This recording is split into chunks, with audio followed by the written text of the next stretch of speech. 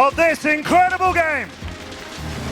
1 year of new maps, operators and new content for us to play. 1 year of incredible international competition. It's all brought us to this. Welcome everybody to the 6th Invitational!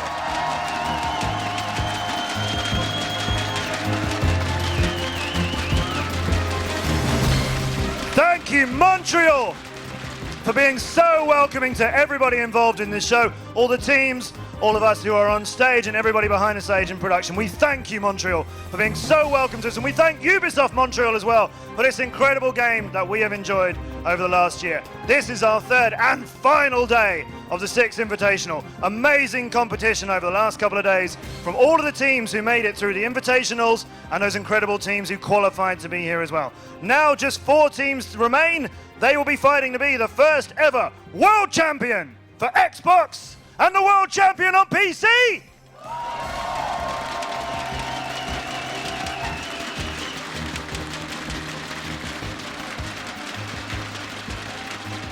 And it's been this incredible year, just 1 year of this amazing game, but we have so much more to look forward to as well. So to start us off today, we're going to go over to Jen and the UB team for our first panel. It's going to be telling you everything we've got to look forward to in year 2. Non, sur un film français. Okay, cool.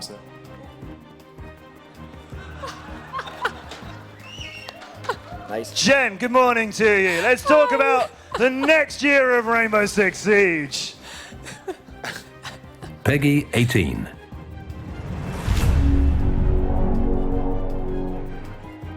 I think people just realize that this is a really unique game that almost came out of nowhere. Là, ça a dépassé nos estimations et aujourd'hui, Rainbow est un jeu qui tous les jours gagne des joueurs. As 2, if he gets 1 onto Slash, get Avian down at 2. Season 3 finals in Poland were just amazing plays, maybe the best matches we've seen in the whole year. The game growing stronger, players getting better, people learn more, people watch more, engagement is higher. It's a snowball effect almost, and this is what we're seeing and hope to get for year 2 as well. A year in Rainbow Six Siege is 4 seasons, so 8 operators and 4 mid-season reinforcements. L'année 2, c'est une année dans laquelle on a prévu en tout cas de pousser la méta du jeu encore plus loin. Et les opérateurs qui arrivent dans l'avenir sont beaucoup plus représentatifs encore de la vision de Siege et ce que l'on veut faire. Et pas d'inquiétude pour les anciens opérateurs, ils iront toujours aussi à la table d'opératoire où ils seront refaits en partie, certains, etc. Donc on maintiendra toujours l'ensemble de nos opérateurs.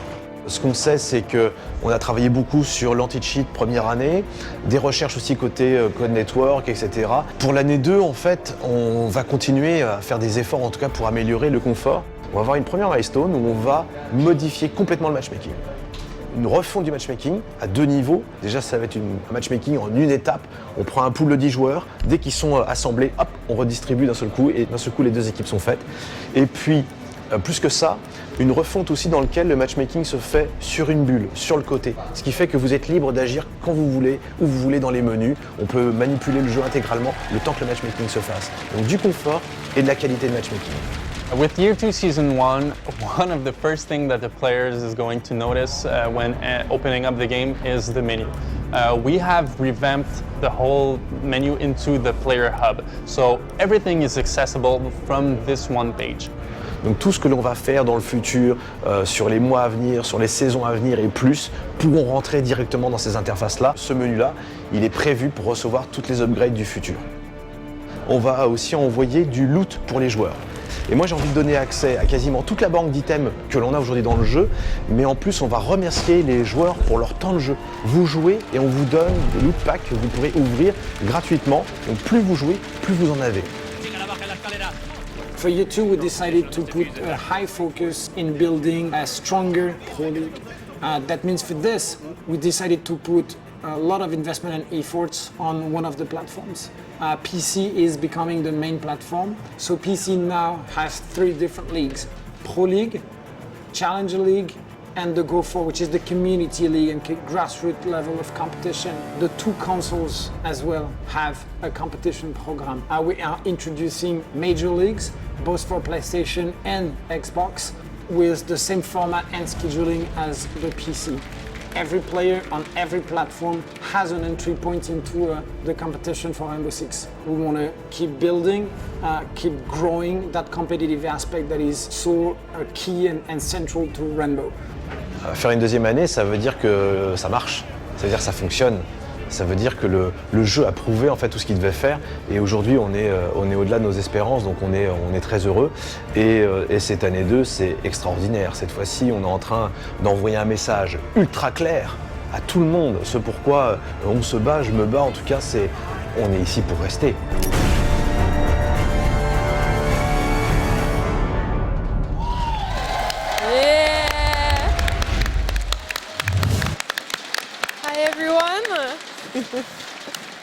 I'm Jen, product manager on Rainbow Six Siege, and we are stoked to be here with a stoked crowd because it's amazing. The hype in this room is awesome. I'm joined by my fellow panelists. I have Alex, brand director, Leroy, lead multiplayer game designer, and Jalal, Lord Jalal, technical architect. And we're here today to talk about year 2. So you've seen a little bit in the video right there, but we will be talking a lot more in depth about it. We'll talk about the key elements we want to tackle and a huge focus this year on health with hit registration and matchmaking improvements and more, which we will discuss in a few minutes. So first of all, we want to show you a word cloud to show you where we're headed in year 2. These are not on a timeline because we wanted to show you everything we want to bring with year 2 and beyond in terms of improvement. And first of all, we want to talk, of course, about players who are so central to the game at the beginning of it all. So one of the questions that people are always wondering about is our active player count. And we have a graph right now to show where we're at. We don't have numbers to disclose, but we're really excited about where we are right now with Rainbow Six. I can actually say that this weekend we've once again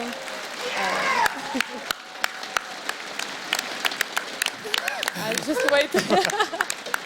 That this weekend we have once again broken all of the records we've ever broken. So we never had that many players. It's insane. It's so cool. It's very encouraging. So let's take a look at the graph some more so we can talk a little bit about it. So this graph that we've had that the devs have been looking at for a while now, we stare at it every day, to be honest. It shows the progress we've been making. Can you guys tell me, how do you start your day at the office? Tell me what you do first, Jalal. You've been telling me about it. Yeah, well, usually like the first thing I think everyone does is pretty much just open like the page where we have our statistics and graphs and look at where we are at. Did we break our last weekend record? Did we break our last day record? And we start comparing week to week, and it's always like kind of our daily routine, like for everyone at the office, right? Absolutely, and this is just unbelievable, this curve. I think when we started and launched the game, never we were like sort of expecting that sort of growth. We knew we had some sort of a game that's a gem, you know, like we knew retention was going on, we knew with playtest and the alpha and the beta that people were like keep on playing, and but like in our wildest dream, we never thought it would have gone that much and to that level. So thank you, like honestly, all players, teams, ESL, Ubisoft to help us achieving this. I think it's just awesome. Yeah, it's great.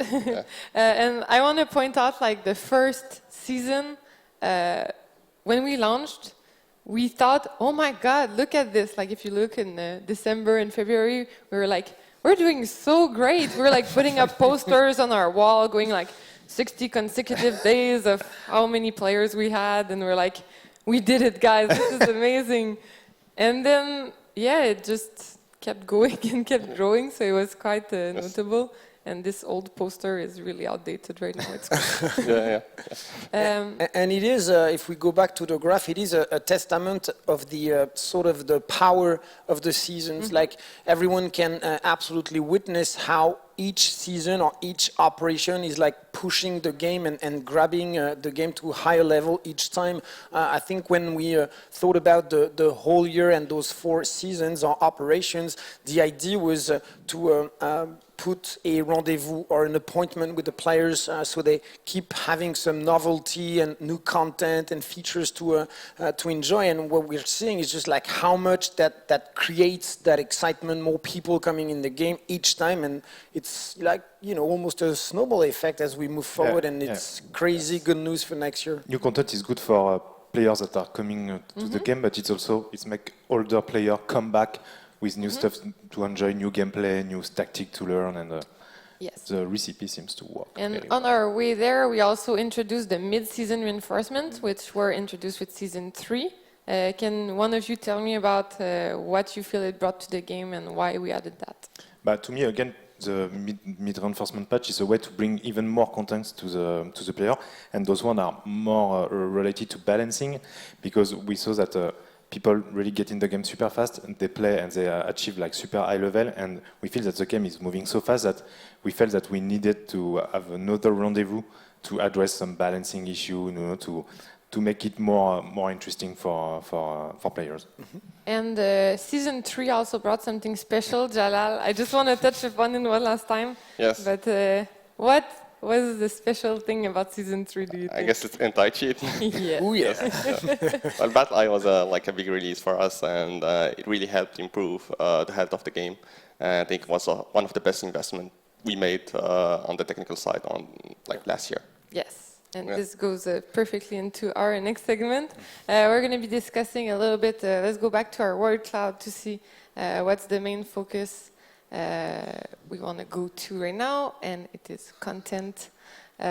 Because another year of Rainbow is, of course, another year of content. So right now, let's take a look at our timeline. Let's talk a little bit about our roadmap for year 2. Most of it you know, but you may notice a little surprise at the end. With another 6 Invitational coming here.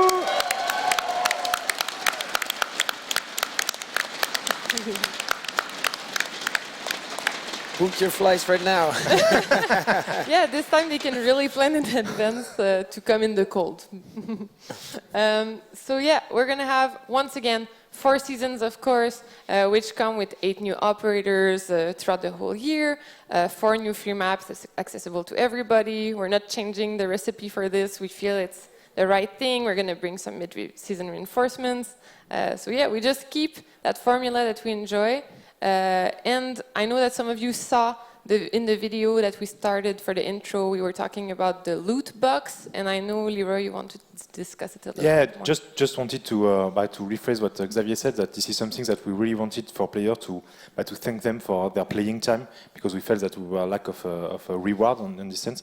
And again, we want to be super clear and upfront that it will be, of course, obviously only cosmetic items that you will find in this. 100%. Yeah. Since the beginning, I think it was clear that for us, we will always split gameplay content versus cosmetic content. Yeah, the foundations of the game when it comes to the seasons, but as well how we approach monetization and the content has always been like, there's never going to be content behind paywall, so everything has to be grindable. There's no gameplay element that you cannot get by sort of investing your playtime. The second aspect for us is we value playtime like above anything else, meaning that even if you don't spend an extra dime on the game, just the fact that you are playing, for us, it has value. It has value because you're part of the system, you're part of our matchmaking, and you're also part of a community which you are contributing to. So I think it's super important. We absolutely want to keep that philosophy of keeping and rewarding players for the playtime. I think Lootbox is an extremely good example of pushing and keeping that philosophy alive for you too. And let's take a look at the 4 destinations which we will be visiting this year. I know it's already been announced, but maybe you guys can give us a little bit more insight as to why those destinations. But there is always we want to travel around the world. We want to take the player and make them visit a super wonderful country, and that was one of the reasons behind the Spain Geo, for example. Want to go back to Europe, and there is also the legend behind like extreme well-known CTU, like for example the Grand Polish, that is an insane CTU that everyone knows, and we feel that it's important also to go explore those well-famous cities. It brings a lot of gameplay, interesting stuff. And there is also, we want to reach new player, you know. So, for example, Hong Kong and South Korea. So we also to bring the game in their country, so we can reach them, make them, you know, being interested by the game and start to play. Yeah, absolutely. We've noticed last year when we had on season 4 Japan as the last CTU, like how much in for this country and this region it meant a lot. All of a sudden we saw like a peak of interest and a peak of players coming just, you know, because it was their country or their region that was represented here. So I think it's important to look at next year and the years to come in how we're going to bring potentially more regions and more players, as well as obviously keep building the universe and the CTUs, like Grom, for instance, and new CTUs. Yes. Let's take a look at our roadmap once again, because now we want to discuss a little bit about the Pro League. How did you decide how do we decide about the Pro League pacing throughout the year? More than the pacing, I think to me, like the striking point coming this year is the fact that we are trying to give as much stability and visibility on the Pro League. When we did year 1, we announced every season one after the other, right? We were sort of testing waters. How is the formula working? Is that cool to tie in the Pro League finals or the LAN events with the reveal of the new content? What we've seen across the whole year 1 is actually it is working. Like every season final gets more exciting. Teams are getting better at the game. Obviously, viewership is growing. So when approaching year 2, the main decision was like, hey, we need to announce a full year of competition, right? So the team can actually practice. The team can actually invest. They know they have that stability for the whole year to come. So it's super cool to be now able to announce the full year of competition. So that's for me is the one big aspect of year 2 competition. Yes, I'm sure it means a lot for all the players and all the teams that invest energy in this. And even for the viewers, you can project yourself throughout the year. Everything seems more meaningful suddenly. Yep. So let's take a look at the program right now, which we have for year 2. So Alex, we noticed PC as the lead platform for year 2. Why is that? Let's talk a little bit about it. Yeah, true. The two big elements that we touched upon in the video, one is obviously that we are opening the program to the 3 platforms now, so every platform has an entry point into the competition. The second aspect, and the one that's maybe the most visible, is the fact that we're focusing and putting a lot of efforts on the PC. The idea by pushing and putting some focus here is like, how do we make that league grow? How do we take Rainbow Six Pro League and competition to the next level? And we all felt that focusing on one platform, putting all our collective efforts with the UB ESL and the players is the way to go. So putting all that energy here will just translate into bigger events, bigger prize money and changes. And how is it going to be a better, bigger program? First, because we are focusing on one platform, it becomes easier in the whole scheduling of the program, meaning that all matches starting next season will be broadcasted, because we have a limited number of teams to actually expose and broadcast and follow, so it's going to become much more visible and clearer. Also, one of the aspects for the viewer, I think, by going with one platform is there's now one champion and not, one champion per platform, so I think we're sort of clarifying the narrative behind the league. And obviously, because we are focusing, that means that prize money is getting bigger. We can invite more teams at each event. So I think the competition overall is getting a better and bigger scope. About the prize money aspect, I want to make clear that, again, back to that stability sort of ambition we're having for year 2, those pro teams and players, they are dedicating so much time, investing so much time on the game, that having that sort of bigger prize money is clearly a message to them that we want to support them as much as we can all through the year. And I knew that you had a good news for a particular community That fared quite well this weekend. Yeah, I'm just gonna say obrigado. Yeah, I'm super excited to actually officially announce that Brazil is gonna be the third region joining the PC Pro League and PC program as of the next season, meaning that now we're gonna be having North American, European, and Latin American teams joining the Pro League. It's extremely exciting.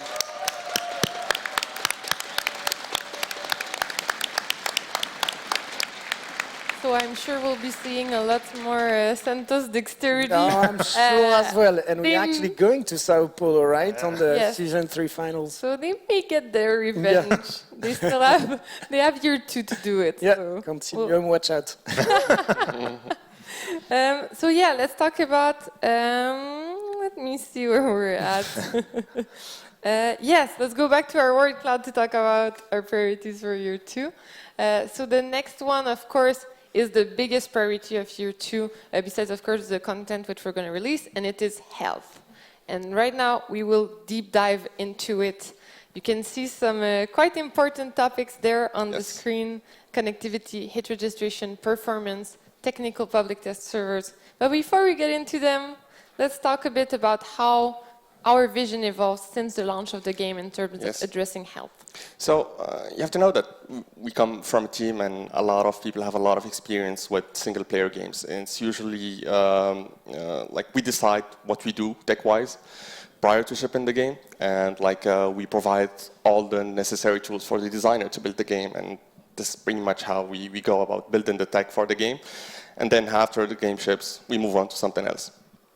But what's happening here with Rainbow Six is that we have a big base of players that need a good quality game to be maintained, to be working properly. And for us, that has shifted our priorities to pretty much follow up with the players and have the players also drive what we invest on technically. So, with that also, we need to make the game evolve technically. So we need to make updates and follow up whatever is happening with that. And what we're planning for year 2 is to start shipping most of our technical improvements in a second batch, in the second batch of a given season.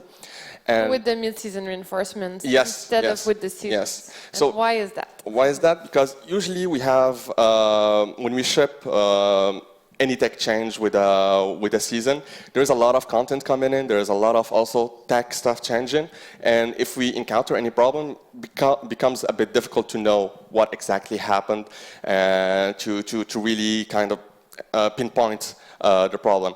So with releasing any technical improvement with the second patch, we are pretty much going to have to focus on all the changes that we did and be able to see if it really made the positive impact we were hoping for. So, yeah. So that's the plan. Yes, that's the plan. Let's talk a little bit more concretely. So, little warning to the viewers. This may get quite technical, but we'll try to make sure that everyone is on the same page about what we're going to address next. So let's start with a big topic which we want to address during year 2. It is connectivity. Yes. And there's 3 main things we want to improve with it. So the first one was just having less connectivity errors. Yes. So how are we going to do that, Jalal? So, Tell us your plan. Hey, Jalal, come on. Come on, man, everyone's watching. Well, one of our focus for next year is moving to a pure client-server model.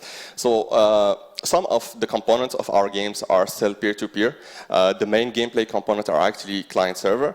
So that's dedicated servers. Dedicated servers, pretty much when people play. But systems like party invites, voice chat, and Teams previously, how they were handled, were peer-to-peer. And peer-to-peer usually adds a lot of complexity in our code and also in how connectivity is handled, because there's a lot of variables when you want to connect 2 players together.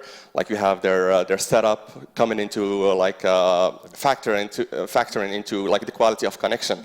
But connection with the server is usually very clean and easier to handle. So our plan is pretty much to focus on phasing out all peer-to-peer components and having a pure client-server model to weed out most of the problems, connectivity issues that people are having, like sending an invite doesn't work, you get disconnected when like you join a team or something like that. So that just means a more stable Yes, connectivity. yes. And it will also bring more security, right? Yes. Well, currently you still see the IPs of the players that are on your team, and ideally, like you would see only the IP of the server.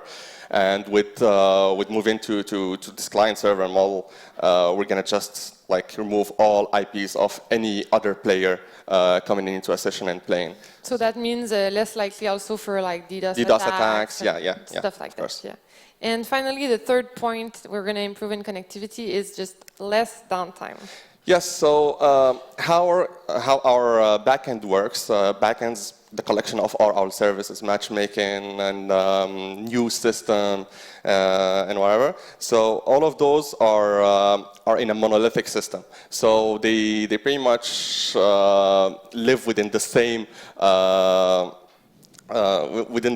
infrastructure. And when something happens to a system that is secondary, it might impact all the primary systems. Like we don't want the news service to impact matchmaking. Yeah. So like if a news would have an issue, it would potentially affect the matchmaking. Yes. So now you want to. We want to like divide all of those systems, and we call that moving to a microservice-based infrastructure, so or architecture. So with that, we're pretty much gonna divide all of our services in pieces that can move independently. We can update them independently, and we can fix them independently, and they will have less impact between each other. And the idea is to have less downtime overall when doing that. So we're going to have less downtime, like for Rainbow Six, for like server maintenance. Yes. Well, not server maintenance, but for like maintenance of our service and stuff like that. Yes, so yes. More uptime. More uptime overall. Yes. And then let's talk about another big topic, which is hit registration. Come on, Jalal. We're talking about the real topics here. Yes. I know it's one of the things that a lot of players actually touch upon, and we spent actually last year working a lot on the tool. So when we shipped, we were lacking visibility on whatever was happening live, and we developed a lot of tools to pretty much just follow up with issues and have a clear visibility on what exactly is adding latency into the game, what exactly is inherent to how we handle replication, and what is bugs that gets introduced like from patch to patch. We developed like a system where we have high-speed cameras, like taking captures of a set of screens to see exactly where the latency comes from. So, and now that we actually have enough data to know what we're gonna do, so within like this year, we're gonna release a series of patches that are going to focus mainly on reducing all the processing latency that we have within the game. So let's say there's two types of latency. There's latency that is inherent mainly to your quality of connection. So like that's your internet provider or whatever your setup is. Yeah. And there is everything that's our processing time, like how the game by itself is going to process your inputs and send them to the server, and then how the server is going to process inputs from all the players and send them back to all the other players. So we're going to focus on those processing time to reduce them by a good amount. And it's going to be like our main focus within the next patches. So that's what we're going to be working on during year 2? Yes. And you're pretty confident that, do you have any estimation that you want to? Well, it's gonna impact mostly, not mostly, but it's going to impact more importantly LAN games, because LAN games, this is where usually like latency on the network is close to 0 or 1, like it's really small, but it's also going to have an impact on the overall quality of the game for all the players. So everyone basically is going to probably see an improvement. Yes. That is good. That is good. And now we want to address a little bit about performance. I'll go really quickly over it, but basically it's always a priority to keep improving it.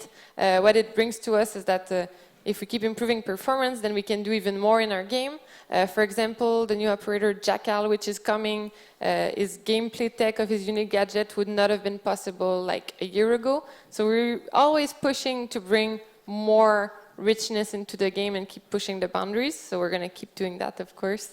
And finally, technical public test servers. I know the community really wanted test servers. We're going to start with a technical way, of course. So the main focus will be health and not gameplay. We want to really push, the stability, testing, every deployment we do to make sure that the game is stable, healthy, good. And you never know later on what's going to happen. We'll see. We always iterate, so we will even iterate on the technical public test servers. Yes. For me, those are the two most concrete things that the players will notice. When we're talking about matchmaking, heat traces is something that happens a little bit under the hood, but by putting the technical test servers, as well as the mid-season reinforcement, that's going to be the moment where we push the technical features and new features. You should see at every mid-season like some much cleaner tech that gets into the game, which will improve by a lot the game. Yeah, and the important thing is always to remember that we're working on like the ground of the basis of our technology for the game, and trying to make it better for everyone, and that it's going to come through an iterative process that with each patch we're going to push new things, we're going to test new things, and we'll have the players' feedback to guide us in whatever we do. And talking about tests, I remember when we started that discussion before in the studio, like Jalal, you mentioned like how today we are setting different milestones for tests before we go live, and how the public test, technical test is going to be adding an extra milestone there. So currently we do a lot of tests. So we have a huge team of testers in Montreal helping us like with every kind of changes that we do in the game. They go through all operators, they go through all of the systems that we have in the game, they test them. Before releasing a season, we go to a broader phase of testing, where we actually have players through like North America, usually like playing our game and giving us feedback on how it works. But then we go directly live. So the pool of external testing is like 200 to 300 players like testing our game, and then we go directly live with our like huge bases of players, and we have this huge gap like in between that like we don't know exactly what we have. So in this like gap, we want to fill this gap with the public technical test servers. So let's talk a little bit about our next topic, because we have still a little bit to cover. We will be discussing comfort, because with the players installing themselves into our game, we want to make sure they're comfortable, and we want to keep making the experience, well, good and comfortable. I am repeating myself. So let's see what we're bringing this year. We will have, of course, a new homepage, which you probably saw yesterday. But we will also be doing a big matchmaking revamp, which matchmaking everywhere and one-step matchmaking, which we're going to discuss a little bit later. But let's see a video first to see where we're going. So as you can see right now, we're seeing the new revamped menu. And from there, you'll see what happens when players are going to be able to queue now. So maybe, Leroy, you can talk a bit about it. The code name matchmaking everywhere, so it pretty much say everything in the name. So the idea is that you see, you launch the matchmaking, and while you're matchmaking, searching for player and for team, but you can go to anywhere in the game, to the menu, change your loadout, adapt it. We all add those games when you start the rank. Yes, that deserves some applause here.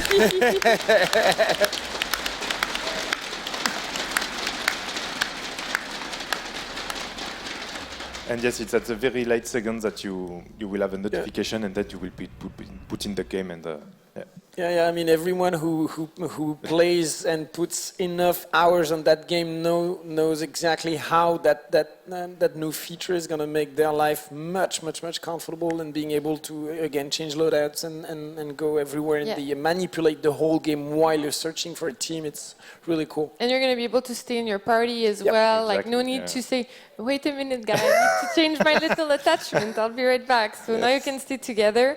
And another big thing coming to matchmaking, which wasn't touched as much upon in the video, is that we're bringing one-step matchmaking. And it's going to do a lot of improvements. So first of all, faster matchmaking. Maybe Jalal, you can explain how. Yes, well, how matchmaking works currently is that it's a two-step matchmaking. So we have the first step where we're actually just looking for a team. So we take like the pool of all players that are in the matchmaking at a given time, and we iterate through them to match them into a team. Then, like once we have a couple of teams like that were made up, we match them again in a second pass to get into a game. So we have the first step where we actually spend time just looking for a team. Then the second step where we spend time also looking for a game.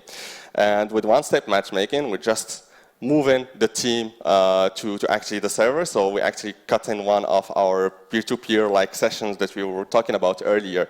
And we are handling the team in the server pretty much. So what happens is that like you just go into matchmaking, we have this huge pool of players, and we just like match them all together in one go, like inform the teams and put them in a game directly. So that's going to improve overall the speed of matchmaking. But also the quality, right? The quality also.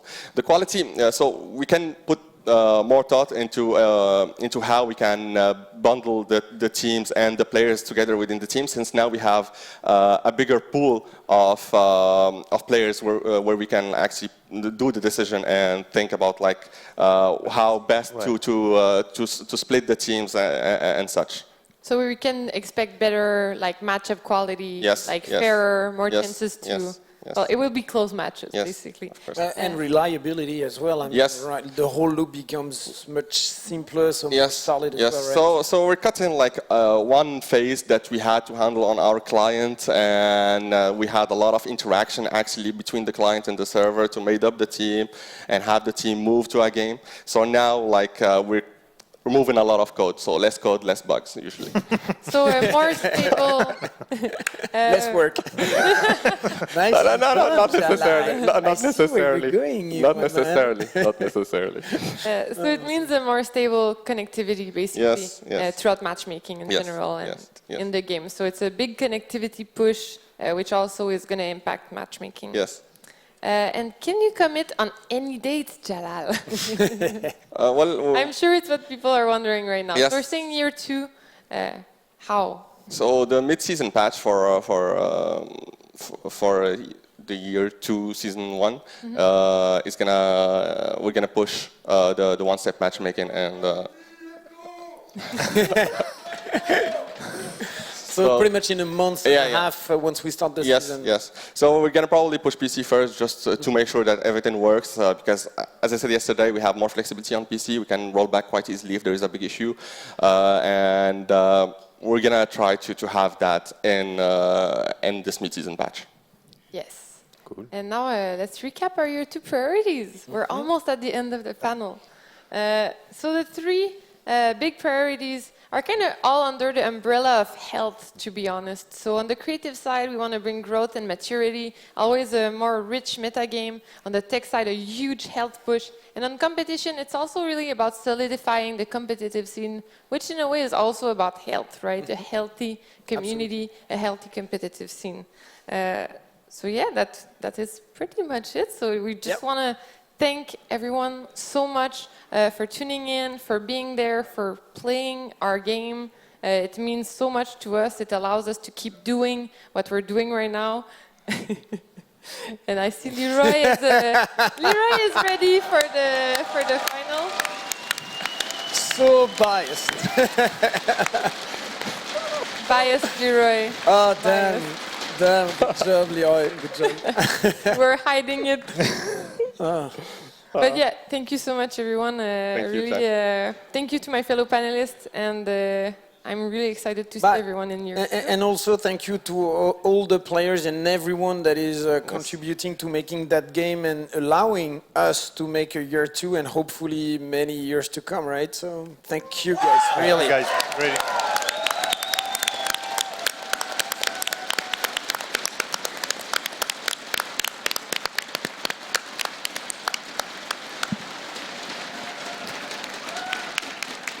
So that is it. Let's go to our finals for the day, and then we'll have the Velvet Shell demo, and then more finals. So day full of emotions. See you guys next time. Goodbye.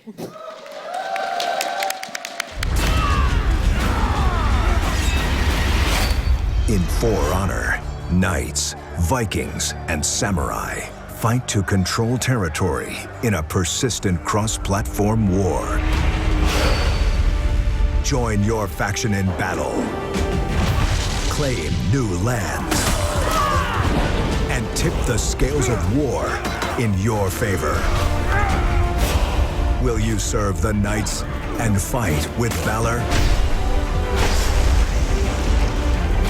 Will you unite with the samurai and strike with deadly elegance? Or will you side with the Vikings and their thirst for battle? Choose your faction. Lead your army into battle. And claim victory to reap the spoils of war. This is not a world to be shared. It is a world to be taken. Your path to faction victory is not carved in stone. It is paved in blood.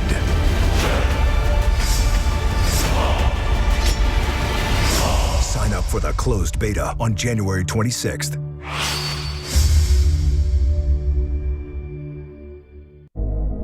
Now you can escape with a machine designed for virtual reality gaming. Meet Alienware Aurora. Dual graphics ready and driven by 20 years of innovation and gamer feedback, Aurora is our first chassis that supports graphics and expansion card upgrades without any tools. Overclock CPUs with liquid cooling. It's got everything you need for truly immersive gaming. Boundaries not included.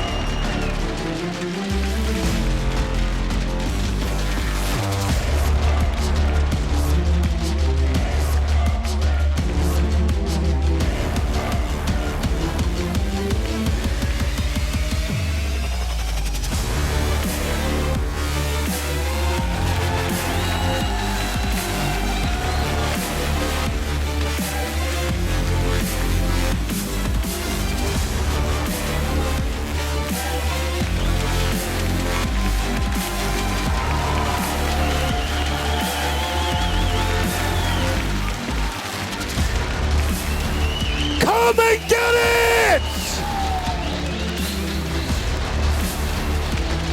This is yours! If you can take it! You want to be the world champion?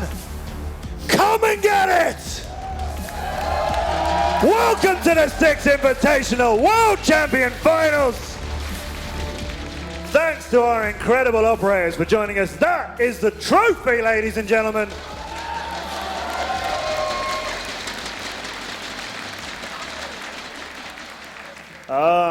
Okay. It's all right, isn't it? It's pretty good. It's quite worth writing for. Welcome, ladies and gentlemen, back to Montreal. Thanks to all of you, B, for telling us all about the year 2 that we are so excited to see. Lots more competition and lots more great content for Rainbow Six Siege. But we have a small, unfinished matter to attend to of crowning the world champions. And we're going to do it with this amazing audience in Montreal and with you. Thanks to all of you for watching. We are breaking all figures here with players this weekend on the free weekend. Thanks to everybody joining us playing, and thanks for everybody who's putting the game aside just for a moment to watch the best in the world. It's going to be Xbox Grand Final and PC Grand Final later on, but let's show you a schedule of what we've got coming up for the whole of today. Firstly, we'll be doing the Xbox Final between Elevate and Team Vitality, and you can see from that bracket, big fights to be here. Both of them, the invited teams as well. Yeah, I mean, they've been around, they've been in this scene for a long, long time. We are here this weekend to celebrate the full year of Rainbow Six, and there could not be two better Xbox squads to make that celebration this weekend. We had, if you are just joining us in this competition, not sure how we got to this stage, we had 12 teams here 2 days ago. We invited teams to compete through online and closed qualifiers, but we also invited 2 teams on Xbox straight to the semi-finals who represented the best of this last year of incredible ESL Pro League competition. And those 2 invited teams have shown why they were given the invites. They're here. Kicks, and they both won it.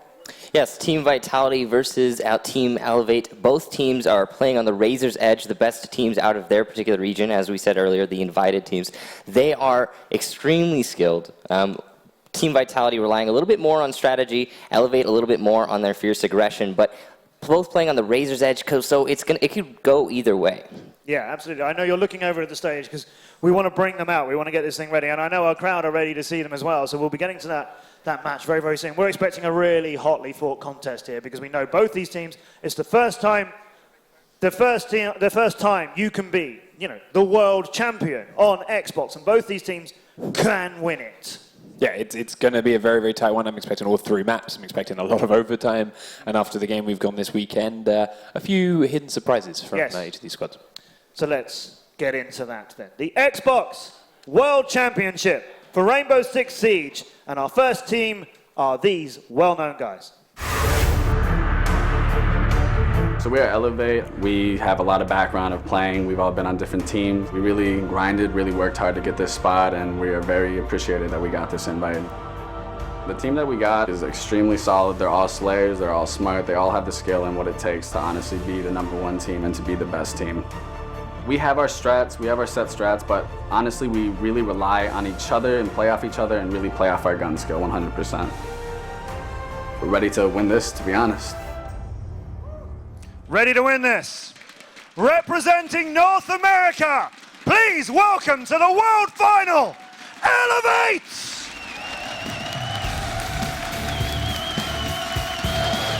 Team Elevate, ladies and gentlemen.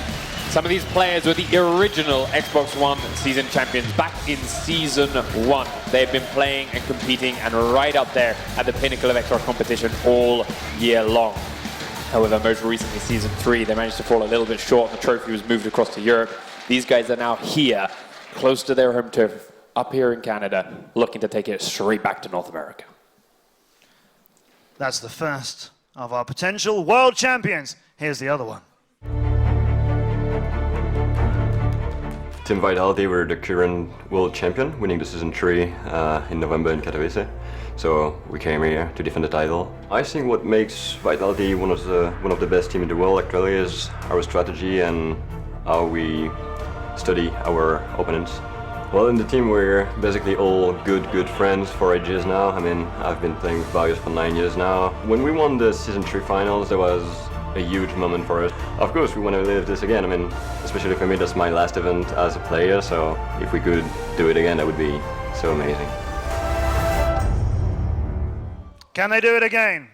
Representing Europe, the reigning ESL Pro League champions on Xbox, Team Vitality! Team Vitality have been playing Rainbow Six Siege competitively since the beginning. They've been playing esports together for years longer, and they've known each other for years longer still. And a heavily strap-based team, they're coming here to the finals, not only representing Xbox Europe, but also France, specifically trying to avenge their fallen brethren, Supremacy. It is Elevate against Team Vitality to be the Rainbow Six Siege World Champion. We're going to have a quick chat with the captains of each team while the rest of your team, please go and get ready. Here we are, gentlemen, with this incredible crowd from Montreal and so many people watching us online. Time to deliver. Time to take this and be the world champion. How are you guys feeling? Feeling confident. We know we played Vitality at Season 3. They beat us, but we've prepared for them. We expected it was going to be them or Lethal for the finals, but I think we're ready this time. I think we're going to take it.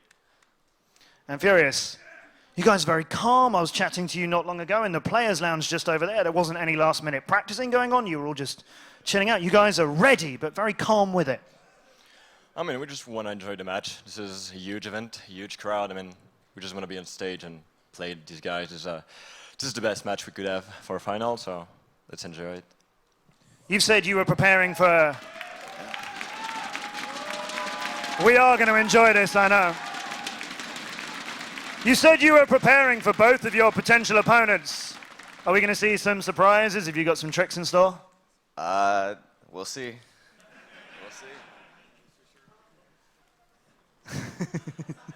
I won't ask you the same thing, but I will ask you.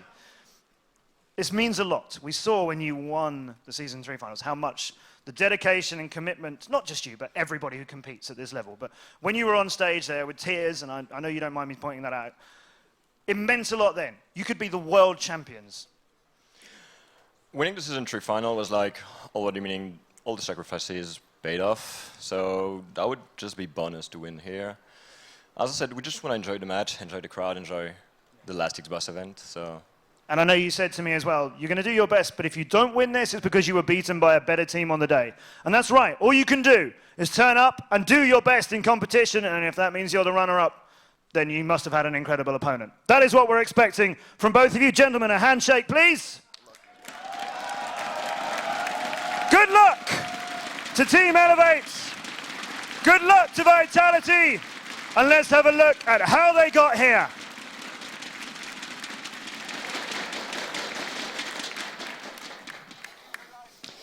It's been a fantastic weekend of competition up until this point. We had huge games throughout the course of Friday and Saturday between some of the best teams in the region. Supremacy there on your screen, coming here literally the day before as a standard squad and putting up a huge fight, getting through to the semi-finals to play Elevate. They fell short, but Elevate made them really fight for it.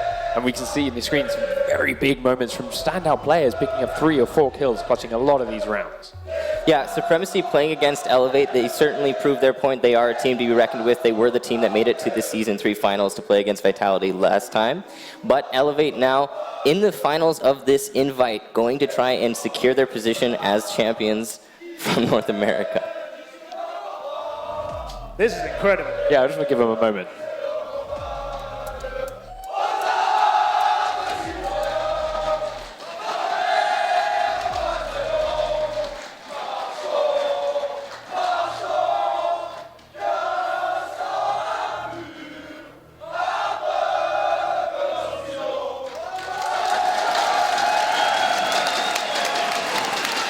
I didn't want to say crowd favorites, but there's a lot of support for Vitality in the crowd here. The teams were previously knocked out, Supremacy is one of them, are there in their crowd and some of the biggest supporters. We've had a lot of people travel all the way from France specifically to support their Xbox squad. Yeah, I've had the pleasure of meeting people. And, some of them had huge journeys here. I flew in from London, where I'm based, but people met me at the airport going, well, we flew here from France to fly from here to Canada. We're coming.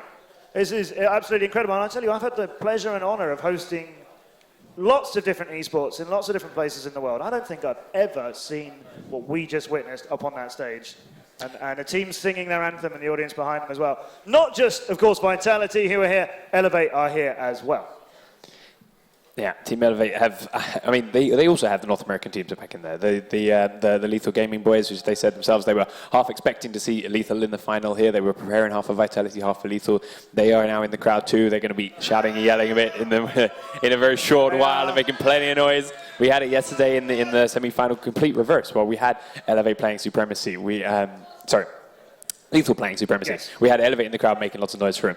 Lethal are going to be there returning the favor any moment now. And those kind of cheers, that kind of crowd reaction, it elevates your play. It helps push you forward. It keeps the blood pumping. Yes, you've got sound cancelling in your headphones, and yes, you can't hear the casters and everything's locked out. But that kind of rumble, that kind of roar from the crowd, and you can see them standing on their feet and cheering and yelling for you. You can't ignore that, and it keeps you going, it keeps you pumped up, and it's going to get these guys riled up and Elevate more than I think any other team live for that. Yeah, absolutely. Let's find out who makes up these incredible teams, and let's have a look at the rosters. So we won't have the team sheets. Okay, so we don't have the team sheets, but we're looking for Vitality. It's Furious G, Burst, Crisco, Anthrax, and Lion, and they will be playing Skies, England, Bosco, Lakesing, and Fightier is making up the roster for Elevates. Kicks. It's worth noting that Vitality has known each other for years longer than Siege has even been a game, up to 9 years. The majority of those players have been together since the beginning of the competition, Rainbow Six, and even before that, playing other games such as Battlefield. But going into these finals, a lot of people are want Elevate to win. The North American scene, they want Elevate to win. And the European scene, they want Vitality to win. And as an analyst, it's my job to predict who's going to win. But looking at this matchup, it's impossible to say. Both of these teams are incredibly talented. They both have their strats. They both have their teamwork. They've known each other for a long, long time. They are both previous season champions. Yeah. And they both have the confidence to pull it off as well. It's going to come down a lot to the maps that get played. Once we get that big band going, the dynamic and the different metas from region to region that comes into those is going to play a big part in this. We're looking for some very, very standard bands coming out of Elevate. I do not expect them to want to play Border. However, they've said they prepared a lot. They might have something up their sleeve. Knowing Vitality like it, knowing they have strong strategies there, they might have prepared. But the safer bet when your practice region doesn't play Border. It's not really in your meta. Safer bet is to ban it. Focus on the things you are good at, because you don't have practice partners that are going to be good at Border. You don't have someone there that you can learn off of. So I'm expecting to see Border banned away. I expect we'll see a Skyscraper picked after the teaser we saw yesterday, after the bringing it into the meta. We did see some strong play from that from multiple teams on that map. But then we're looking lost at our familiar on Skyscraper 5-1 to Supremacy. Which is why I'm expecting Vitality to want it. Are not just going to knock it out before we even get to that stage?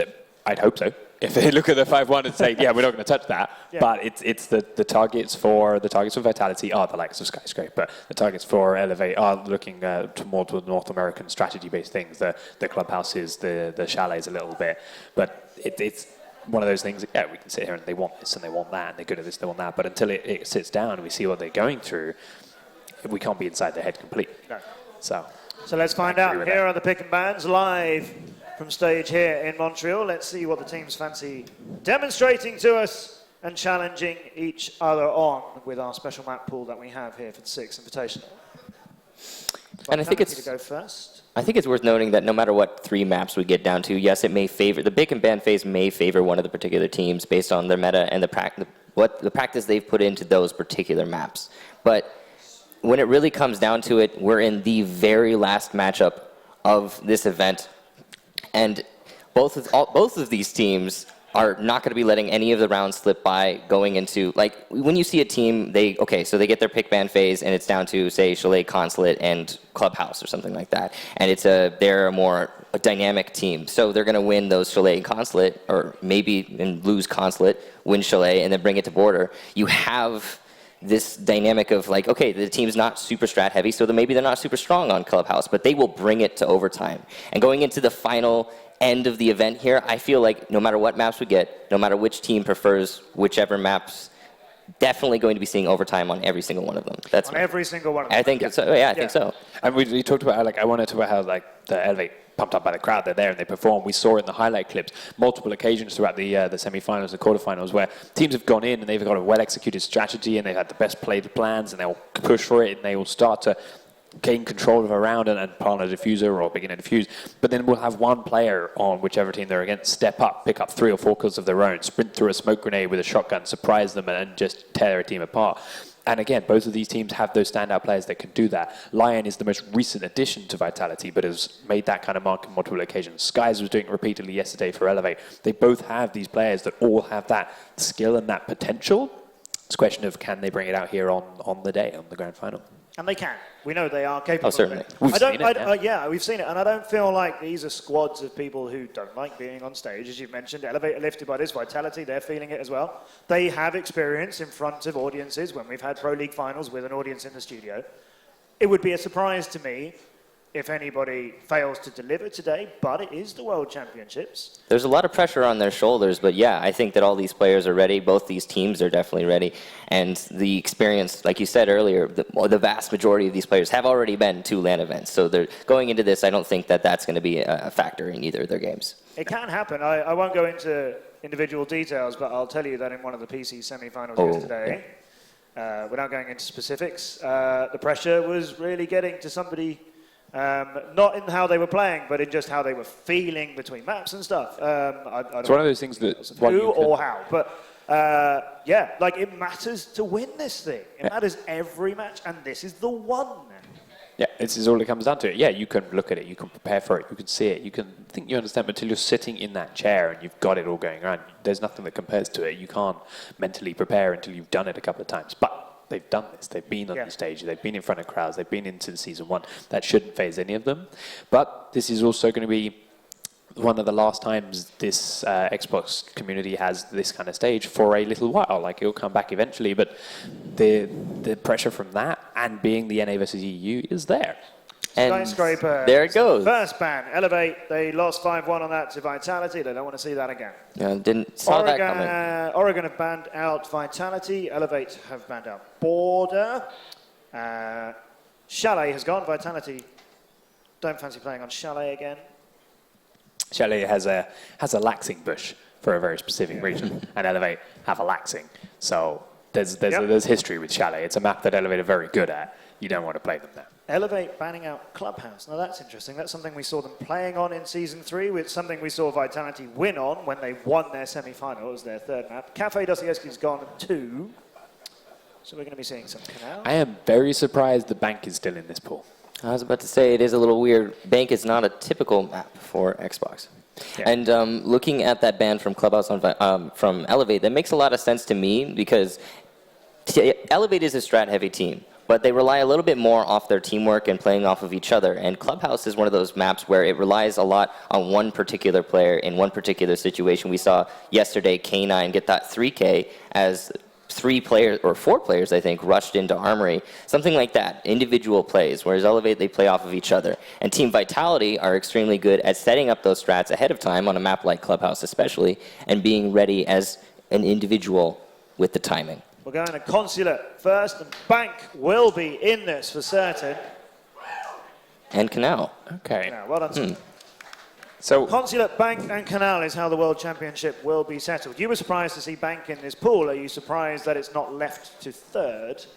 I mean, no, because to leave it through the ban phase, You want it. someone has a plan in it. Someone that let it through and was looking to play that for a reason. So see if Vitality pick up, they're confident in it. They have Lion, we've talked about, it's very aggressive on Jaeger on regular occasions, runs around the map. Bank worked great for that. We've also had Bias and Criscu, who have been a notorious roaming combo together for a long time, work very well on such large maps like that, or can do. What surprised me in the way the picks go down is that Elevate picked Consulate. It's a map which Vitality have got a lot of history on and a lot of practice on. Now, Elevate may have used a lot of that, used a lot of those VODs, used a lot of that practice, and now feel confident that they can take apart what Vitality have to offer, but it's why you pick it first. It's why you don't leave it till the end. It's all right, if it does go horribly wrong, if it does backfire, we've got 2 more chances to turn it around. Yeah. I think on a map like Bank, it's going to come a lot down to if Elevate as a team are going to be able to set themselves up on attack specifically in a concise sort of manner. Are they going to set them? Are they going to try and take from server? Are they going to try and clear out the roamers? Is it going to be compacted? What are they going to do? And then for Vitality on defense, I think it's going to come down to, are they going to be able to roam efficiently, or are they going to keep anchoring in the site for all 5? And it's not really historically been their sort of deal to roam a whole lot on a map like Bank especially. But like you said earlier with Lion and his aggressiveness, I think that might come out. We'll show you who it is, who could be your new world champions. Let's get those rosters up. We'll start off with Elevate. I've already read out the names, but there we're going to have Laxing, Skies, Bosco, England, and Fightier is here to be a world champion. Yeah, these guys, as we mentioned, have been around for a long, long time. Different teams, there's been some shuffles throughout the course of the year, but they've all been playing at the highest level of competition. They've all been playing in the peak of North America for quite some time. And yeah, they're here to make their mark. Their opponents from Europe, the French team Vitality, as I say, Furious G, Bios, Crisco, and Thrax, and that aggressive player you were talking about, Lion. Yeah, this team roster, Furious G, this will be his last event for Rainbow Six, so this is kind of his going out show. But the rest of that team, I talked to them behind stage, and apparently they're going to try and keep on playing in competition for Rainbow Six Siege. Yeah, there's still going to be plenty of competition. Go for the major leagues are still there, and it's a big scene. It's something more. It can keep growing with more progress. There's no reason to stop playing these days. And yeah, Furious said it's his last event as a player, but that is not a face that's going to leave this. No, definitely not. not. Coaching? You think he'll have some involvement in Rainbow Six for quite some time. It's kind of an iconic figure. He can't just walk away. Yeah. Well, good. We don't want him to leave this scene. He's given so much to it, and he's a wonderful, incredible person, Furious G. And it's so nice talking to all the players here on any of the squads. And I feel like we should mention, there have been so many teams who came to Montreal for this, and obviously they're not here on finals day, and we lost some of them just on the quarterfinals day on Friday. But it has been incredible seeing, teams from Asia, from Latin America, and Australia, New Zealand team were here as well, all being the best in their regions through the open and closed qualifiers. But it is quite telling, I think, that we have the invited teams running this final. On the PC final, which we won't talk about now, but that's later on today, not quite so simple. Yeah, they were different, but I mean, they were invited because of their consistency throughout the year. They were invited because they have been up there at the top and always in the finals for the whole year, and that fits perfectly to where we are now. They are here, and consistency is what makes you a world champion. Let's see if who of these two is more consistent. I won't ask you to predict. No, but if you would like to predict, do it now. No. Other than, let's say our prediction is an awful lot. 3 maps and lots of overtime. Yeah, a lot of overtime and 3 maps. That's what we want, though, I think. We don't want this to be over quickly. If it's a 2-0 stomp, then that's a story in itself. But I believe everybody here in Montreal would like to see these two teams perform to the very best of their ability. Who's going to win it out in the end? Well, we will find out, as well as the wonderful Panky and Kix who are here with me. We have Bloodbath and Emzo. We have an amazing audience here in Montreal. And we have Elevate versus Team Vitality for the World Championship. So for predictions, I'm thinking 33 out of 33 rounds. Probably. We've never seen 33 out of 33 rounds. The most we saw was at the end of Pro League Season 3 last season. We saw 32 out of 33 between Playing Ducks and Most Wanted at the time. Definitely. But here, these two teams are the epitome of Xbox competitive play. Yeah.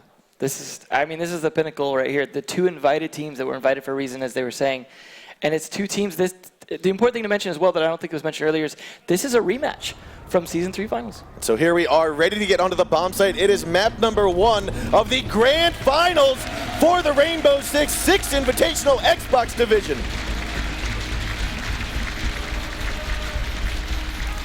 To kick it off here, we are going to have Team Elevate start on attack. Team Vitality is going to be picking up the defense side, choosing that top floor bomb site. We saw a lot of great play on different bomb sites on this map, especially from Vitality. We saw them really doing well on this map. This is a map that favors them based off what we've seen so far. But we didn't see Elevate play, which means we don't know if this is going to be something that they're going to have a lot of things up their sleeve for. But again, this is a rematch. They're going to prepare for each other. They know each other somewhat well. And I think the important thing is Elevate's really hungry for this at this point and might have picked this map just to take it out from under them, because losing last time without the players that they wanted to have on their team is just going to be intense for them. Definitely. And I mean, like you said, these teams know each other on this map. They've played each other on this map. And I'm expecting to see kind of what we saw a little bit more on Chalet yesterday. We saw a lot of additional vertical play that hasn't necessarily made the scene yet in the Xbox. And I think we're going to see a lot of that here today. Not to mention that Elevate got to watch Vitality play this yesterday. Going to be a little more prepared for some of those strategies if they don't have any extra ones. And you know they had to bring out a lot of their good strats to make sure that they were here today. Yep, and so we are going to start it off here. Like I said, top floor. We're going to have BIOS inside of the meeting room. That's going to be the A-bomb site. Opening up some of the windows there, making the D for making the attackers as they make a push, try to second guess, should we really be making a push this way? I like how they're trying to control the flow into the A site so that they could focus more on defending B if they need to. I mean, those castle walls, yeah, they don't keep you out forever, but they slow you down, and they make it very known when you get into that room. It's not just like wood where you can just wall bang through it unless you're glass, so it will give them some advantage. Interesting, though, that we are seeing IQ, something we don't see a lot from these players. Might be trying to counter a pulse. Now right out there, Sky's going to get the first kill of round number 1, taking out Lion as he peeks on out towards the balcony. Skies is not messing around. He wants to get this off to a really good start within the first 30 seconds. Close on to his left, though, is going to be that castle right inside of the A site, and Skies is going to take this opportunity to drone it out first. He will get spotted out, sees him there, might go in for a quick push, but I think he's going to hesitate just a little bit longer than he wants to. They're going to have to be careful with that aggression. We saw a lot of aggression from Lethal. England's going to take out Anthrax, though, as he tries to push on in from the skylight. A very nice kill here from England. That's 2 down for Vitality. That's big for Elevate right at the first minute. Very good start here. Now, Skies knows that there's one in here. He's not going to let him get out of the room, but he also can't push in. Crisco's going to be opening up these castle walls on the east side of the room here to try to make it a little bit easier entry.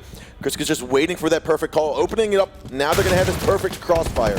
They know there's not going to be a push into admin, so here they are setting up for the push in the corner office, yellow stairs, and the balcony. That does mean those castle walls are now down without them having to fight them. Kind of wasting a little bit of resources. Castle's going to have those back, but he's not going to be using those mid-match. Now we can see England top of the yellow stairs. There's 2 repelled on the corner office window. Connector window's also going to be taking control of here. We have half the round left to go, and Skies is going to get another kill. Taking down Furious G. Bosco is going to get BIOS. Last one alive is going to be the Bandit. A 5-on-1. What a tremendous start here for Elevate. Last man alive looks like he's going to be out inside of the main hallway. Goes for the drop shot right there. Skies gets another kill, and it's going to be a flawless round to kick it off here for round number 1. That round right there has me leaning towards Elevate winning this for 2 reasons. One, it was a 5-0. Like, they didn't lose a single player. Even Skies going in aggressively still had most of his health left. It's just, this is like very, very good start for Elevate on a map that we know Vitality are good on. And that's why I think Vitality has the awareness and the mindset to come back from this. Absolutely. Getting a flawless round can be a downside, or it can be an upset to some teams. Vitality, I don't think, is one of those teams. I think they can come back from this easily. It's still the first round, very early on, especially if we're going to be seeing this go to 11. And we've seen them have some really good attacks, and this is their attack round now. They have a lot of good strategies for that. We see them close in from a lot of different sides and really pinch the defenders. So I don't know if they're going to play as aggressively as they did. They might play a little more conservatively after that round and try and just get those crossfires that we saw a lot from them. And maybe we'll see a lot of trades like we did when they were fighting Lethal when they do get into those gunfights. Now it looks like Frost and Smoke are going to be put in play here as opposed to the Bandit previously from Team Vitality. So Elevate to me is showing that they're trying to stop a quick push from Team Vitality. Now Team Vitality's mostly known, like we said, for their strats, not necessarily for their quick aggressive plays. But nonetheless, when it gets to the grand finals here, they're not going to let opportunities pass them. We did see that work out well for Lethal, though, when they switched over to the Frost Castle combo, when they were playing on Clubhouse. That actually helped quite a bit in making sure that they were able to actually slow down the attacks with Vitality and ended up winning that defensive round. So that was, I don't know if they picked that up yesterday or just making a similar good choice here. But I think that's the right one, especially on that window, for example. That is a big window to leap in on A, having that frost trap there. Now Skies is going to be down here by the server stairs. This is first floor, right outside Visa office. He's going to be looking for a shot up from underneath, but Anthrax looks like he's going to rappel up there. As we also have on the side windows, that's going to be the south window of admin. This is where Blackbeard's going to be. That's Crisco on the window upside down. Now they have a Valkyrie, so you know they're going to have those outside cams. They're going to be trying to get an idea where they're positioning themselves. They know they play outside, very spread around, trying to get some idea if they can get any picks, run outside without coverage, things like that. Find a hole in this attack. Try and get some initial picks so that the attacking force isn't so strong. England's going to get the first kill into Crisco. Again, a very good start here for Elevate. Looking onto the connector window is going to be our Ash. That is Lion. Trying to see if he might get a shot onto Bosco, who's inside of the A site. We also have one on top of balcony here. And I believe that's going to be our bomb holder, Furious G. Now, double castle walls is going to make it a little difficult for him to get on in, but he will start pounding it away as there's a minute and a half left to go in the round. I think castling those windows was a good choice because as we saw how important those windows were for Skies when he went and got those kills from them. Yep. So, there we go. Just making short work of him, tired of smacking them. Yep. So here we have it, still a 5-on-4. Furious G is now giving away his position, going up against England. The gas grenade is going to force him back off of the balcony windows, and it looks as though he's going to get taken out. Furious G going down to the gas, England getting a second kill. Now England will be taken out by the connector window by Lion. A very good counter, a very good crossfire. Moving on in, it's going to be Bios coming in from admin, but behind him, going to be Bandit coming up the stairs. I'm sorry, that's going to be Jaeger. Looks like Skies takes a couple bullets to him, tries to make another crossfire, but he gets taken out by Anthrax. Another great shot. It looks like Vitality's making a comeback here with some good teamwork. Bosco gonna go head for head onto Lion, but it looks like they both might decapitate each other as Bio gets taken out. Thermite's coming up the stairs here. Frost is gonna hold down Connector. It looks as though we're gonna have Capital getting picked back up, but we do have Fighter coming around from the side, but he'll be getting a double kill onto Bios and Anthrax, and Lion will also be taken out on the balcony. Elevator really not messing around here. They started losing a little momentum there when Vitality started getting those kills off, but it looked like they kind of regrouped and decided to play a little more defensively. Definitely. And wait for those choice moments, like just running over there and getting those two picking each other up. That was a brutal kill on two guys just trying to regroup at that point. It was to me, one of the things, I mean, it's always a gamble when you go to revive somebody because for the most part, the player, if it was a trade-off and you killed that person, they basically know that you downed or they downed you. So that's going to be a call out. And if a team is in position to take advantage of that, take advantage of that opportunity to come around and go for the flank and get that kill, it's a very risky move to revive somebody. Yeah. But if they can get it, it'll pay it back off. They're one man up, and that's what they were going for. And I think they even got him up, but I think Fighter was just ready for, like he came around for the pre-fire. Yeah, and he's someone that, like we said before, came from Denial Season 1, Season 2 winners. He knows how to take those fights in that timing. Definitely. Made it count. Vitality back on defense, though, did not successfully do it the first round, did not successfully attack the second round. They're going to be really looking to do something a little different this time and maybe cover themselves a little better. We saw so many trades last time when they were playing lethal. We didn't see any of those trades on their first defensive round. They're really going to have to set up those crossfires a little smarter and not let those attackers get in so quickly, not let Skies get those initial kills on those rushes. And it looks like he's playing a little smarter this time in terms of not doing the same thing again, getting that drone out, making sure he knows where he can make his approach from with that aggressive Ash attack. And here we have Fighter looking for those Valk cams outside. This is that IQ play. Not necessarily paying attention and looking for a heartbeat sensor from a pulse, as there is none.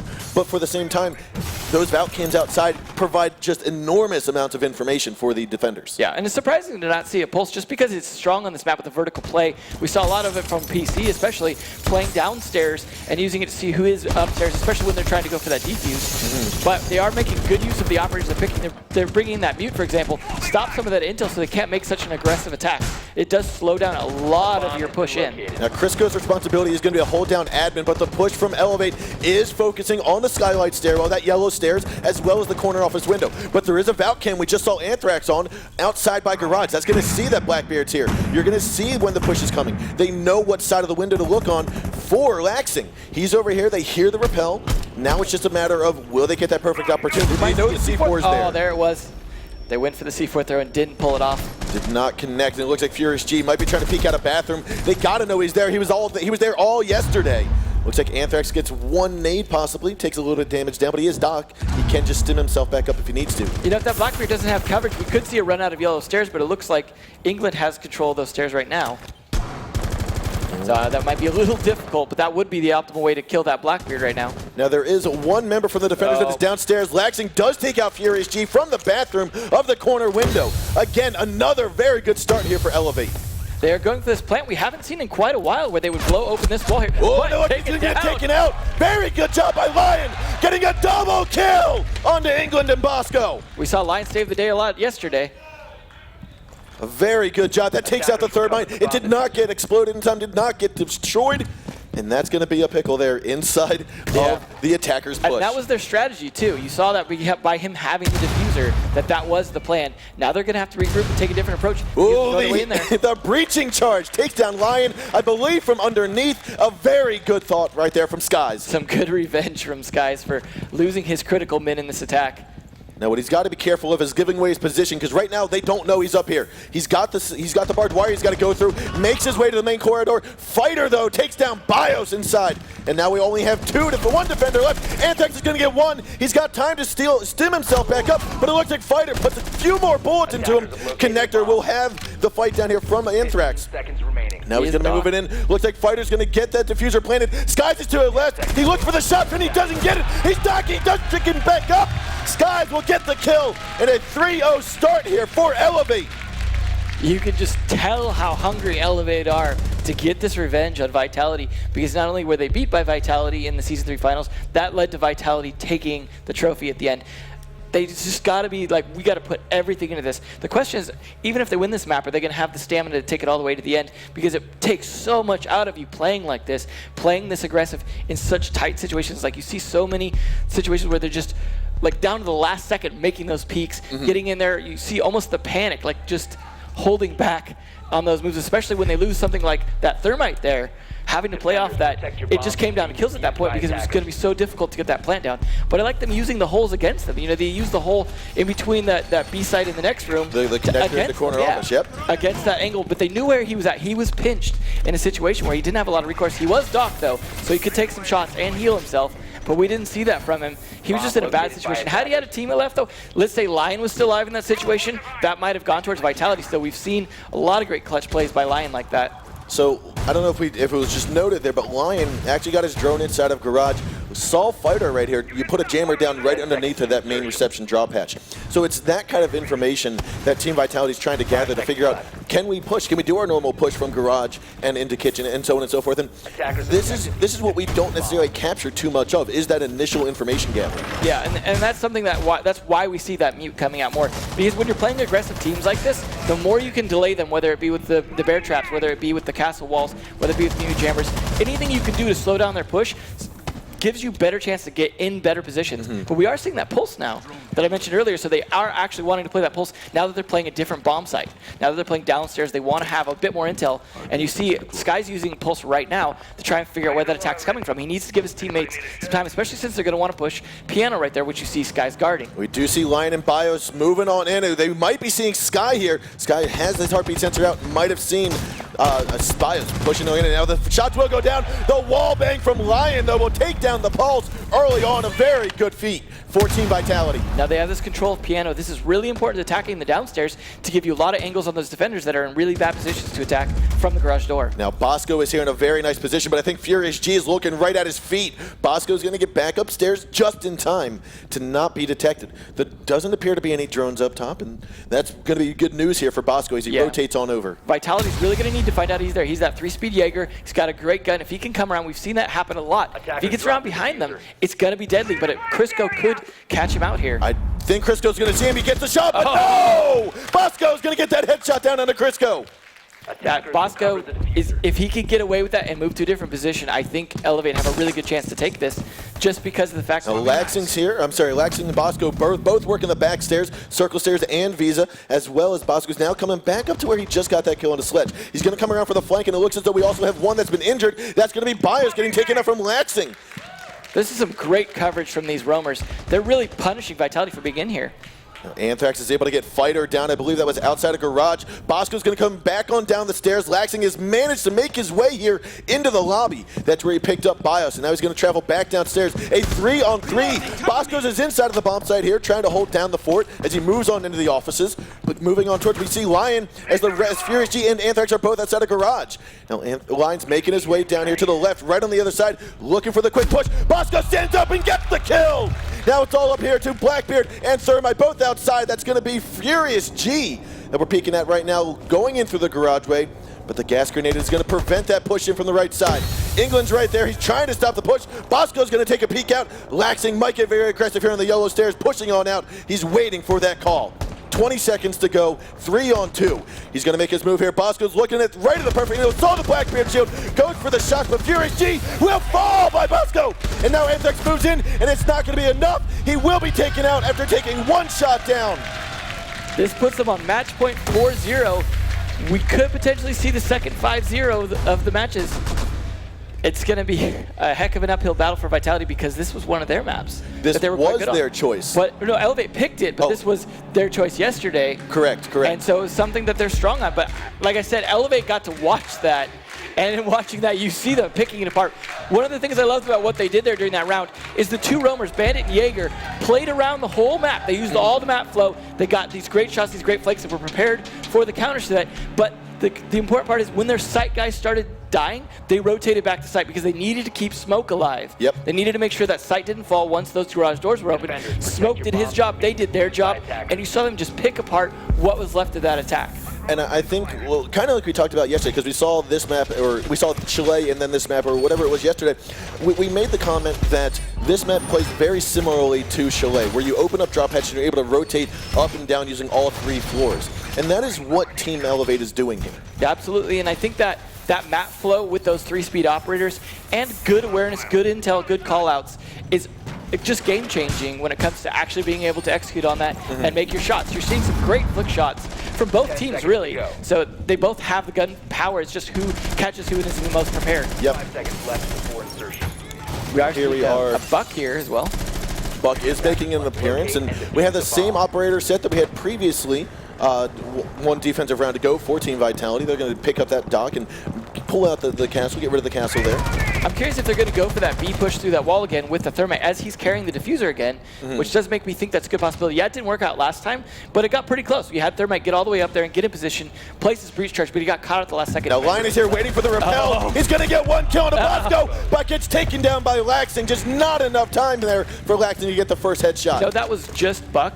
That wasn't the most important. I think trading Buck for Jaeger was actually probably worth it in this situation. Yeah, unless he was critical to the push, I think that was just a worthwhile thing because getting their Jaeger down leaves them with one less roamer. And it was Lion, no doubt. To me, if Buck, my impression of Buck is he's going to be in piano trying to shoot up from the floor. So yeah. I think if Buck was played differently, I think we would say yes, it was a very worthwhile trade for Team Vitality. But like you said, now they lost their one roamer. Yeah, and they do have Ash as well if they want to do something up through the floor from the piano room.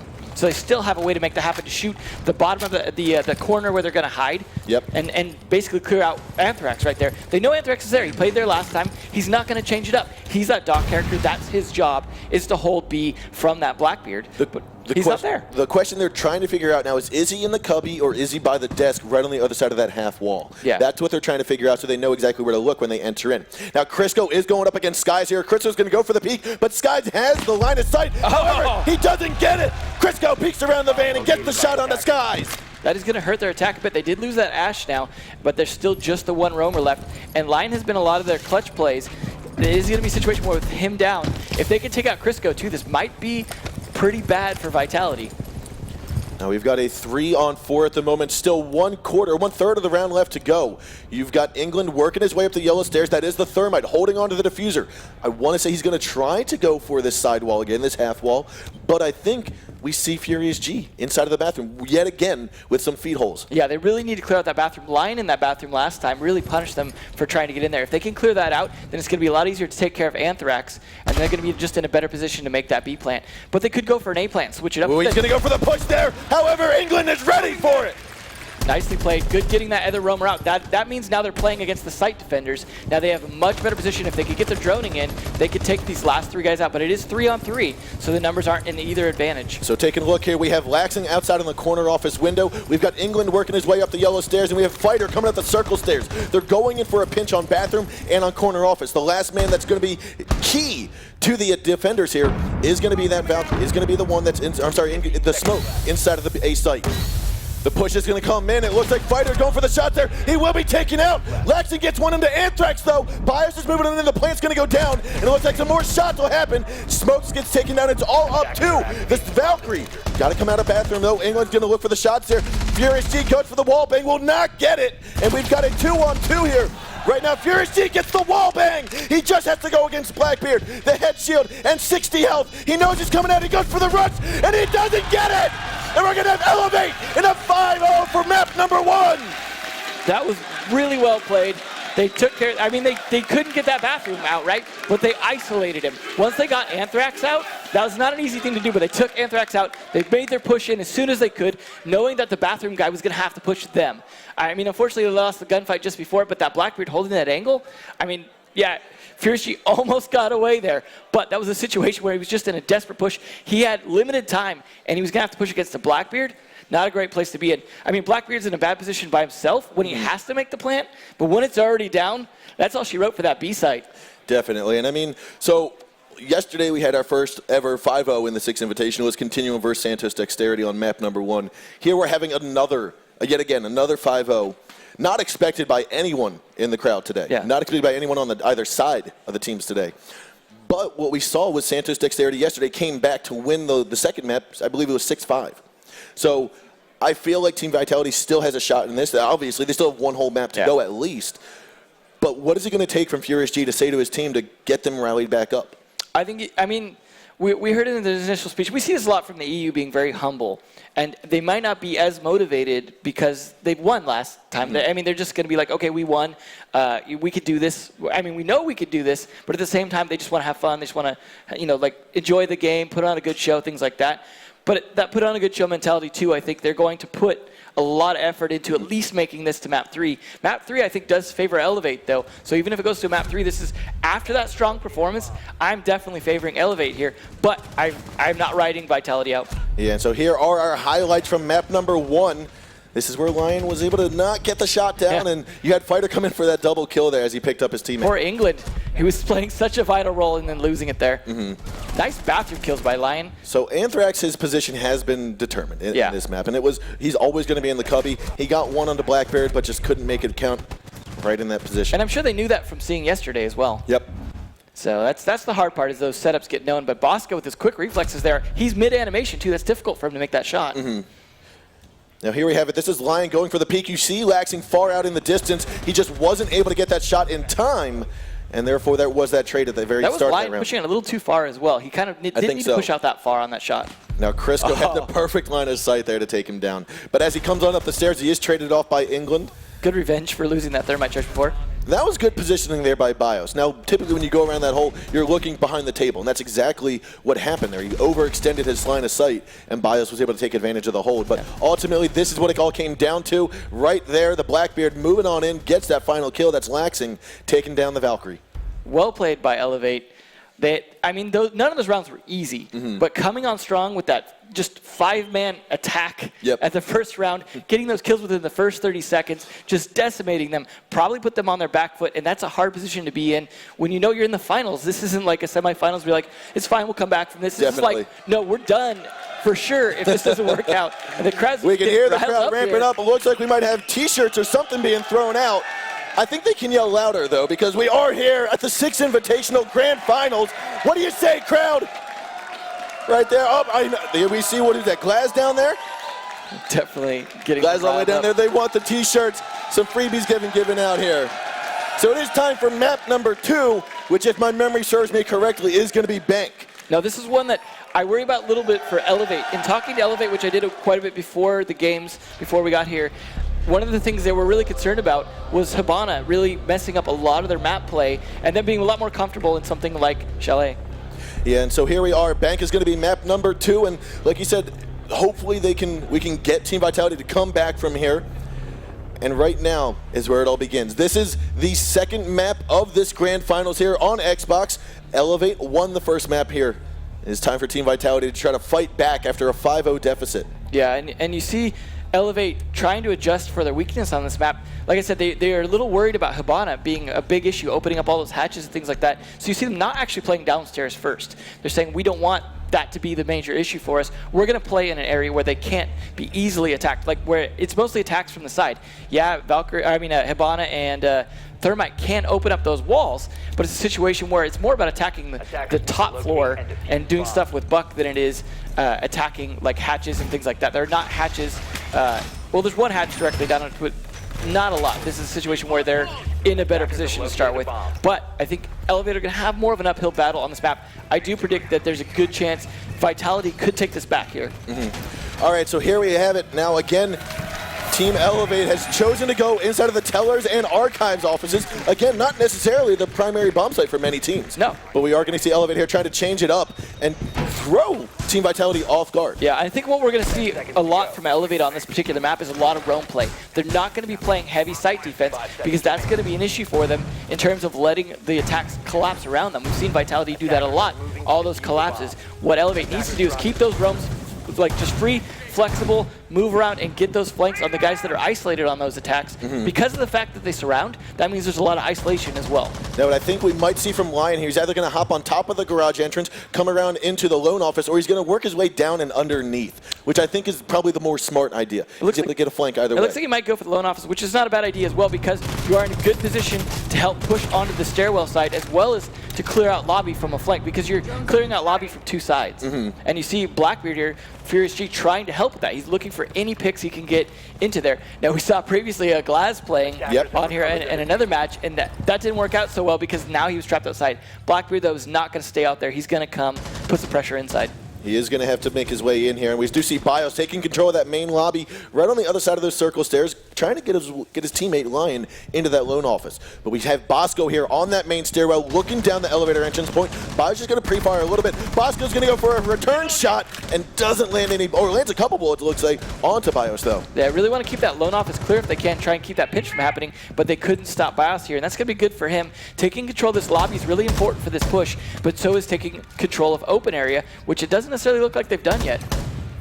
Now Bios spots that Valkyrie cam, a good eye, a very keen eye, but Crisco gets the first kill on the Fighter, taking down that Mute.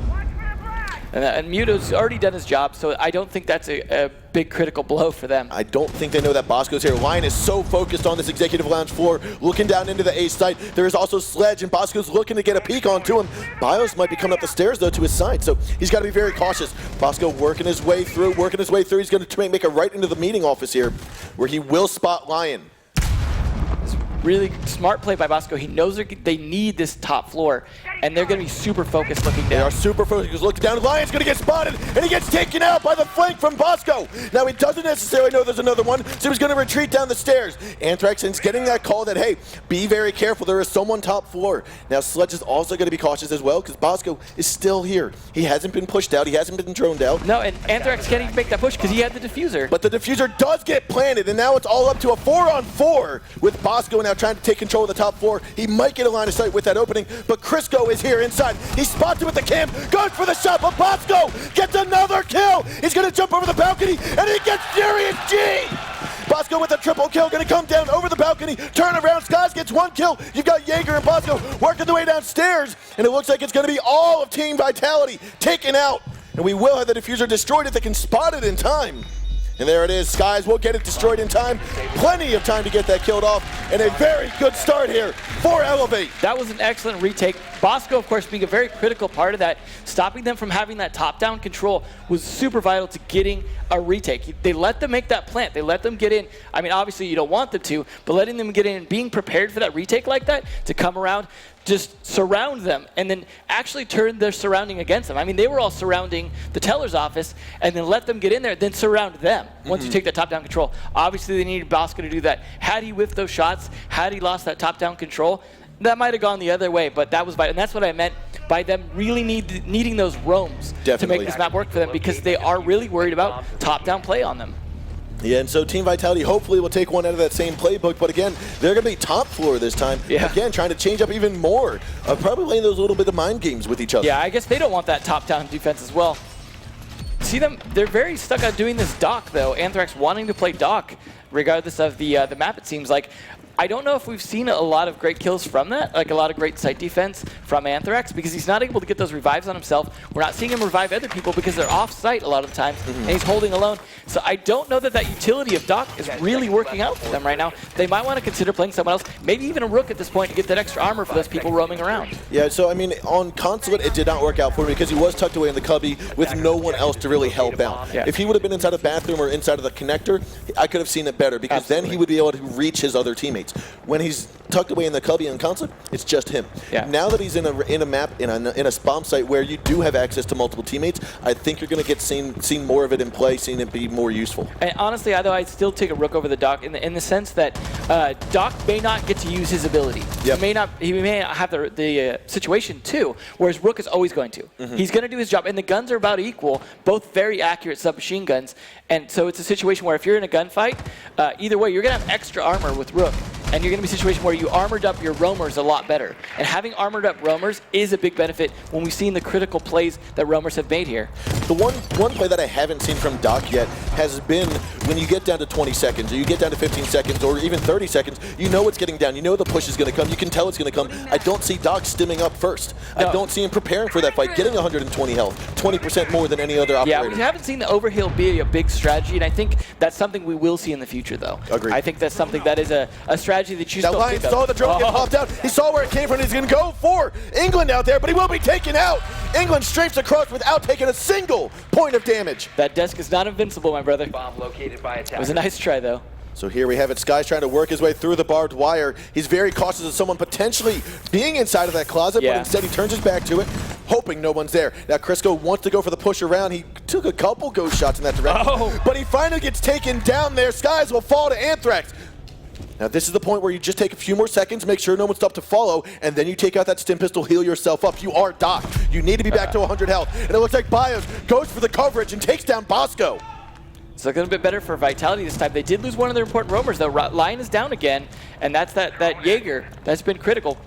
However, Crisco has been doing a great job on that Bandit. So if he can make those kills that he needs, weaken this attack before it gets in, take out maybe Hibana or Capitao, and then leave it up to Thermite, could be a big play for them. And you see Crisco working on that right now, hoping to catch someone being sloppy up there. Yeah, and the floor actually above him is destructible. So if he were to have a C4, he could easily throw it up, possibly get Laxing. He hears the Capitao. Right now he's waiting for someone to jump on over, expose themselves. He might be able to see him in time. If he peeks on over a little bit more, there could be a push in his way, though. Fighter proning his way. England still outside of the closet, going to fight up against Anthrax inside. It looks like Laxing and Fighter each going to get Furious G and Anthrax down. Now this is Crisco's cue. He's got to come up for the flank boom from behind before Elevate gets a hold of where he's at. Now Mute is inside of the bomb site. That looks like he's going to be in B. Crisco gets one. He's going to hop out, hopefully not get detected. Laxing going to turn around. He gets shot a little bit. He'll be killed off by Bios. And we're going to see a 2-on-1 with 10 seconds left. Fighter gets one. He now knows it's a 1-on-1. He's going to go for the defuse behind the wall. Crisco needs to move in. There's 3 seconds. This is his cue. He knows what's going to happen. He's going to look to the right, not see anyone. He's going to look to the left. And it looks like a little fight here. Fighter is going to make it 2-0. Nice plays by Fighter. That was a difficult situation to be in. As we know, anytime you're the last man left and you've got to make a plant by yourself and they know where you're at, and they know time is on their side in terms of pressure, that's a very hard spot to be in. But I like how he used their reinforcements against them, and the fact that Crisco was playing it way too passive that round. He waited a long time to make his rotate up. He was very cautious of that square skylight lobby because he knows there was lots of angles on him.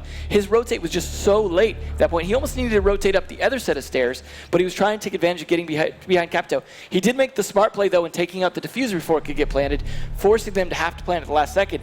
But he was a little far behind and pushing after that and leaving himself in a position where he didn't have a great Like, I mean, if he could have got in a second earlier, could have taken him out mid-plant. I'm still upset about Anthrax not healing himself back up with that thin pistol. He sat there for about a minute and a half after that engagement with Skies and still only had about 40 health after that fight. Anthrax will have to watch this afterwards and note to, oh, you know, I should probably heal myself more. I should probably play Doc. Yeah, we'll probably not play Doc. But nonetheless, no. We are here. This is map number 2. Elevate is off to a very good start in the Xbox Grand Final. This could be the final map here. I think this is where we'll see a comeback from Vitality, but if we don't, this could be a very strong set of maps for Elevate, and to take it in 2 maps is a big deal. I mean, we saw Vitality go through 5 maps, or no, they were the first ones. They were the only ones to 2-0 last season finals. So Vitality were the ones to pull that off last time. It looks like Elevate could be the ones to pull it off this time. And again, a good revenge story for a rematch from last time. Yep. And we know actually from before that Elevate had said, that Skies specifically said, he was excited to play against them, and he wanted to. And speaking to Elevate as well before, they said that the main thing that hella hurt them before was that Blackbeard being so strong. Now that the Blackbeard's not as strong, I think they feel a lot more confident going against Furious G. Yeah, we actually did see Elevate hold on. I want to say they threw a Valcam. I'm sorry, they don't have a Valcam. No, they've had, I believe it was Jaeger or someone downstairs inside of the garage. We saw Team Vitality try to come on through. Skies is now looking. He's got a good cam there. They didn't destroy yet. He's going to go for the shots. He's looking on down. Very aggressive. He takes down one. He's going to get spotted. He comes back up without getting killed. Fighter's going to be another one to take down Lion. And Laxon goes up with his teammate down through garage. Fighter now knows, okay, it's all clear. And what an aggressive push to take down 2 members of Team Vitality. But they gave up servers in the process, so I'm not sure if that was worth the trade, but that's really going to put them off. That was not just a, we're here, that wasn't just a kill, it wasn't just 2 kills. It was a statement that Team Elevate has made. Bosco getting the 3rd kill of the round. It is 5-2 right now, 5-on-2 in round number 3. If this was old Blackbeard, I'd say they still have a good chance, but down to just Hibana and the nerfed Blackbeard, this is not a good position to be in, especially when you're already 2 down, and fighting a bomb site like this is hard. You need good coordination. You see him all over the place. Look like Anthrax got down there undetected. He got one. Furious got one as well. Skies, though, takes out Anthrax. It's a 1-on-3. They now know that Diffuser's down at the bottom of the stairs. They know Furious has to come down here. He's got plenty of time. But he's got to kill 3 and make the plant by himself. Got to kill 3.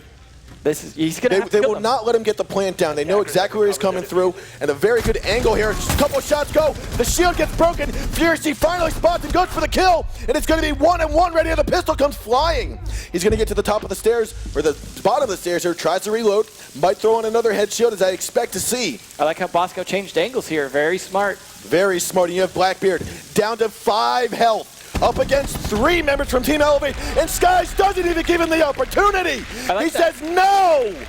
I like how he switched angles and Skies came in for the reinforcements, knowing that Blackbeard's going to be looking for the other position, even though he would have been looking for the other position where he wasn't at. It's those little moves. I mean, we saw it on attack and defense from Elevate. When you had, I believe it, the last member when it was 1-on-1 previously in the round where they got the defuse planted, it was Fighter, I think it was. He got out of the A-bomb site, moved over to B at the last second to get that plant down. That forced our bandit coming from behind to not know where the diffuser was planted.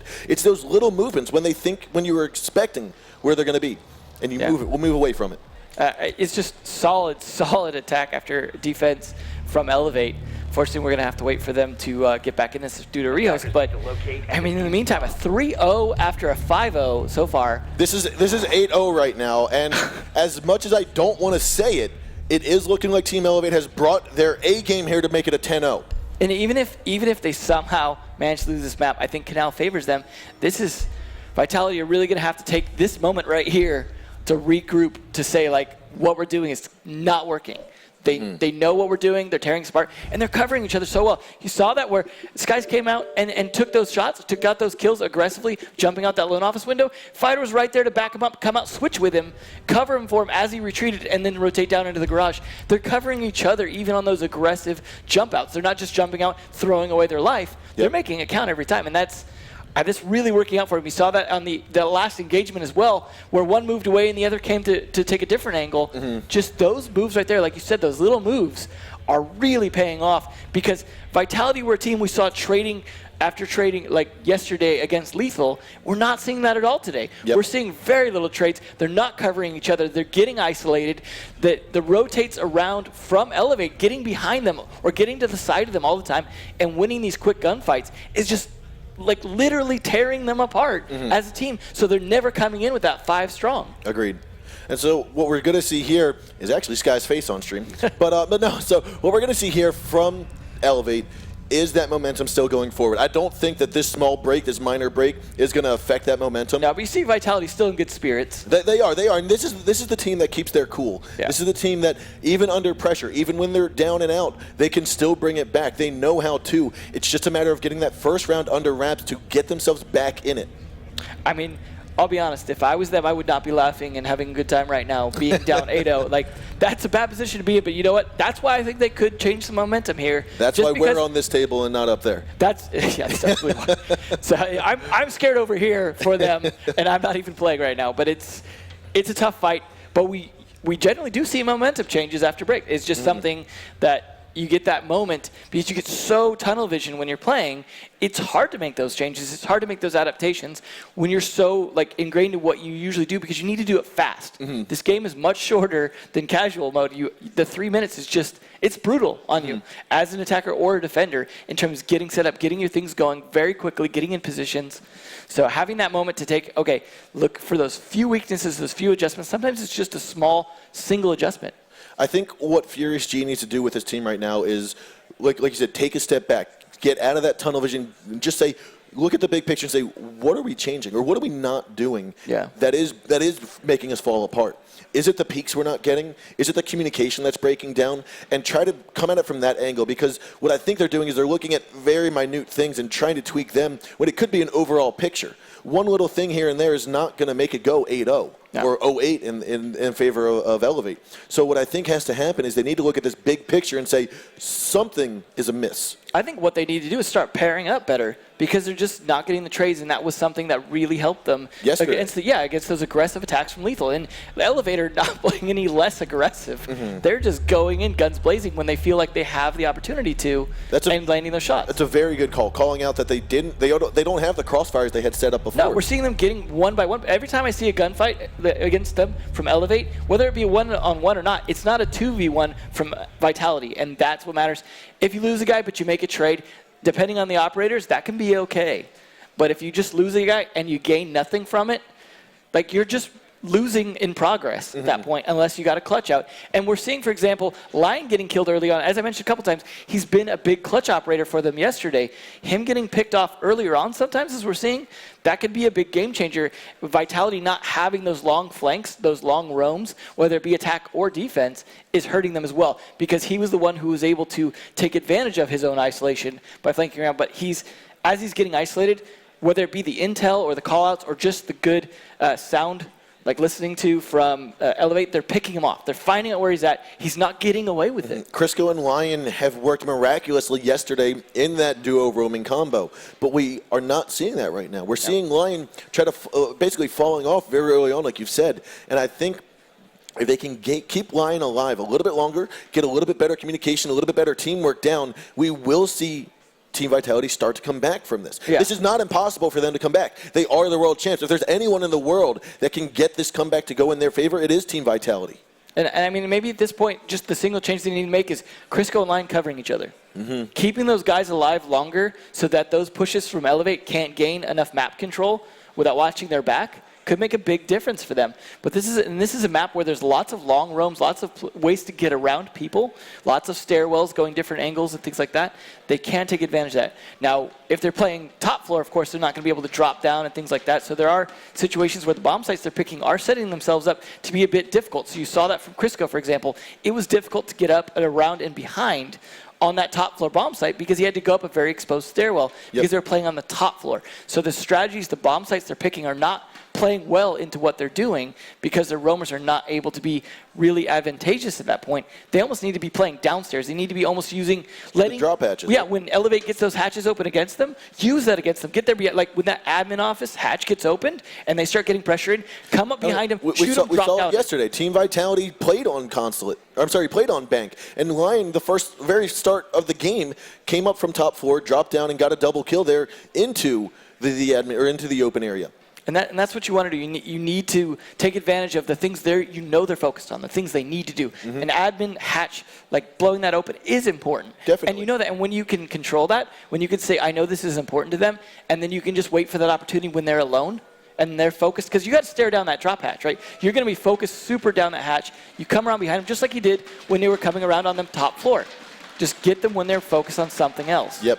Definitely, and so we are seeing the crowd start to hype up here. We're like getting right back in the lobby. There's LMG deployed from Mr. Tachanka, Lord Chanka. Now it's time to get back into the game. Right now, it is round number 4. Team Elevate is up 3-0 against Team Vitality, and we could be seeing the final moments of Vitality unless they can manage to get themselves back into the game. If we see a double 5-0 from Elevate here, that's just going to be mind-blowing. I don't think it's going to happen. No, I don't think so. But if it gets to 4-0, I don't know how I can disagree with that. Yeah, right. It's one round away from it right now. If Elevate can win their attack, which they've proven they're very strong at on both maps so far, it could be very bad. And we were just spending a lot of time talking about how Vitality need to work on their defense. They are playing that defense on the top floor again, so they are in the situation that was problematic for them. We just talked about. That makes me have a little less faith in them unless they're going to make some of those adaptations in terms of the roamers playing better together, covering each other, not coming up so late. But they're giving themselves bad options. They need to be ready. They need to almost be playing smart and rotating up around into either the closet when they can safely, or rotating up into that into the stock room via those stairs over there, sneakily behind them once they've started to push from the Skylight Square lobby. So Team Vitality again is going to be holding on to that top floor bomb site. They are staying away from the main floor, from the middle floors. And again, this seems to be somewhat hurting them because their roamers only have 3 pathways up. Most of the time, 2 of those are already taken control of. And not a lot of good spots to hide because they're all spots Elevate's going to check.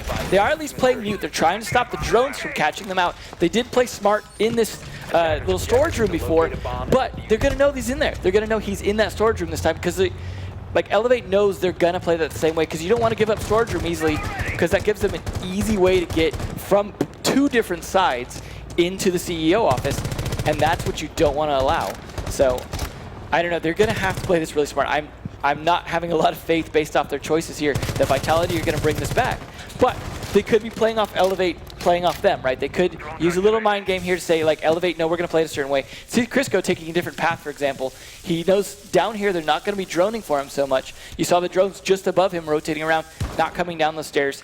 If he can play it long and smart and Lion can stay alive longer, they have a bit of a chance. Definitely. But he's playing close to sight this time, which is interesting. A little bit closer. We do have Fighter on top of the roof looking down through Skylight as England's on the patio with Bosco.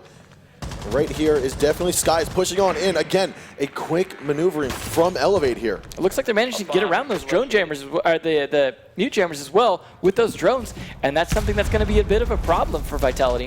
Crisco's working his way up the stairs. Bosco's going to stick a C4 here. I'm sorry, a Claymore down at the top of the stairs. That's going to hurt Crisco's rotate. If he does the one that we saw last time, that would be where he'd go up and get Claymored. Especially because at the very top of those stairs, you're not focused at the top. You're focused around by the hallway. That was so his head's going to be turned. He won't necessarily see that right away. Bosco, very smart play by him, adapting to the one thing that hit them last time. Now again, Anthrax is going to be in the same corner. If Kids is going to be working his way in, Skies will see that, and he's going to be ready for it. And will Anthrax get that upper hand again? I like how they're checking the things they think are said, like, wait, let me double check this elevator, because I didn't check it before. I don't want that to hurt us in the end. Smart plays here. They're not getting sloppy, even though this could be the last 2 rounds for them. Yep, and so here we have Bosco getting rid of one of the jammers. He's going to EMP that. Now a wall bang from Lion, and Sky is going to go back and forth. No bullets are going to go flying just yet to hit anybody, but Lion has been spotted out, and it looks like Fighter gets 1 kill here on the Furious G. He gets another onto Anthrax from the side. Laxing's going to get one onto Lion. A 5-on-2 at the moment as Laxing gets another. Crisco trying to come up for the fight from behind. He's given away his position with 5 members from Elevate left alive. Crisco's 2 floors away. They know he's going to Diffuser's going to get planted, and this is not looking good for Team Vitality. They know he's going to come up these stairs. This is going to have to be the play of Crisco's life right now if he wants to get this clutch. But to his right was kids moving around. Laxing's inside of main hall. He's got to come up those back stairs here. But it looks like Sky sees it. He goes for the shot. He doesn't get it. That's one. He's got 4 more to go. Crisco moving on forward. He goes for the pre-fire. They know exactly where he's at. Laxing's going to come up the circle stairs, go for the cross. And it looks like England going to get 1 kill to Crisco. 4-0 after 5-0. This is looking really bad for Vitality. That was, I do not feel like Elevate toned it down at all. They did not. No, they kept that momentum through the break. Yeah, no, they did. They must have just got pumped, said, we 5-0'd, we're already 3-0, let's just shut this out, shut the door on Vitality, and just go out with a big old bang, revenge. So that big sledgehammer in the main stage right now is within grasp for Team Elevate, and they are ready to just wield it. Yeah. So here we are 1 round away from Elevate winning the World Championship of the Xbox Pro League, or Xbox season here for the 6th Invitational. I'll be honest, in talking to Skies before, I did feel like he was maybe a little bit overconfident in terms of, and that's something we expect from NA a lot. But you know what, the showing here, I gotta agree with the way he felt. He was definitely confident and definitely showing it. And these aren't even their best maps. And so that just shows a lot from Elevate. I'm very impressed by their new roster. I'm going to say that I don't think NA appreciated having the throne taken away from them in Season 3, and they're here to bring it back. Because right now, this is the showing from Elevate that we've been expecting, that we've been wanting to see. And they are just here on top of their game, as best of a showing as they've ever put on. And you see why they were invited. Now, remember we said before, when you're on your home territory, it seems to matter for Xbox. We saw EU victories when we were in EU territory, and we saw NA victories when we were in NA territory. We are still basically in NA territory here. So that is home turf for Elevate. Now we are here in our attack phase of round number 5. Are we going to see Elevate pull through and get this final win? They're playing a different defensive spot this time, though. They're Playing open changing area. it up. So that's interesting. I don't know if that's going to be anticipated by Vitality. That could actually throw them off and make this much harder. It is a harder bomb spot to defend, though. I mean, when you think about it, now they haven't brought a thermite, so they could be expecting it. So they're not worried about trying to open up either walls or really anything too much, other than maybe the archives wall into the middle office. That's true, and they may have learned from Elevate what bomb spots they like to play on this map from earlier, like previous matches in Season 3, but it also could be the case that they just happen to choose wisely. It's definitely something you do want to do your research on, though, on what people play as far as bomb sites, because, yeah, those operator picks matter a lot when it comes to reinforced walls, especially. Anthrax and Crisco have both managed to make their way into the Skylight stairwell. You've got a crossfire hold from Anthrax, looking for a rotation up from server stairs. Anthrax picks up that bomb site, or picks up the diffuser, moves on over. He's going to drone out a little bit first, but we do have Skies underneath playing the pulse. He's going to spot Lion, goes for the C4 throw potentially. He's getting it ready, waiting for Lion to stand still so he can get that kill. All Lion needs to do, unfortunately, is to hop on his drone or hop on his gun. Will be killed off. But the C4 from the drop hedges will be thrown up, not touching anybody just yet. Now, this is a situation where you do wish you had the Valkyrie camera to make it a little bit easier to have someone else make that call out for you to detonate that C4, but they don't have that, but they do have the pulse at least to get some intel. This is, again, a nice flank here, knowing Bosco knows they need this top floor control. Bios and Bosco are going to be crossing each other's point right here. He's going to spot him, and he gets the kill, but Crisco was able to get England in return. So now it's a 4-4, and we are still in it here. Team Vitality still trying to push their way onto the bomb sites. Bosco's going to be up here in the hallway. Pre-fires another way down the site towards the soda machines, and Lion going to hear that shot. He's inside of the loan office top floor of the stock room. He's got to move forward. He knows Bosco's there, going to put a couple ghost shots, try to draw him out so Crisco can come around. Looks like Anthrax is going to push into stock as well. And now Bosco's playing a couple more shots. We're going to see Lion drop. He gets on in. He's not seeing anyone just yet. Fighter gets taken up by Crisco from the drop hedge. He's going to move on down into the middle offices. Coming from the side, Bosco moves on in. He gets Anthrax. He's going to get Lion as well. It's a 3-on-2. Elevates up in man count. He gets another. It's a 3-on-1. Going to be all. It's all up to Furious G. He's caught in the back window. Laxing moves on in. He's going to get the kill. Laxing, though, gets the trade down onto him. We're going to see our first 10-0 ever. And it's going to be Elevate getting the grand finals. They've got to be so proud of themselves right now. Not just getting the rematch, conquering the rematch, bringing the new lineup, but 5-0, double 5-0. Honestly, when I spoke to Kids Guys before. He said, I hope it was worth it bringing in Bosco. I hope he works out bringing him from Onslaught. By God, it was. By that God, last it round, was. he was just brutal. He was critical in 2 of their defenses. And the one that really mattered right there, you see them There holding the it hammer is. trophy. Fighter grabs that hammer with authority. This is not his first win here. This is the 3rd time Fighter has been the season final winning team. Congratulations to Elevate. They are the world champions, the first ever world champions for the Xbox Rainbow Six League here at the Six Invitational. They earned the heck out of it though. They definitely put on the best showing of their life. Congratulations. So we are going to head on over to the main stage where Matt is going to be interviewing our finalists, our winners, our grand final winners here from Team Elevate. Matthew, take it away. Bloodbath and Enzo, thank you so much for taking us through what was an incredible but shorter World Championship final than any of us predicted, than I think any of us expected as well. But to come out and become the world champions in 10-0, ladies and gentlemen.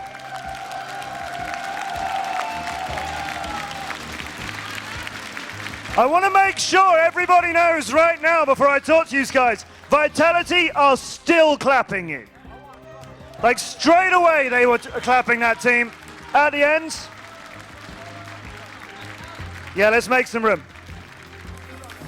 Elevate, come over here. There you go, ladies and gentlemen. That shows how much it means to this whole community. It's fantastic seeing the support between you guys. And we were watching that on our analyst desk over there and thinking, oh my God, if this goes 10-0, like I said to you before that started, I talked to Furious G. You said, Furious, where are you? You're on here. There you are. You were saying if we turn up, if we play our best and we're beaten by a better team, you can live with that. 10-0. That is a hard thing to live with in a world championship. But you guys are applauding them because that was incredible.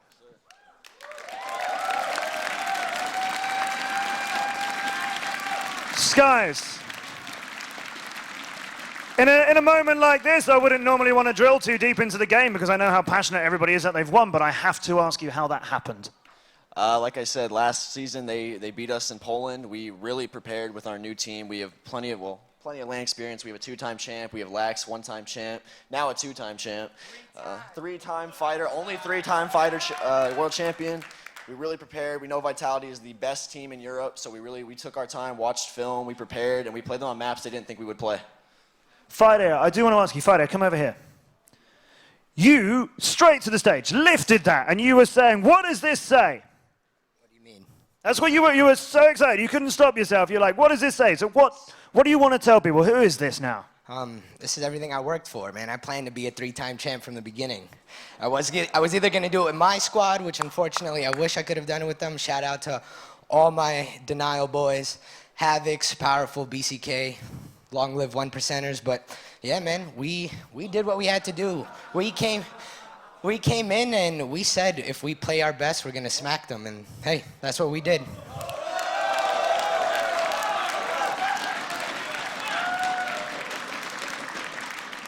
I am going to very quickly come over here and just say, Furious, is there anything you want to say to our new world champions?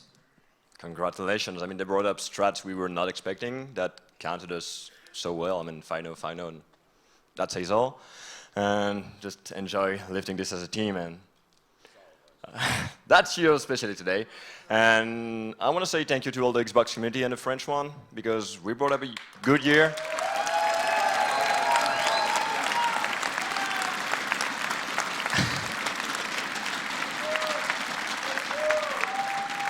Thanks to the crowd, that was amazing. Thanks to everyone on stream, following the scene. Rainbow Six is going to be huge, I believe.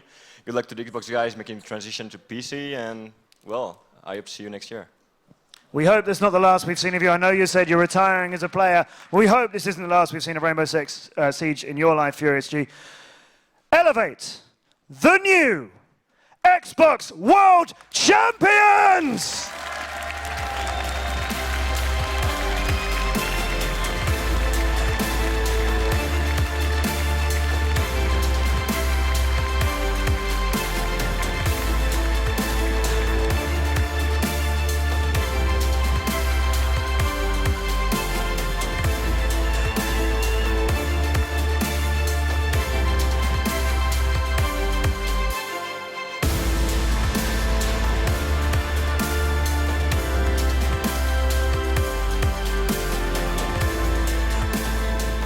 not what we expected, but a performance worthy of being a world champion, and that is Team Elevate.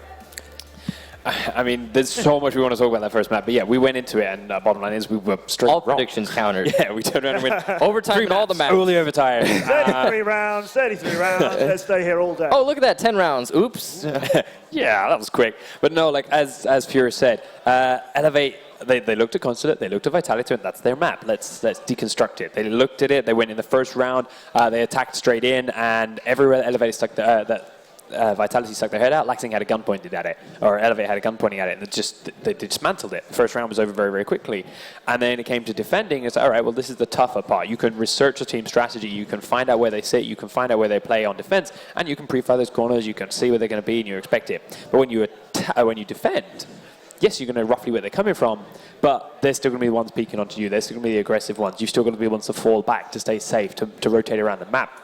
And Elevate just did that effortlessly as well. They have Consulate nailed. Yeah, and coming off of Consulate into Bank, I mean, yeah, on Consulate, obviously Elevate, they had completely countered Vitality. It's a map that Consulate is a map that Vitality has played a lot in previous matches, and there are lots of VODs for them on those particular, so lots of research. But going into Bank, as you can see here, there were a lot of times where Vitality would be just caught in an engagement with Elevate, any of the players, and they would simply lose. They were absolutely demoralized coming off of that 5-0, and they couldn't regain their strength. Yeah, like the 5-0 is a tough pill to swallow on Consulate to begin with. Of course it is. You go into Bank, and what makes it worse is the opening round. You get into the bomb site, you plant the bomb, you've got 4 players left alive, and then one MP7 springs up from the floor above you, jumps around, kills 3 players, and they get the bomb defuse and ends the entire round. Like, that is a very, very tough pill to swallow at the straight start. And from then on out, as Kick said, they were broken. They couldn't hit their shots. They were missing their peaks. They weren't checking their corners. They were not playing as a team. We regularly saw 1 or 2 players left alive 20, 30 seconds after the rest of their team had died because they just weren't there with the rest of the engagements. Vitality were a broken team for more or less the entirety of Bank. Yeah, and it's sad to see because it's as Vitality, historically we've seen them perform extremely well, and we know that they are a very skilled team, and it's sad to see because it is their last match together that they weren't showing up the same way that we've seen them in previous seasons. I'm furious. Sorry, I want this on the screen. I want to touch on this last round here from Bosco. It was the same as before. They couldn't kill the Romans. They couldn't kill anything. He then springs up from behind and kills 4 players and was on for the ace if it wasn't a Blackbeard. But Laxing has to come in as he ran out of ammo to help him that last kill. Why? But yeah, Bosco just hid in a corner on the top floor for every defense round on Bank, and Vitality couldn't find him and couldn't deal with him, and that's twice. The first round and then the last round, where he springs up, gets 3-4 kills, and really made them pay for it. There's Fighter there going, what does that say? 5-0, 5-0, what does that say? Absolutely unbelievable, really, here. But you're right. Furious G said to me at the beginning, if we get off to a good start, not the beginning, before we start the match, if we get off to a good start, we'll be all right. 5-0 then on Elevate's pick is one thing. You go down 5-0 on Consulate, but they chose that. All right, shake that off. This is a team who can shake off a loss and regroup. Yeah, then you can lose the first round. Your map in a really big way. You shake it off, and I mean, you saw them shake it off going the next one. Even the crowd was a little bit dulled down at points. You see them lose 5-0, and that takes a lot out of you. And then, yeah, that opening round, it's just crushed. Yeah, I was expecting, honestly, going into Bank, obviously, it was Vitality's pick. I was expecting them to bring out something new and spontaneous that we hadn't seen a lot. It was a map that doesn't get played. And Vitality to bring back the momentum and start really punching in those rounds. I kind of honestly expected some of the fans in the crowd to start cheering them on, get the anthem in there again like we've seen previously and get that momentum back. But it just didn't happen. Yeah, I think maybe people just didn't believe it could, and that may well extend to the team as well. Such a huge thing to try and recover from, but I'm so pleased to see Vitality taking it so well too, because that's a terrible way to end your gaming career. That's a terrible way to come out of a World Championships, and the last time that's being competed on Xbox and go. Well, Vitality as a team, not Furious because I think he's finished for now, but Vitality as a team will be, I believe I talked to them earlier, they will be converting to PC and continuing to play in the Pro League, hopefully. Yeah, as Furious said, good luck to everyone that's going. A lot of their players are going to take to PC, and a lot of the NA Xbox guys are too. Supremacy have a lot of players who currently still regularly play on PC very, very well and may make the transition too. There's going to be a big exodus of Xbox players that come across the PC scene. Best of luck to all of them. And the whole of the Rainbow community and the professional community is going to get a big boost in skill and in knowledge. Because, yeah, okay, we see some different aiming, we see some shots that don't always land so much on consoles, but the strategy is there, the map knowledge is there, the game knowledge is there, and now we're getting all these players flooding into the PC community, and it's going to really elevate the entire game. And being a player myself, when I am playing against an ex-Xbox Pro in matchmaking or in a scrim, for example, or a 10-man, what have you, they definitely do convert. The skill does transfer over. A lot of these Xbox Pros making their way to PC have that knowledge that they can take from their previous experience and apply it to PC. It is translatable. So it's really great to see that the community has actually gotten a lot bigger because of this. Yeah, and I mean, we're bringing it back from that whole topic, but it's like the best way as Elevate, it's like, how do we win? How do we go in? And how do we become the undisputed champions of the world? How do we dominate the Xbox One tournament in the last big LAN we're going to see for a while? 10-0 would be nice. Yeah. Right, we'll see how it goes tomorrow. All right, you're gonna done it. Like there's no better way to be there for Elevate. They're gonna go have a very great night tonight. They're gonna celebrate a lot, and I mean ride off this for a long time. But if we were talking about this and earlier on before the match, we're doing a little bit of pre-analysis and getting it maybe a little more accurately than we did. Overtime. If we've been talking, and I say, I spoke to Furious G. He said if we get off to a good start, then we'll be all right. If you'd kicked, or Panky, if you'd gone, I was chatting to anybody from Elevate, and they said, we think we're going to 2-0 this, we would be talking about that here on the desk and go, all right, they think they're going to 2-0 this, but that... I would have Why are dismissed they it. thinking that? We would have felt like that's really, really, overconfidence. It's a bit arrogant. Yeah, I wouldn't call it overconfidence, no, I would call it overconfidence. Yeah. Arrogance, I'm not so sure. But both of these teams, I seriously expected Vitality to bring it at least a little bit closer because both of these teams, they have the experience, they have the strats, and it really, I think it honestly, we talked about it way at the beginning, it really just came down to Elevate hard countering on Consulate. They were ready to go on that map. It's been played too much by Vitality. It's too known to Elevate, and they put in the practice hours. They even talked about it during the interview. They put in the practice hours specifically countering Vitality's Consulate. And then coming off of that for Vitality, they couldn't win that first round where they got the bomb plant. They still had 4 up. I mean, I would be absolutely devastated as a player personally up on the stage. After that first round on bank, I would not have been able to regain my confidence there. Losing a round like that is devastating no matter where you're playing. Like, yeah, but after a 5-0 online, you could be playing it. Yeah. Just that straight round on its own it's a hard loss to take. Absolutely. After then a 5-0 on a main stage in the last thing for Xbox on LAN and for a long, long time. Like that just piles up and piles up and it piles up. So I'm so impressed with how well Vitality have taken that beating. Let's show you the completed bracket. Give everybody their credit throughout this amazing tournament that we've had. Starting, of course, 2 days ago with everybody in our quarterfinals, representing all parts of the world of Rainbow Six Siege. We had Lucky 7 here. I want to make sure everybody gets some credit for all the qualifying they've done here. Lucky 7 put up a good match against the French team Supremacy, getting so much support here. That was a great contest as well. And we had Lethal Gaming, another team with Huge Sport playing Mindfreak. That's the only 2-0 that we had at that stage. Mindfreak, of course, from Australia and New Zealand. We saw a lot of things. A lot of good things from those teams. There's a lot of potential in what Mindfreak had. They had a right idea. They had good plans sort of laid out, but once they started to fall apart, they didn't really have the experience to know how to bring it back together and turn it around. I think Mindfreak's defeat is kind of attributed to the same reason that Dexterity lost. It's not that Dexterity is a bad team. It's not that they don't have experience. It's that their meta is completely isolated to the region in which they play. Like, Brazil is huge as a community, and Dexterity is a fantastic team that wins a lot of stuff over there, but they have, as of yet, not been able to apply themselves to the EU meta, to the NA meta. And a team like Mindfreak, on the other hand, coming from Oceanic region, it's not as large of a scene as Dexterity had to work with, and it kind of makes sense that they got 2-0'd. They haven't applied themselves to the meta, and they also haven't really had a lot of time to practice against the bigger teams. Yeah, so those were the teams who joined us on the first day through the quarterfinals, and then we had our invited teams come into the mix for the semifinals, and that led us to where we are now with a new world champion, undoubted world champion, beyond question that Team Elevate are the very best that there is. So that's one down. Next up, before we get onto PC and give you another world champion, we're going to Coastline. We're going to Operation Velvet Shell. It's with you in 2 days' time. Everybody will be getting Coastline on the 7th of February. Season pass holders, Year 2 season pass holders, you'll be playing with Jackal and Mira from Tuesday as well, and everybody else will get them with Renown a week later. But you want to see them in action, you want to know more about exactly what they can do, and you want to see whether Panky can demonstrate that? Easy.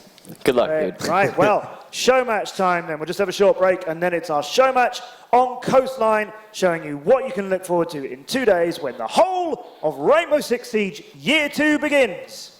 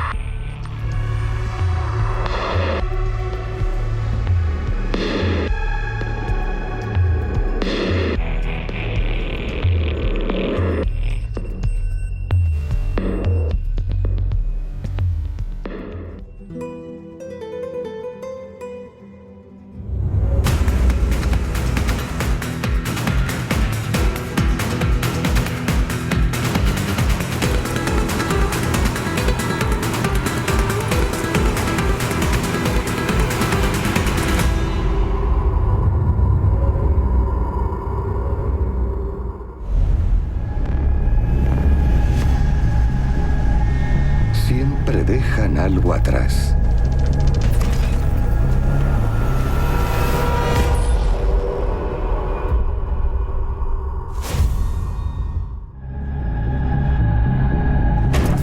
A ver esas caras bonitas.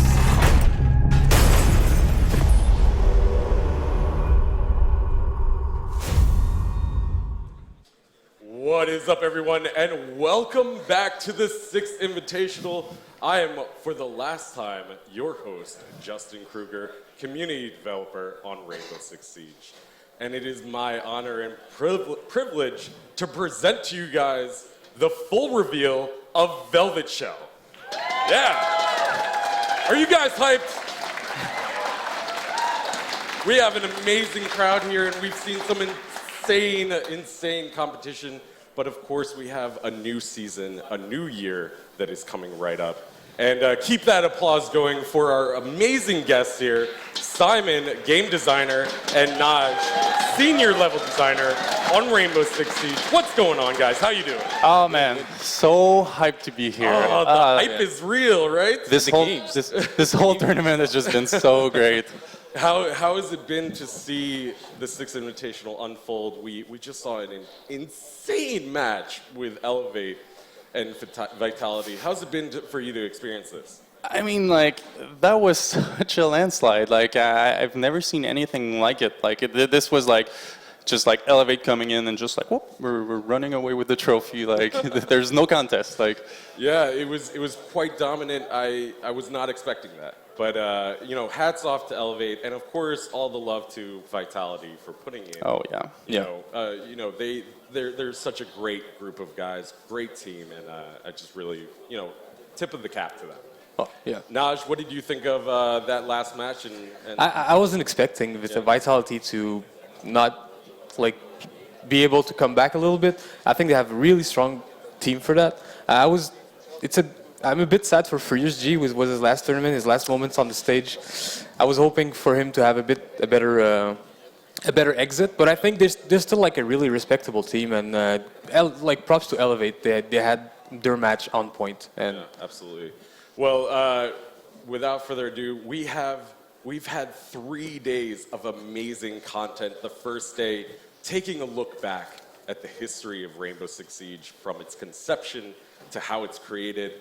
Then on day 2, we've been giving a couple of teasers with both of you guys on those panels, and as well as amazing tech Q&A.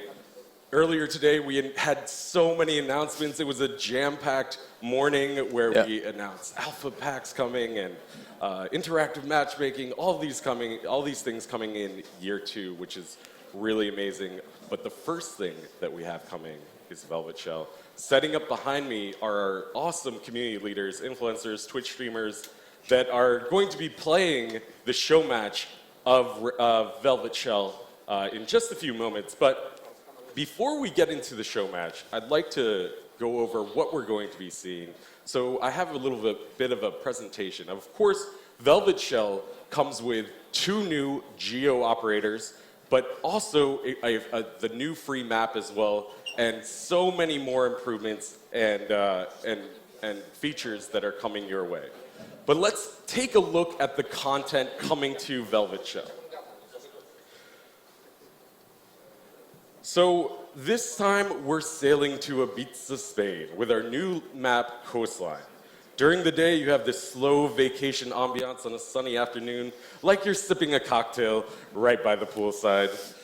But the pace picks up at night with Ibiza's famous party scene. And now let's take a look at the spawn points. Spawn point 1 is the first one where you have the main entrance, which is mostly accessible on foot with very little rappel. The second spawn point is the pool spawn that offers cover approach for the attackers in order to reach the building alive.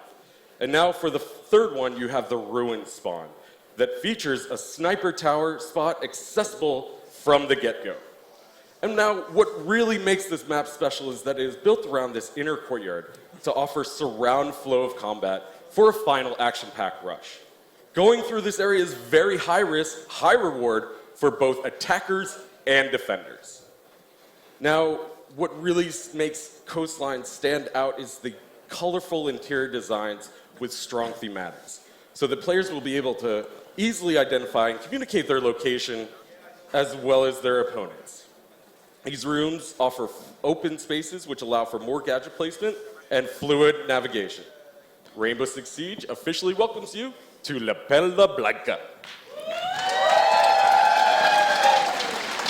Now let's get into our operators. We have Mira and Jackal, our two new geo operators from Spain. Now let's talk about Mira for a moment. She is our objective defender. Now Mira is an architect in the very sense of the word. On one side, she's able to strongly establish a position, bringing comfort to the team and line of sights, while on the opposite side, she creates a real threat by making life tough for enemies who dare to get close. And now on the other side, we have Jackal, who is the ultimate anti-roamer. We present you for the first time an operator specialized in giving intel on moving opponents. In Velvet Shell, roamers beware. We also have many tweaks and improvements coming your way in Velvet Shell, which releases on February 7th, 2017, this Tuesday.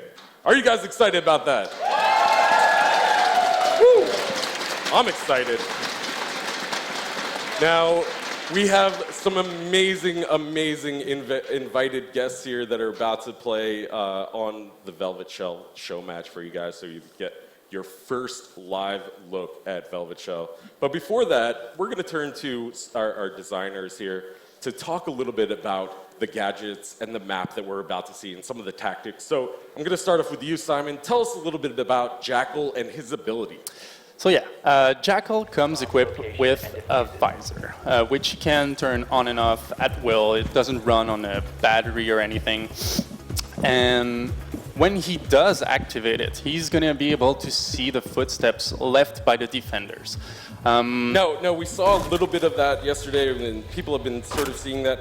But what else? We were hiding something, right? A little bit? Oh yeah, we've been hiding a feature that's pretty cool about the gadget. So you're going to witness it in an instant.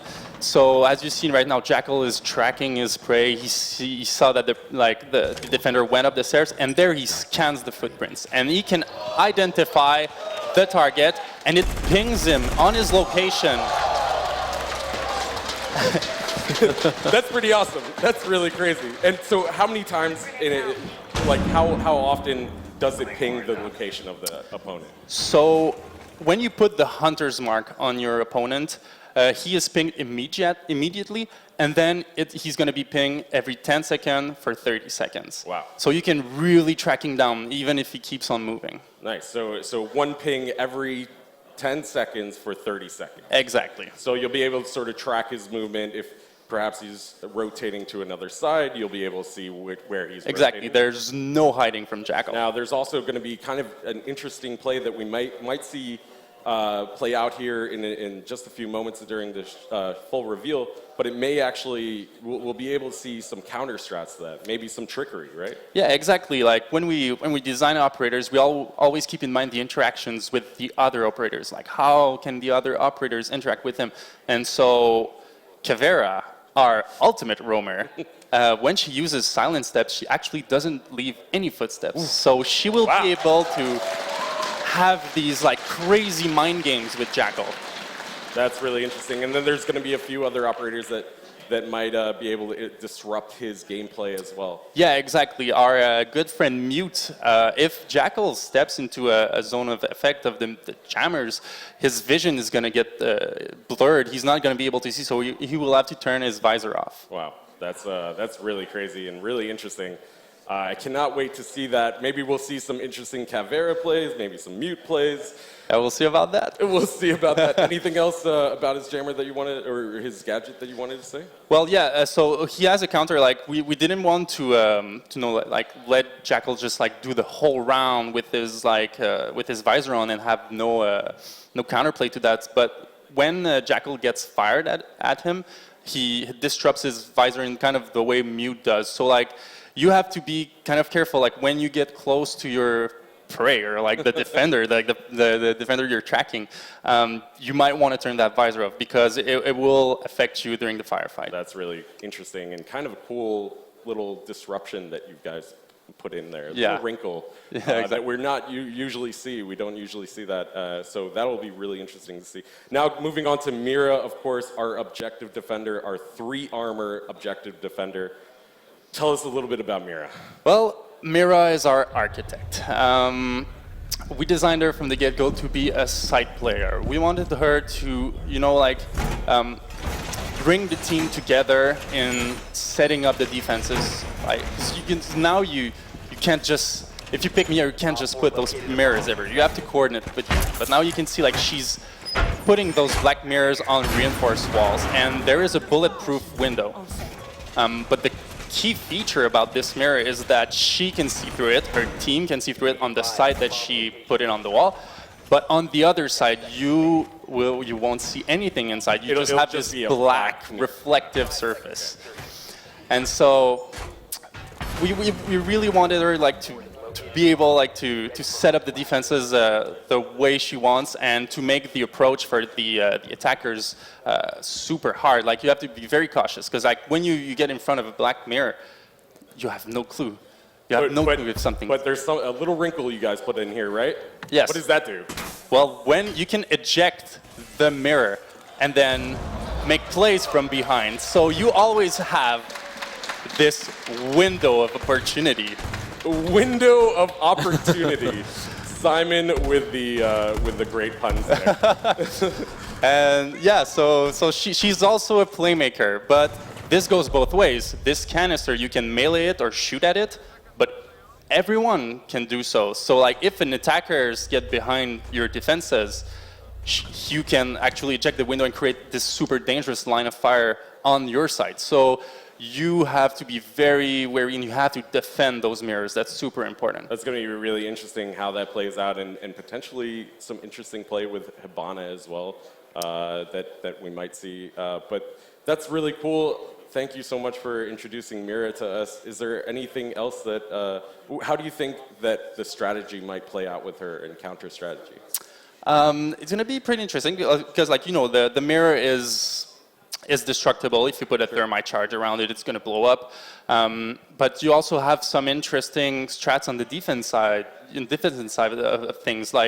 There's a certain operator that we all cherish and love that got a buff last December. Yeah, I was about to ask, are we gonna see a Tachenka meta? Well, Tachenka has this gigantic shield in front of his face, but now he's gonna be able to have a very safe line of fire through those ejected mirrors. So there's place for creativity. We might see. Yeah, but that will be really great. I see a LMG deployed sign out there with Tachenka fans.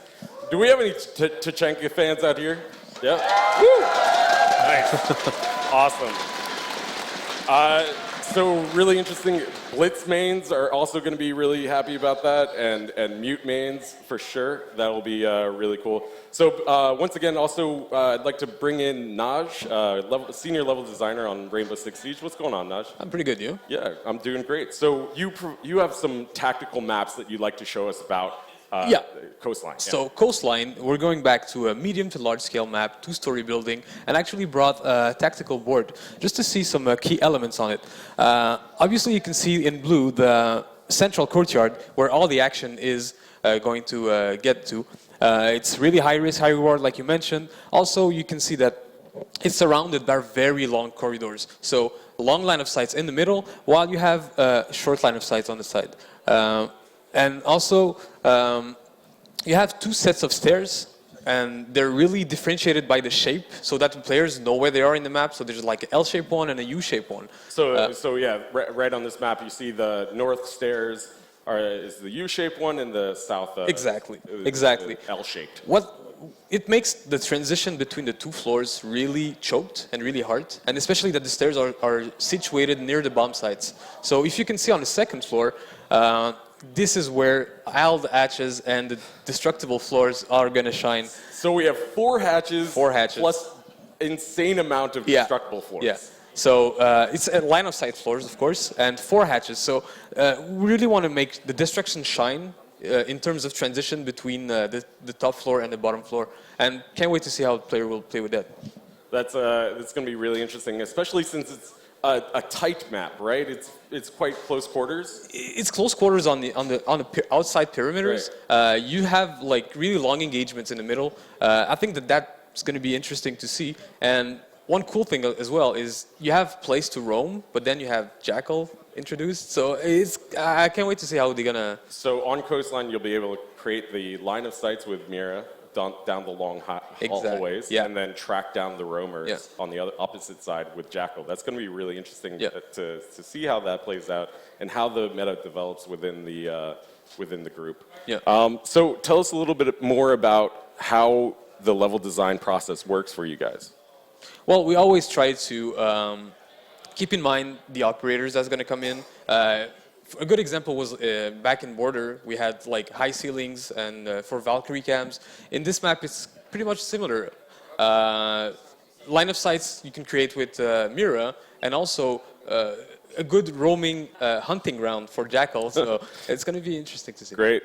So I think our community influencers are all set up. We will go to introduce our two teams, and we are just about to get into the full reveal demo of Velvet Shell. Are you guys excited? Woo! All right. Let's go check out our teams. Or actually, let's go to the bomb site and check out the bombs for Coastline.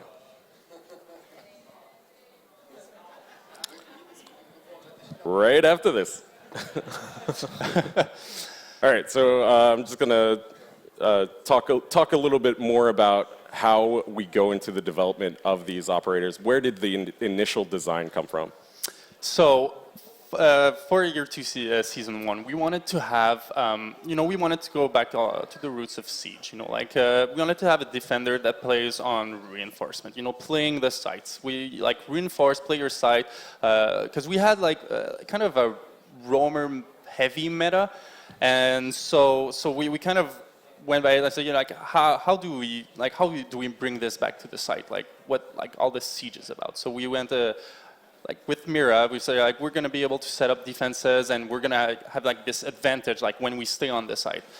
So where do these ideas come from? Is it just because you work on a team of amazing game designers? Where does that kind of stem from? Well, first of all, we're always discussing about the meta, how it is. We're talking with the pros, we're playing ourselves, and we look with our analysts too, our data analysts, who are very wonderful people, amazing at analyzing, and then we look at how the picture of the scene, and then we say where do we have a need? I think we should have a side player. We did roamers, we had Kavera, we had so.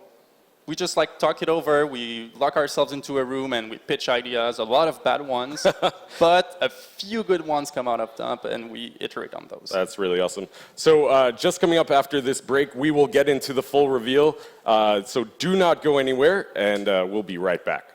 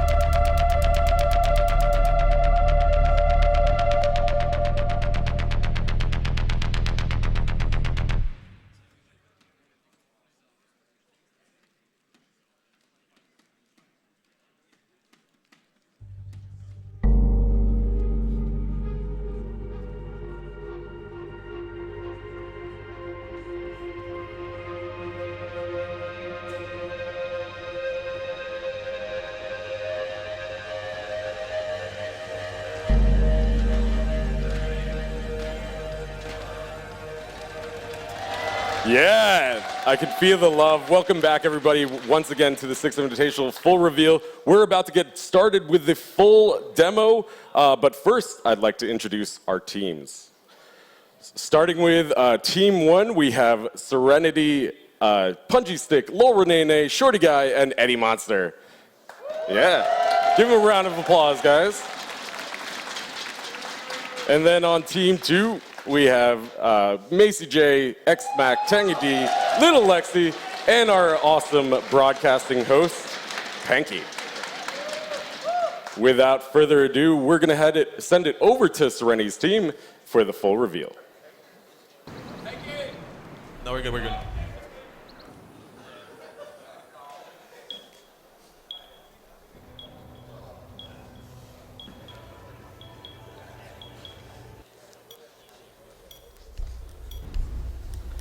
All right. Serenity's gonna hog the main. Yeah. I really want to try the shotgun too. I want to show it at least once. Oh yeah. 2 shotguns. Shot it, you good?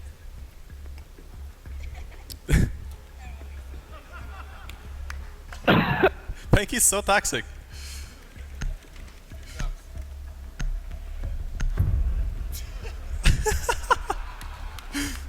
Need to use your drone to locate a bomb. Let's go, baby. Shorty, we're on the same team, by the way. Are you sure? I think Shorty wants you. what do you mean? I'm going for Panky. All right. Shorty, you want to play Drone Wars? Your drone has found a bomb. Son of a biscuit. Oh. No. Twitch Twitch one down? Yeah, they're top. It's a big deal now because of Mira. I know, I shouldn't have wasted it. Yeah. The diffuser has been secured. You've located a bomb. Make your way to its location. Okay, no spawn peaks, hopefully. That would be the worst.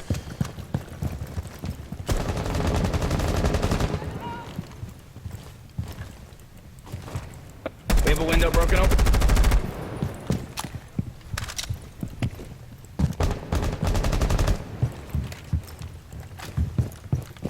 All right, we should just drone each other. Yeah, let's go with Renee. Naded in. I'll drone the room. Why is Panky screaming up? He scares me. B looks clear. They don't have mirrors. What? Oh. I got rid of our one. They have one, but yeah, left side. They're holding it from A, yeah? Hopefully I can scan something. They put the batteries at the outside. Okay, I'll go on my own. I'll try to scan some footsteps. There's a Jaeger. Oh no! I'm going from other way. I got the diffuser. Too easy. For you, Punji. You must recover the diffuser.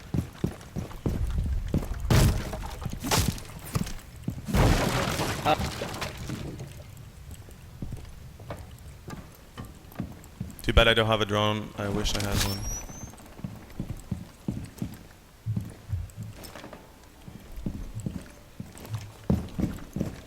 Panky's about 10. Okay. I'm flanking from like downstairs. Not sure though. Scanning one. Over in, I have a trail. Alright, I should get spotted like 4 times. Finished.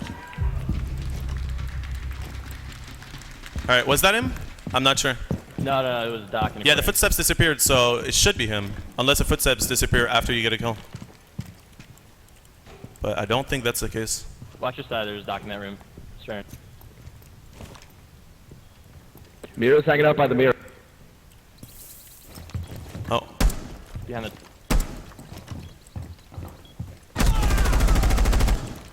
Lit Doc. Cool save. I'm bad. Got him. One friendly operator remaining. Okay. You've located a bomb. The clutch dream. I gotta go because I don't got diffuser.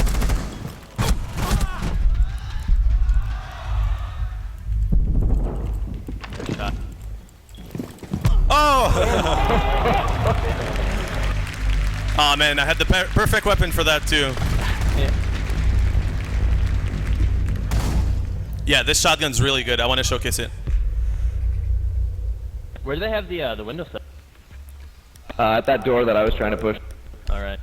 And they got my drone. Oh, and by the way, you have a shotgun as secondary, so you can have 2 shotguns in your loadout. Where we go? All right. I'll show it. I'll show it.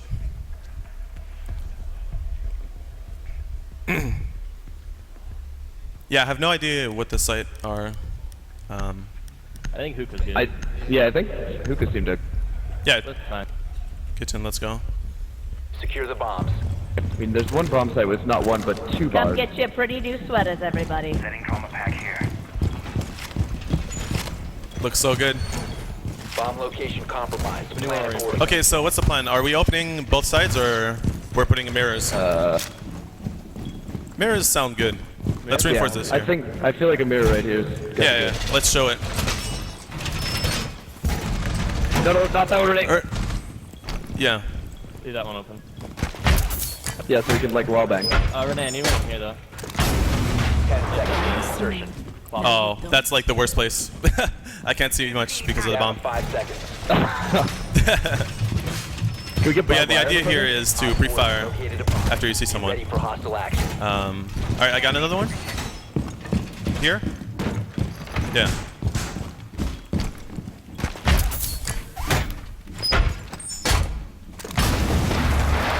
Oh, nice. And let me just showcase the vector.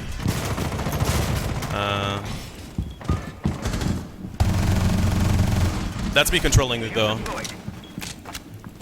They're on me. Eddie.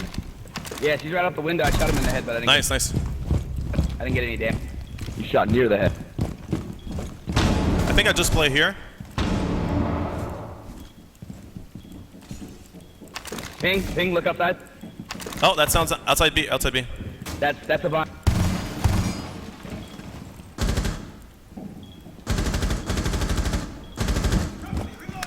Oh, all right. They have people right here.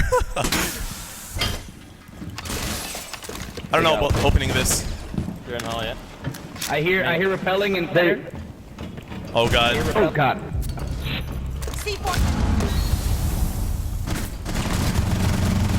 Got him? Can you get it? Nice. I got him. Yeah. X-Mac. Did I done him? No. Strange, is there more out there? Yeah. One. Left side. Renee, you're for holding you. kitchen, right? Oh, thank you. Yeah, I'm in kitchen. Really not used to this gun. No Not sure lucky about the shot, Peggy. damage drop off.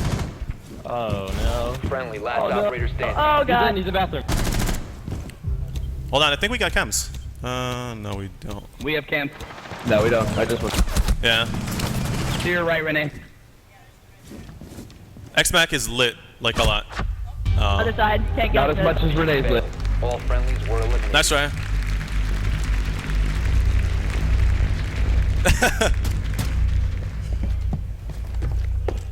.417 suppressor. All right, that's the new meta. Okay, I'll run the AR one more time, and then I'll show the SMG. The shotgun. Yeah, the shotgun for sure. Probably on defense though. It's the same shotgun.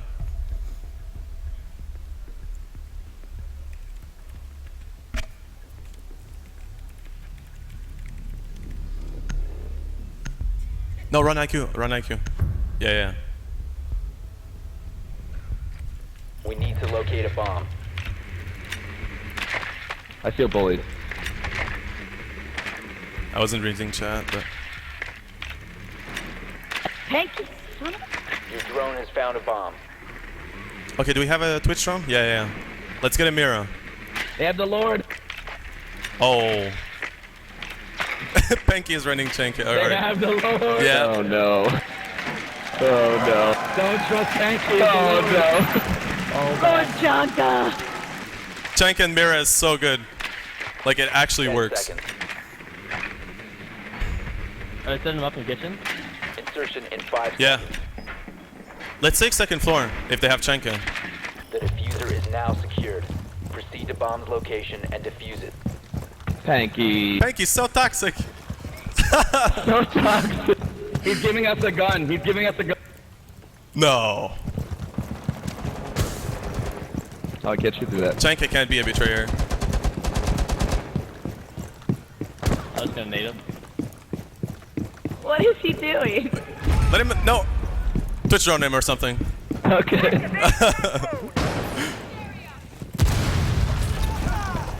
Yeah! Yeah! That's right. Oh! Alright. Wasn't looking where I was going. That's a C4. Oh, my Twitch. There's mirror left side of this right here. Well, never mind.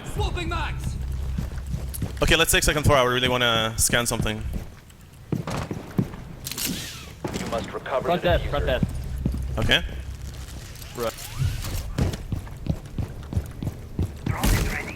Joining myself in second floor. Jaeger's bathroom, rook front door. One's at service center. Bathroom is first floor, right? Close to kitchen? Yeah, right next to where we have the last. I got rid of one mirror. Oh. Okay, that's what I heard. Alright, both Who's mirrors are alive? down. Tangy. Both mirrors are down.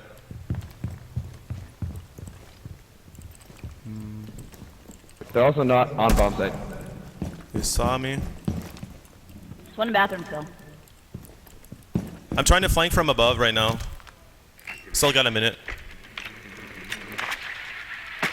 The kitchen's totally unprotected other than him at bath.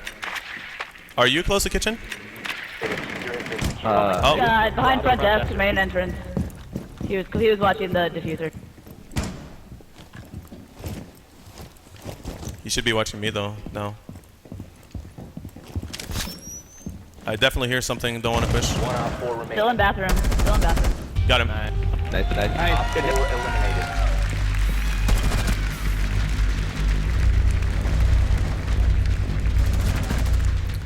So, by the way, the scanner, you can keep it on at all time. It's just gonna get jammed if there's like mute jammers or you're getting shocked by bandit. Yeah, the damage thing is cool. Yeah. Do we want to go upstairs? Yeah, I want to hold hookah. Yeah, let's do it. The hookah. So we're playing like 10 rounds, so Yeah. still have time to show the We shot. got a minute.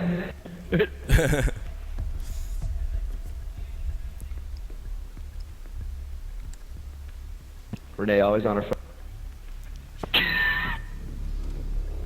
Got something to say down there?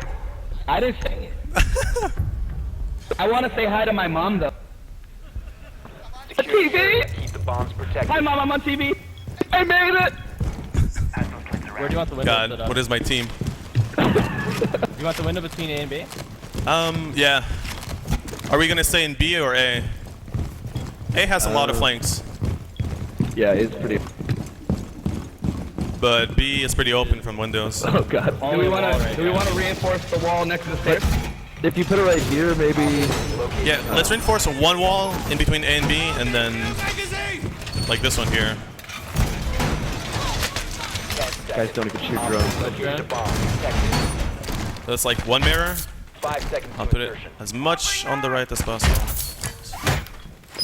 Op 4 has located a bomb. Oh, you can put it right in the wall. Okay. Compression, all set. And then this is a hallway, but I don't know if I want to put both in the same site. So make sure you kill Twitch drones. Is this useful here? We'll see. Not sure. I'll go look. It looks out of the No, it's courtyard. not. It could be if they try that rotate. Yeah, I really don't want to put the second one there. Window currently. The bonnet coming in.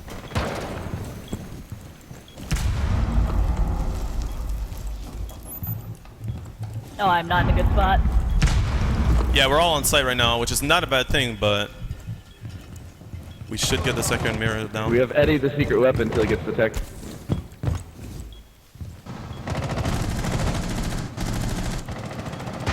What do we got going on? I'm Who's getting down? ruined. You good? I'm getting ruined to B now. Shorty can probably get you I'm up. gonna revive you. Stay down, Budgie. Show me your... Window. He was northwest. Yeah, one's on the balcony of B. He's They're, in. they're five stacking me on B. I'm getting ruined. Yeah. Stairs. I was looking right at him. Oh, and I'm getting tracked. That means that they're in B. That's the only place I went. I down one in B. Down one in B. IQ's in B. And they're gonna open this now. Yeah. We should probably open it. Yeah, it's gonna kill him. Oh, what? Woo! Balcony, still one balcony, still one balcony. One more in B. Still one balcony, one balcony. All right, going. He's prone all the way west on it. There has to be one behind this. Disable the diffuser. Prone all the way west of Doc. We got no cam. Left? I can't see him. Yeah, I can't see him. He's stairs. He's stairs. Balcony. You can probably, yeah, try to defuse. Last stop standing. Last stairs. Where was the last? Mission failed. All friendlies. I have no idea where Lexi was. Yo, by the way, did I down the guy at the back of the site? Oh, she was on stairs. I can't hear you. There. I tried to call it. Had to aim for the headshot. All right, let's use this one. I can hear me through the speakers. You should be able to hear me. I choose not to hear you. Yeah. Yeah. Selective hearing on you, Punji. What else is new? No team synergy.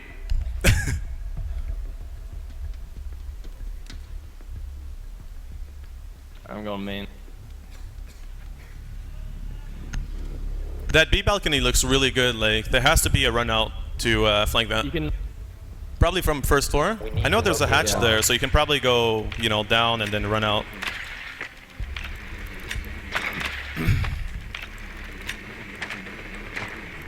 Oh, they're kitchen again.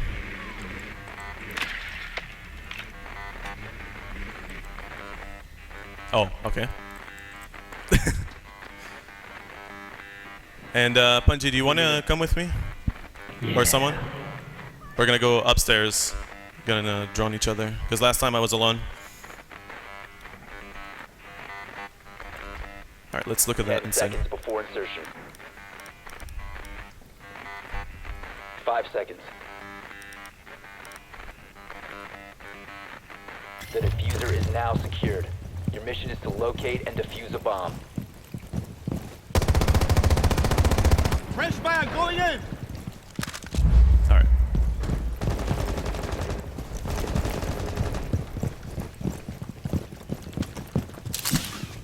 They got a Caveira. Be careful. Caviar. Eddie, coming up behind you. Come in. Drone activated. Okay, so it looks clear. Left side pull is good. There's your Twitch drone. It's in that room you just passed. Yeah. Looks good. Could probably go. Give her right side, give her right side. Go, go, go. She's far away, so yeah, yeah. Can you push that hallway that I'm in? Eddie, to your left, right behind the desk. Right to the guy, master.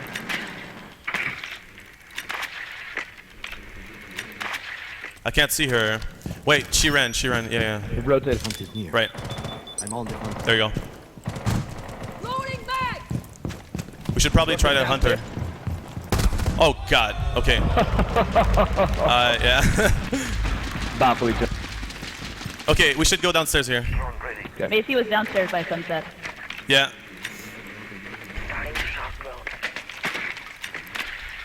Yeah, you don't. I'll see if there's footsteps. No. Camera left. I heard the C4 rip. Jody, I think I heard something on stairs.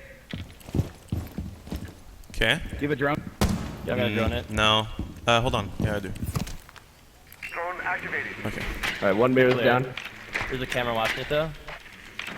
One guy in front. 2 mirrors down. Nice. I mean, they should play sight.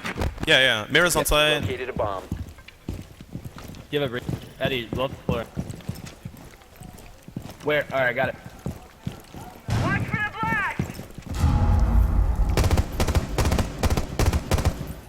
There's again. The diffuser is no longer in your possession. Where was that? Oh, yeah, yeah. I see. Straight through the mirror. Yeah. The diffuser has been recovered. It's gonna be really hard to push that. I'm coming to you guys' site.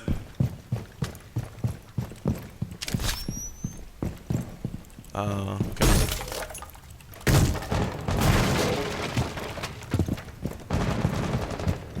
Got Pinky. He was on site. Okay, I got diffuser, so I could plant. I think one guy was sunsetting bearing that. I don't know if we have time. 10 seconds left. Yep. 5 seconds left. Op 4 last operation. Get the last one?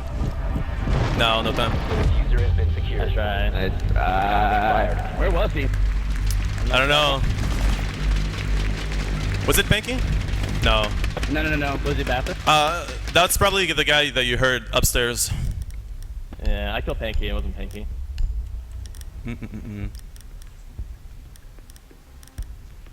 Did we show blue bar? No, Not yet. The dual bar. All right, let's do it. Impact that back wall.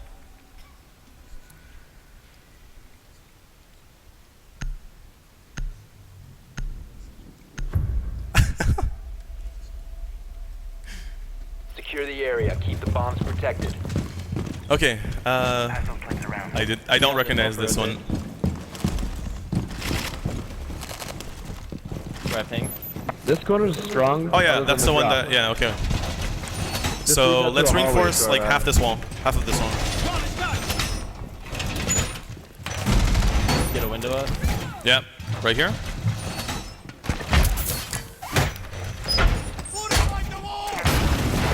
Time for some home improvement. All right, that's one.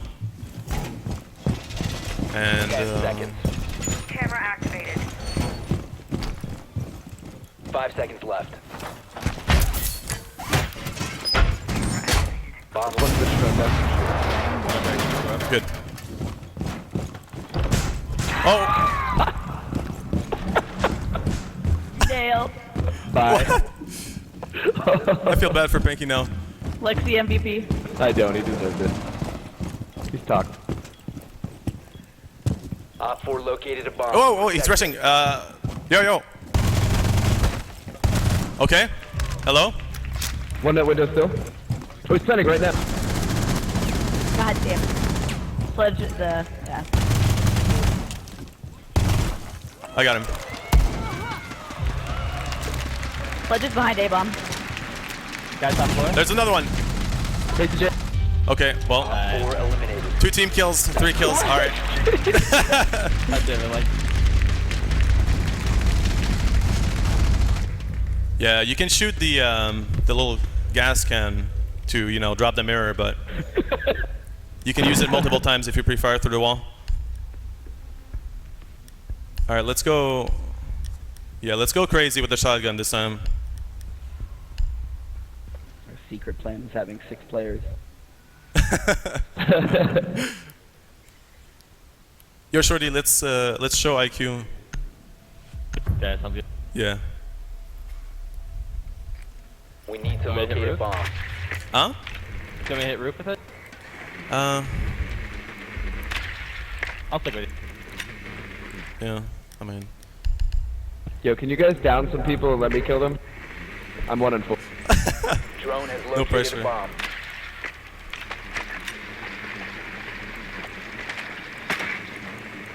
Your drone has found a bomb. Oh lord, another Chonka.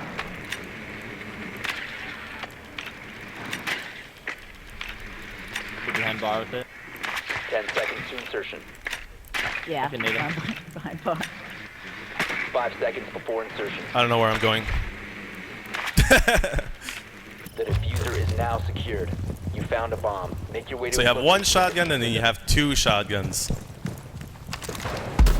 And it sounds really good too.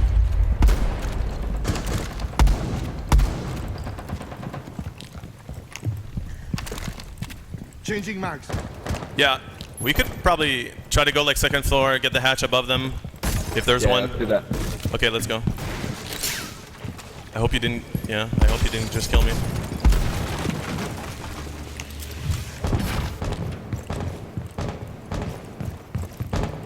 Okay, this looks good. I know there's a hatch in the room to my left, so I'm gonna use that.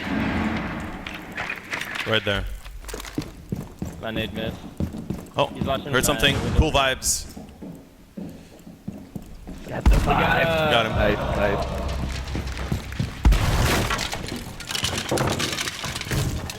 All right, so right here. Yeah. Oh my Panky's god. right there. Panky's in that corner. Panky's That's in that like the corner. only common spot I know. Let me take out Tachanka behind bar. Chanka to the left. IQ, use your nade him. Everyone's like, what? I'm trying to nade him. I'm trying to nade him. Yeah. He's watching the window. I can't be. It's kind of a weird angle. Oh, hold on, I can probably. No, hold on. Get. I have his focus. I needed him. Oh yeah, he's running. Alright, Chanka turret's down. The diffuser is no longer in your possession. He's on the right. Okay, I'm going in. Take it in kitchen hurt. 30. Oh, what?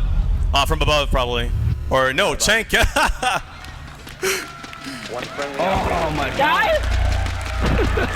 Chang has got one shot. Renee! Renee's got this. Top 4 last stop standing. Get it, girl! Why are they running at me? I don't know. You versus the Lord, no pressure. They're your biggest fan. He was right there. He's on Tachanka turret. He's on Tachanka turret and bar and B. Look down to the right. Yeah, maybe this one. To the right. Behind the. Down straight right. Oh, in this corner, yeah. The corner you're looking at. Yeah, in there.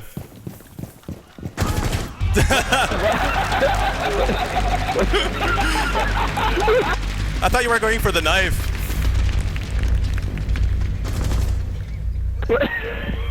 He must have been so lit. He shot like one bullet. Victory.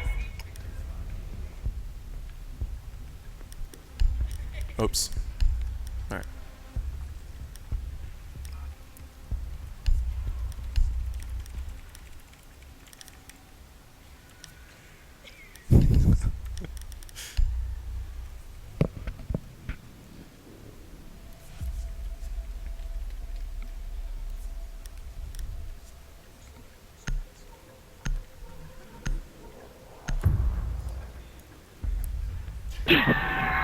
Protect the bombs.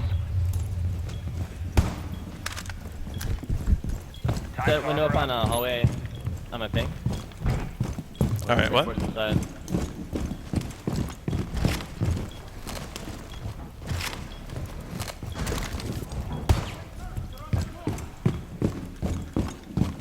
Alright, where should I, All right, so we're gonna do like last time, but we should probably not put both here.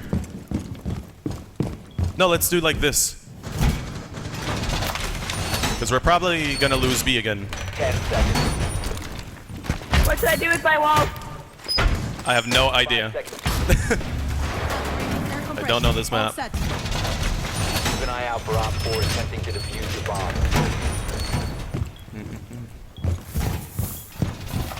Great for ambush. Yeah, those aren't bulletproof. Yeah. I mean, I guess I'll just put it here, like in this hallway here.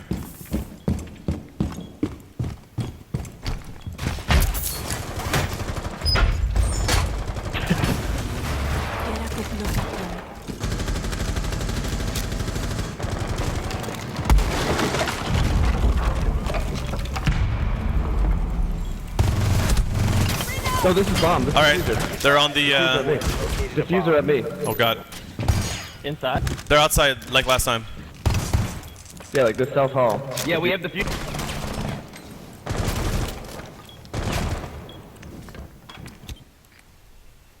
Oh, this is the. Ah, that was like the perfect camp to see outside.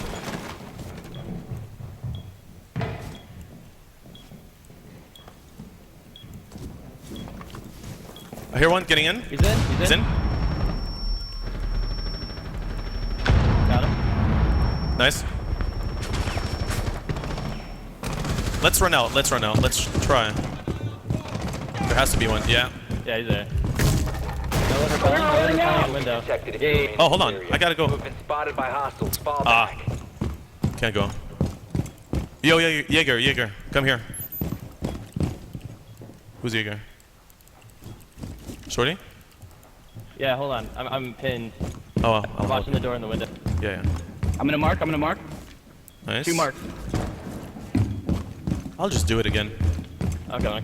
They'll never expect it. I'm here. You go first, because I'm really slow. One drop. Sledge is downstairs. You have entered an Sledge is enemy-controlled Sledge area. is on first floor. Leave now. He's all behind you. Your Behind you. location has been compromised. Half health. Oh man. I didn't hear you die. My Sledge bad. upstairs. Sledge upstairs. Bottom stairs. Yep, he's cool vibes right now. Both there. Oh. It's upstairs. No! They're going up. We don't have cams. Yeah!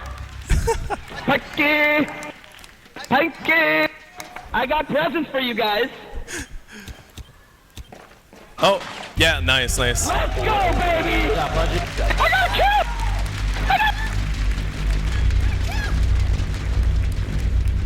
Esports down. All right, this is the last round.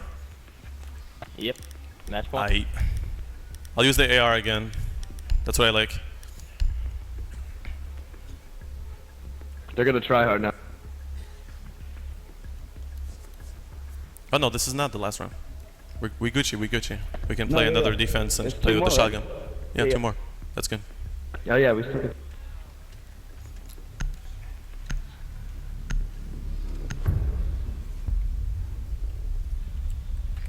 We need to locate a bomb. Probably gonna set up Puka again.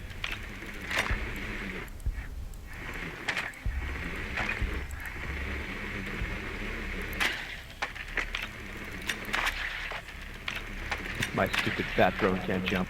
Kitchen's there.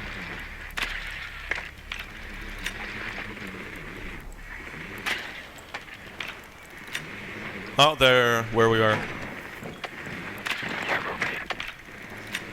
Oh, yeah, I remember.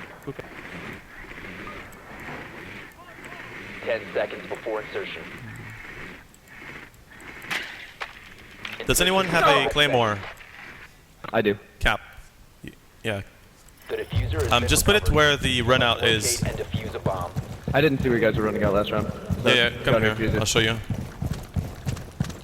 It's gonna be used like all the time. Okay, put your claymore like here.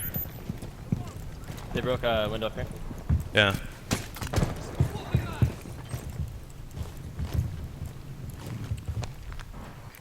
Okay, let me see. Okay, they're gonna stay in. They have the playable shield, hard left, with a rook or dock. Oh. There's one hard, Run out one right. right now. Run out right now. Run out right now. It was Pulse. I don't like him. I don't like that at all. If he tried to run out, there must be footsteps. Where is he now? Is he far away? Never trust the naked eye. Watch your step. They came from downstairs, first floor. Oh god. Okay. Pulse went upstairs. I didn't see the ping.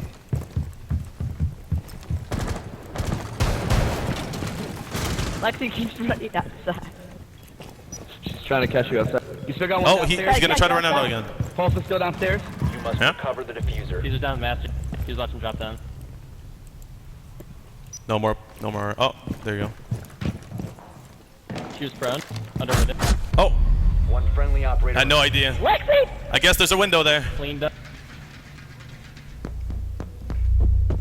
Oh, I see. I tried. We have been eliminated. Thanks, Tanky. Repeat.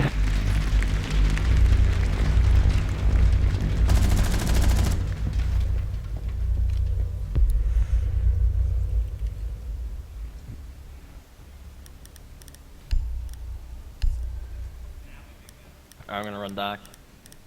You guys want to do kitchen again? Yeah, kitchen.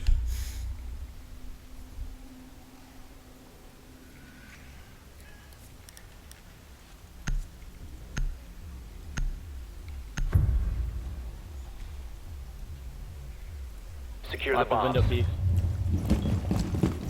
All right, let's do like last time. Except Wall secure! Maybe impact that wall to your left. Sandy. hair reveal.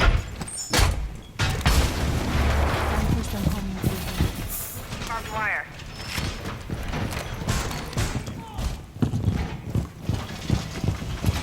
advised, Op 4 has found a bomb. 10 seconds. I don't know what this wall is, but I feel like some of it should be reinforced. It's a really big wall right here. Op 4 has I can located impact a that bomb. wall. You want to open this one? Is that what you're saying? Yeah, I can impact it if we Sure, should go. open this one. Go. Oh. I have no idea where it goes. Might need to move, otherwise look kill you both. You can hit me. It's fine. Oh, this goes to lobby. Oh god. I opened a terrible thing in A. There's one at my door. Maybe barricade that doorway.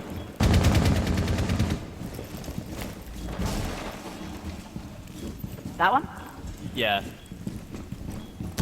That's gonna be risky, but I got you. Deploying welcome mat. Let's look at the cams.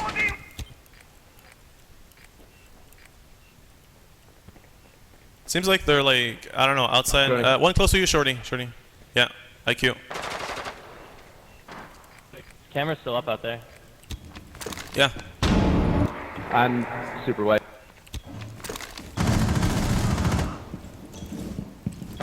the bomb is in there. Any Came from north window in A. Flash. We're getting spotted. My bad. Sorry, it's right. IQ speaking doorway, Punji? Doc, can I have some assistance? Yeah. Okay, I feel very claustrophobic right now. Oh god. I had no idea where to look. Two coming, two coming. Hallway, hallway, hallway. Friendly, last operator standing.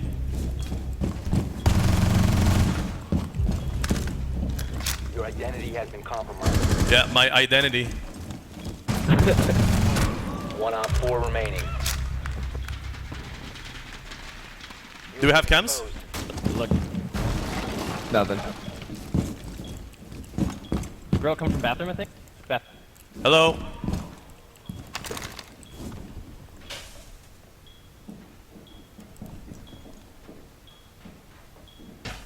I'll let you know if he moves elsewhere. Okay, good. I hope it one-shots at that range. Remember there's an impact hole on that wall that you're staring at.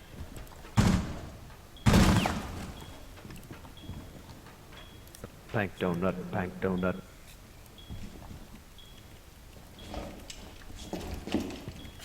He probably vaulted, I think. He did, he vaulted.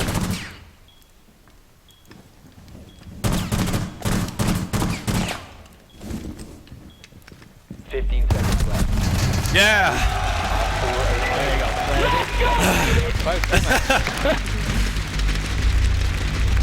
Wow, I wonder if Trinity's a pro player. That was your very first look at the live Velvet Shell live demo. Congratulations to all of those players. Thank you guys so much for playing, and thank you to all of our community leaders for showcasing this amazing content. We are back at the Six Invitational, joined by Simon and Naj, game designer and senior level designer on Rainbow Six Siege.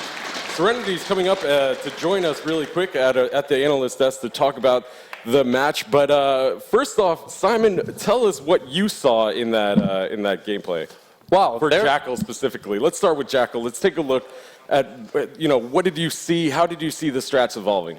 There was a lot of interesting gameplay. We saw some really flashy kills, but like Jackal, as we saw, is all about information. And I think that's pretty interesting with him is that information, like seeing footsteps, is something, but not seeing footsteps still counts as information because I don't know if I've mentioned, but like the footsteps left by the defenders stay there for 90 seconds.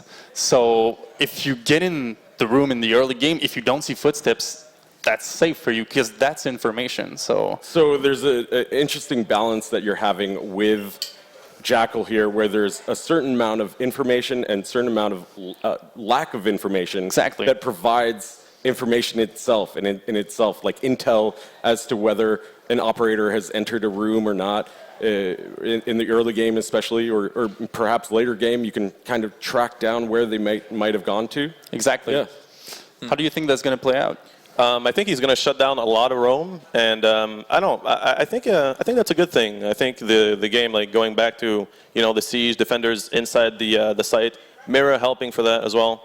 I think that he's really good, but Mira's helping the defenders to deal with him a lot by staying on, giving abilities to stay on site. So I think he's going to be a really good operator, like a good fragger, and he's going to be really good on his own because the team is really trying to push into the objective. He's more going to try to get some extra intel, go at like for example at the other side of the map or something, and see if there's footsteps laying around or something. So that's what I was doing here. Yeah, that was kind of the idea going into like Mira and Jackal. So like Mira is going to make it very hard for trying to breach through garage or like garage doors because right now if you put a mirror on that, like the bend it's going to get bend the trick. Like you're not going to be able to enter it. But then we came in with Jackal, who helps the conventional ways of getting to the bomb site, like deterring roamers and getting there, without having to do this big breach out of there. So I think that's going to be very interesting. Now, I want to bring up one specific moment with Jackal here, because there was a moment with you and Caveira that was kind of interesting, where you tracked her footsteps, and then you were able to see that she kind of rotated around the map. Yeah. And you got the jump on her as she was entering the other room, right? Right.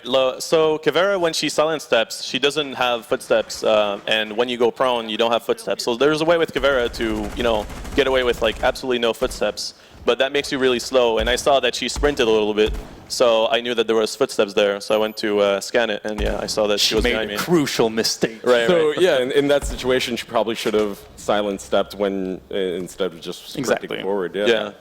Yeah, and it's really easy. I almost got tunnel vision there because it's really easy when you're playing Jackal to just look at the floor, try to analyze, like the footsteps and the colors of the footsteps as well.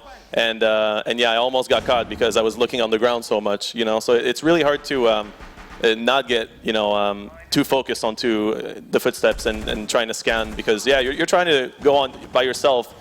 Without any teammates usually, so you have to be really aware of your surroundings. Simon, what are your thoughts on that? But yeah, let's touch on you mentioned the color of the footsteps, and I want to touch on that because there's a freshness system with the footsteps. So if you see red footsteps, it means that they're very fresh tracks. It's just been made, so like the defender is going to be around. But if they're very like cool, like blue, green, it means that they might have been there for like a minute. So that's really interesting. So there's a little bit of visual cues as to whether or not you can track down your opponent during using his gadget. Exactly, like he's all about intel. Nice. All right, let's move on to Mira, the defender. We saw some really interesting placements of the black mirror on using a reinforced wall and an unreinforced wall. So there were a couple balance things there. What did you think about Mira's ability in general and her placements of her black mirror?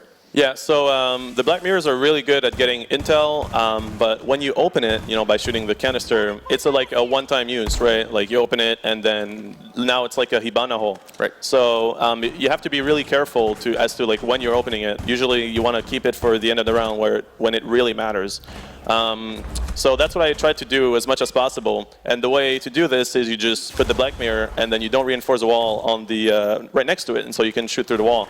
And you did get a super cool nitro cell double kill. You baited them with the mirror. Right. We'll put it that way. Yeah. The one cool thing about usually we like to destroy the wall between two bomb sites just to give a quick transition. But now I feel with Mira, you have that information on the other side without being vulnerable. So I think it's going to be interesting to see if. Yeah, we saw a few times where you'd have the reinforced wall, but then you'd put the black mirror there, and you'd be able to see if there was anybody coming through, and you'd be able to easily create a kill hole if needed. Yeah. If the attackers pay attention to the mirror, you just keep it there, and you waste their time. because time is super valuable. But if they start not paying attention to it and they act as if nothing's going on, nothing's there, then you can open it and you can get some really cool moments that way. Yeah. It's kind of a montagne, like he's there, you can't ignore him, but if you do ignore him, well, you're screwed. Yeah, there's a surprise waiting for you very often on the other side of that mirror. We definitely saw an interesting montagne play there. Yeah. Montagne. Yeah. We saw an interesting montagne play there where they used the shield to sort of block the view, right? Yeah. Yeah, and then someone opened it, and then I had to pay attention to it. Yeah, I mean, Mountain is really, I don't know, I feel like they're just going to stare at each other and really communicate, what's going on if their mirror is open.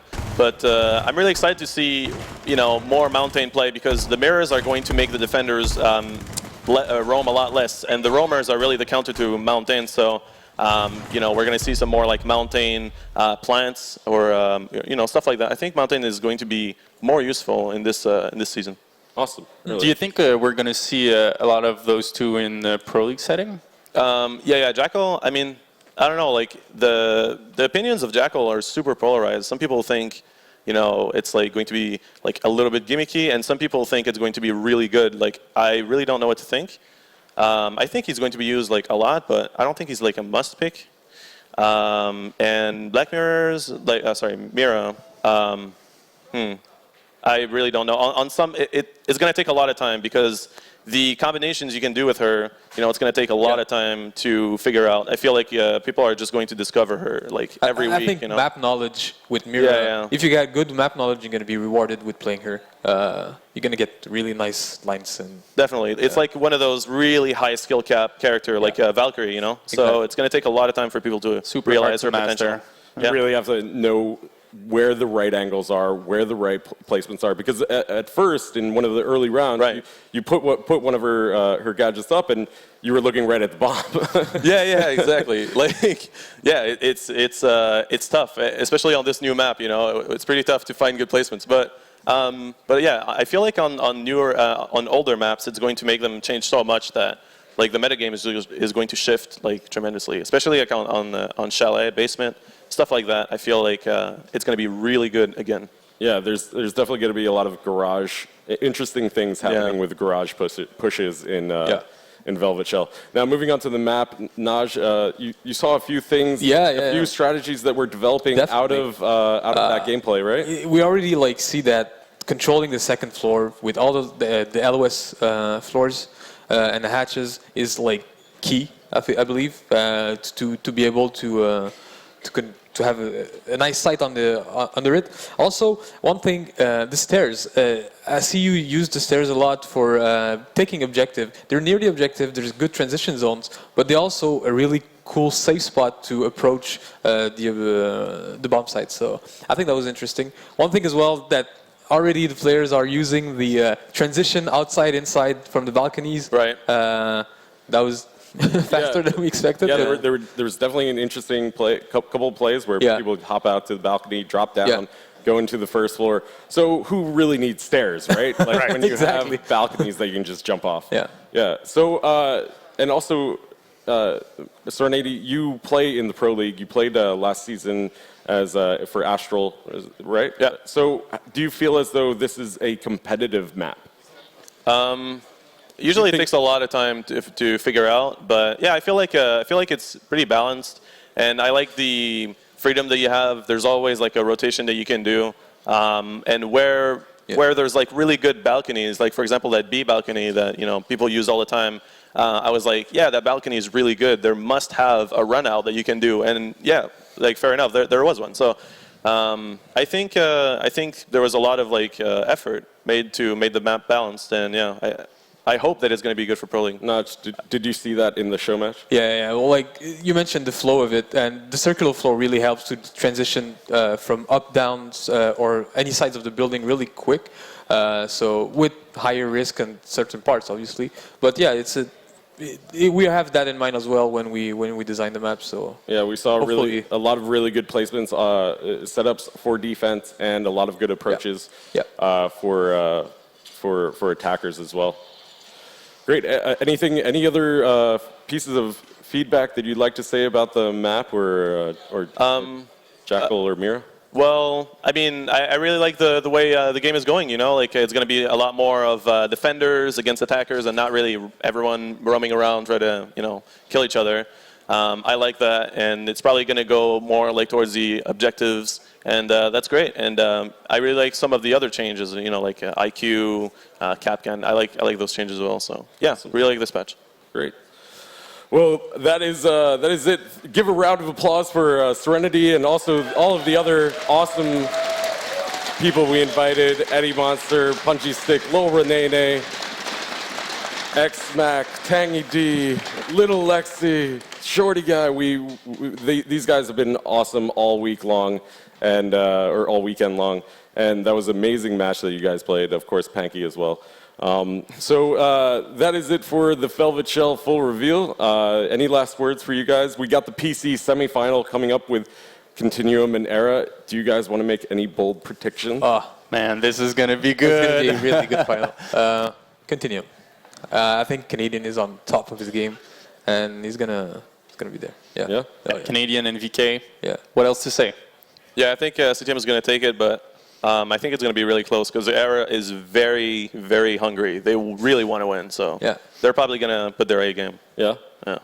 Well, I really like Continuum as well. I got to meet them during the Season 3 Pro League Finals, and that was pretty amazing. But this Era team is out for blood. They are hungry. Yep. It's gonna be a good one. It's gonna be an amazing PC World Finals coming up to you in just a moment. Thank you guys so much for tuning in to the 6th Invitational. Once again, Velvet Shell is available starting February 7th, 2017 with early access to the operators for Year 2 Season Pass holders, and of course the free map Coastline.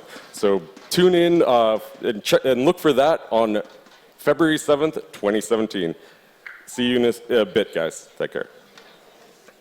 All right. Cool.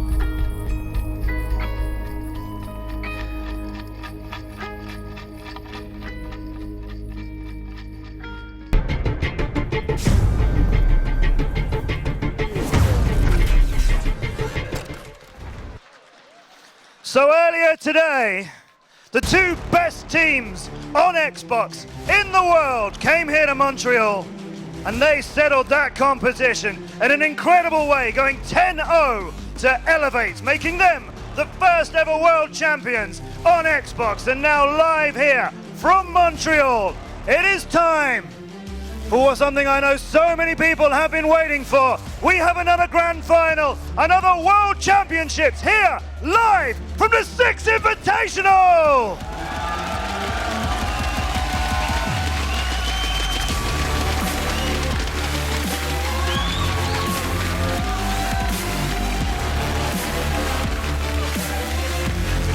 What a 3 days we've had here in Montreal. Thank you again to everybody who's joined us for this celebration of a year of Rainbow Six Siege. We've had all these amazing content updates, so many new things to do in the game, and an entire year of international competition, which culminated, as I said, with Elevate as the Xbox World Champions.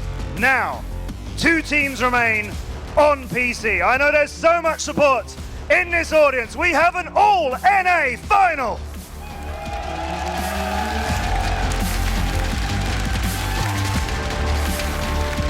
These 2 teams deserve all the support you can give them. We are expecting an incredible series to crown our world champions, taking the lion's share of our $100,000 prize pool for PC and wanting their hands on this as well. I just want one more round of applause, please, before we meet those teams, for our incredible operators who've joined us all these 3 days.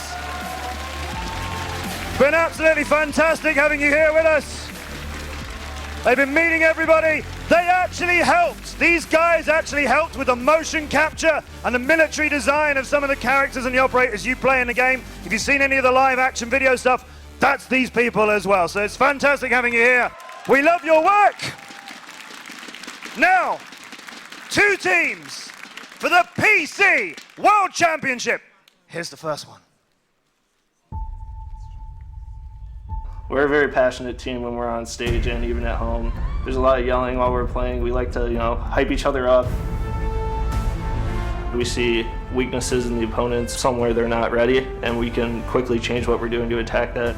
You learn a lot when you go to the finals, when you get really close to winning it all. I think that you have to lose a couple times in order to finally win it. This time we're ready to win it all. Ready to win it all. Please welcome our first team in the World Championship on PC, ERA! Team ERA is a team we have seen season after season after season, maybe not the exact same roster, but they're going all the way back to Orbit, then Orgless, then Most Wanted, now playing as ERA. They're a force to be reckoned with, but not a force that has managed to take it all the way to the top yet. They are so hungry for this win. They are going to be playing as hard as possible. We see a lot of great play out of them yesterday, and I expect a lot of great play out of them today as they are up against their rival. Should be intense. Thank you, Enzo. Yeah, you're right. Up against their rival. Let's see them. We're Continuum, and we are the defending Rainbow Six Siege World Champions. We're a fast-paced team that relies heavily on counter-strats, as well as having some of the most talented players in the world. We're here to defend our title and become the first real world champions of this game. The reigning champions from the PC side of the ESL Pro League. This is Continuum! These are the defending champions for the PC region, the PC division. And right here you can see the enthusiasm they're bringing. They have come all the way from across the United States, some from Canada, to hold down their title of the reigning champions. Now they've been coming from different teams. They've all come back together. A lot of these players have made it to LAN before and are here bringing their experience with them, looking to hold down their title. It is ERA versus Continuum for the PC World Championship. Good luck to both teams. Let's have your captains or one of your spokespeople up here. Slashak, let's talk to you. I've talked to you a few times. Canadian, come up here as well. So this is it, boys. You've mentioned the rivalry in those videos. We know how good you are. We have seen so much from you over this weekend, over this long weekend here in Montreal, but we've seen you often as well through this whole year of ESL Pro League we've had. Slashok, I know it's so important for you guys to have got to this stage. Yeah, it means a lot to be here. And to play these guys, it's probably the best opponent we could get because we have a sort of a rivalry with them, and to like win the 6 Invitational and to beat them at the same time, it's the best way this could go. Canadian, I know there's a lot of support for you here as well. Can't think why, Canadian. That's got to feel good. Yeah. Thank you, everyone. We've had an overwhelming amount of support coming into this from fans from North America, Europe, the French community supporting us, Brazilian community giving us overwhelming support even after yesterday. It's been absolutely amazing. You had incredible games to get to this stage. Of course, Continuum were our invited team from NA, and because we only invited one from each region, you had to fight your way through the open qualifiers in December and the closed qualifiers in January. Were you upset that you didn't get that invitee? Do you want to prove it should have been you? We were a little upset that we didn't get it because Sisu got the invite for the, we kind of fit the criteria for why they got it, but it's understandable to invite the champions, so it's not too much about them getting the invite over us. But does it feel like you have something to prove? A little bit, yeah. I feel like we're a little bit in their shadow right now, and we want to come out of that. That's understandable. You want to be in a World Championship final, you want to show you're the best, and you should be the best. If you're going to be the world champion, why is it going to be you? We've done it before. We can do it again. You've not done it on this scale, though. Let's be honest. You're the reigning champions in the ESL Pro League. We've done 3 seasons of that. It's all been EU versus NA, the top teams from each playing each other at live finals. I appreciate you've knocked out teams on the way to be here, and we do have an all-NA final, but look where we are. We have this amazing crowd in Montreal. We've never staged a Pro League in front of a crowd like this and in a place like this with the support that you give them. This is a big deal. If you're going to be the world champions, you want to do it in front of people like this. I agree. So what, have you definitely got this in the bag? Are you expecting a very, dare I say, easy game? I don't think it'll be an easy game. I do think that we have the map pool and the knowledge, I guess, to beat them. I think it's a favorable matchup for us, but it won't be a pushover by any means. Let's find out. A handshake between our teams. The PC World Championship for Rainbow Six Siege is coming to us now between Era and Continuum. Let's see how they got here. So here it is, how the team actually got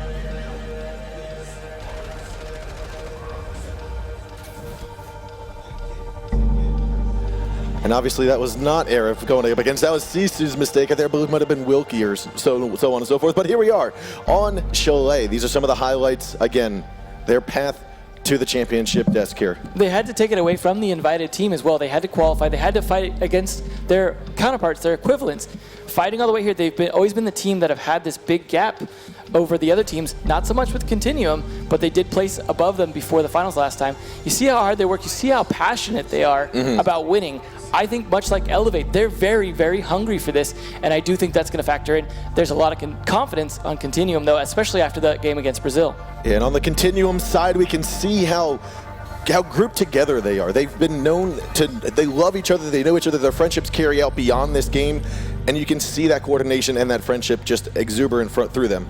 Especially these plays from NBK and some of the other players on the team. As Canadian said, they're all friends, but they're all some of the best players in the world individually. And you can really see that from their performance yesterday. That first 5-0 that we saw. I don't think we're going to see any 5-0s from today, but I probably thought that earlier as well. But you did. We're not going to make too many speculations on 33 rounds or 10 rounds, but there is definitely going to be a showing here today. Boys, it's a pleasure working with you. If we're going down, we're going down together. Okay? We all thought different than what we got from the Xbox The outcome final. was the exact opposite. Yes, it was. So, yes, absolutely. Mathematically, the complete opposite, as good as it can be. we're always happy to be surprised here, though. That's just that much more exciting for us. So, then, World Championships on PC. Continuum feel like that's already theirs. They talk about themselves being the world champions. They're the reigning Pro League champions. They very clearly deserved that as well. Great contest to win it when we did that back in November. But, very well deserved that they've got that. But they think of themselves as the world champions. They've come into this and they're going, yeah, we're going to be the world champions. And we will be able to call ourselves that with no doubt. I think they are definitely that confident, but both of these teams are walking in with new players different from the Season 3 finals. You have Eclipse being put on instead of Jarvis on Era, and then you have King George instead of Retro on Continuum. This is not the exact same teams.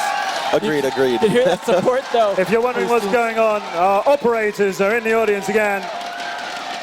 They've been so good, these guys. We've loved having them here. We have a packed house right now. We really do. And the PC audience have got something to prove here, because we mentioned this last night, as it got very late yesterday. We lost a lot of people. The audience got down to sort of a third capacity, but it was making more noise than we'd had during any of the PC stuff. So now this PC crowd, they've got to prove that they can show some support too. Definitely. And I mean, there's a lot to show. Not only the crowds are here to watch, but both of these teams together here on this stage is the first time that these two teams are going to go head-to-head on LAN. And I think what we're going to see is the aspects of a scrim, but you're going to see little bits and pieces here and there that these teams haven't shown each other yet.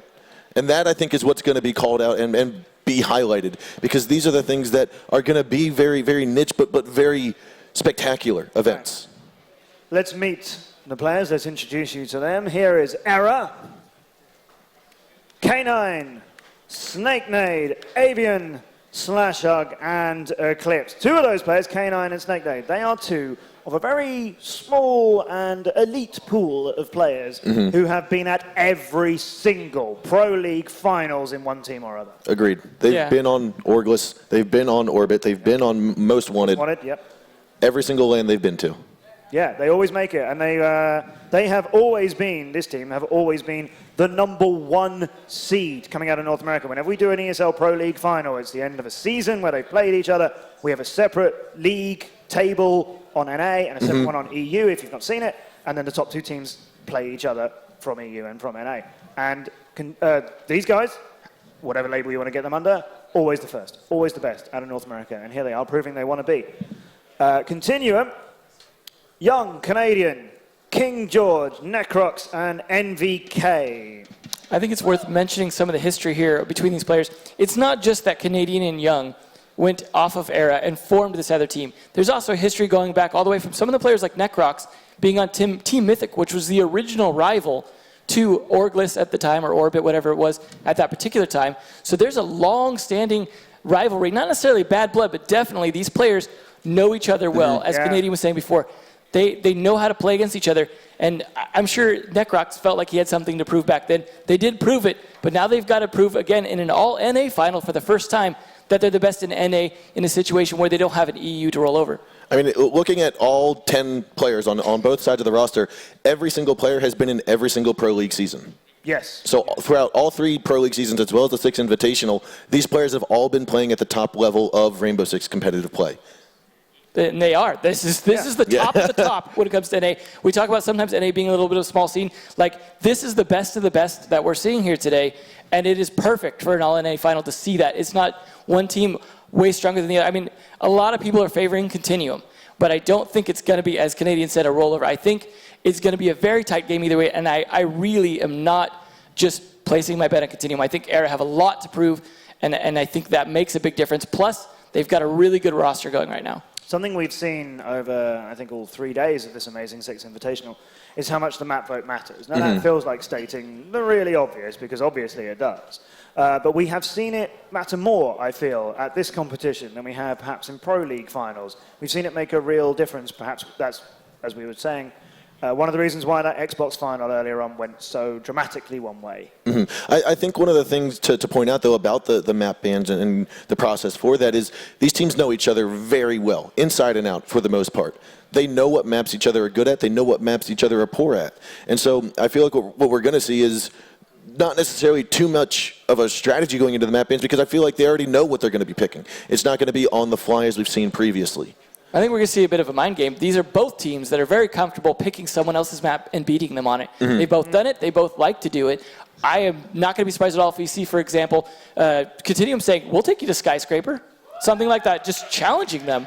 I think this audience would like to see it. I think we will see it. I think we'll see a Skyscraper. We saw it once yesterday. That's all that we've had of it here in our map pool for the 6th Invitational. But I know people are really enjoying seeing and learning a bit on what to do on that amazing Red Crow map, and it'd be fascinating to see what people do with Coastline when it launches in 2 days' time as well. So, I mean, I think one of the things to point out is that the NA PC meta, or the NA PC region, has been the team, or has been the region that I feel has expanded the stretch of viable maps. They're the first ones to include Border as part of the real map pool, as part of a map pool that wanted to actually play it, as opposed to neglecting it and just saying we're always going to ban it, or we're going to leave it for that third map when it's a best of 2 or 2 maps. They're also picking up Skyscraper. Whereas on the flip side of that, you have the Xbox, going back to the Xbox a little bit, they're the ones that stretch the bomb sites of the maps that are being played. So they're the ones that will go to those more extravagant bomb sites and take advantage of that and try to work that into the meta.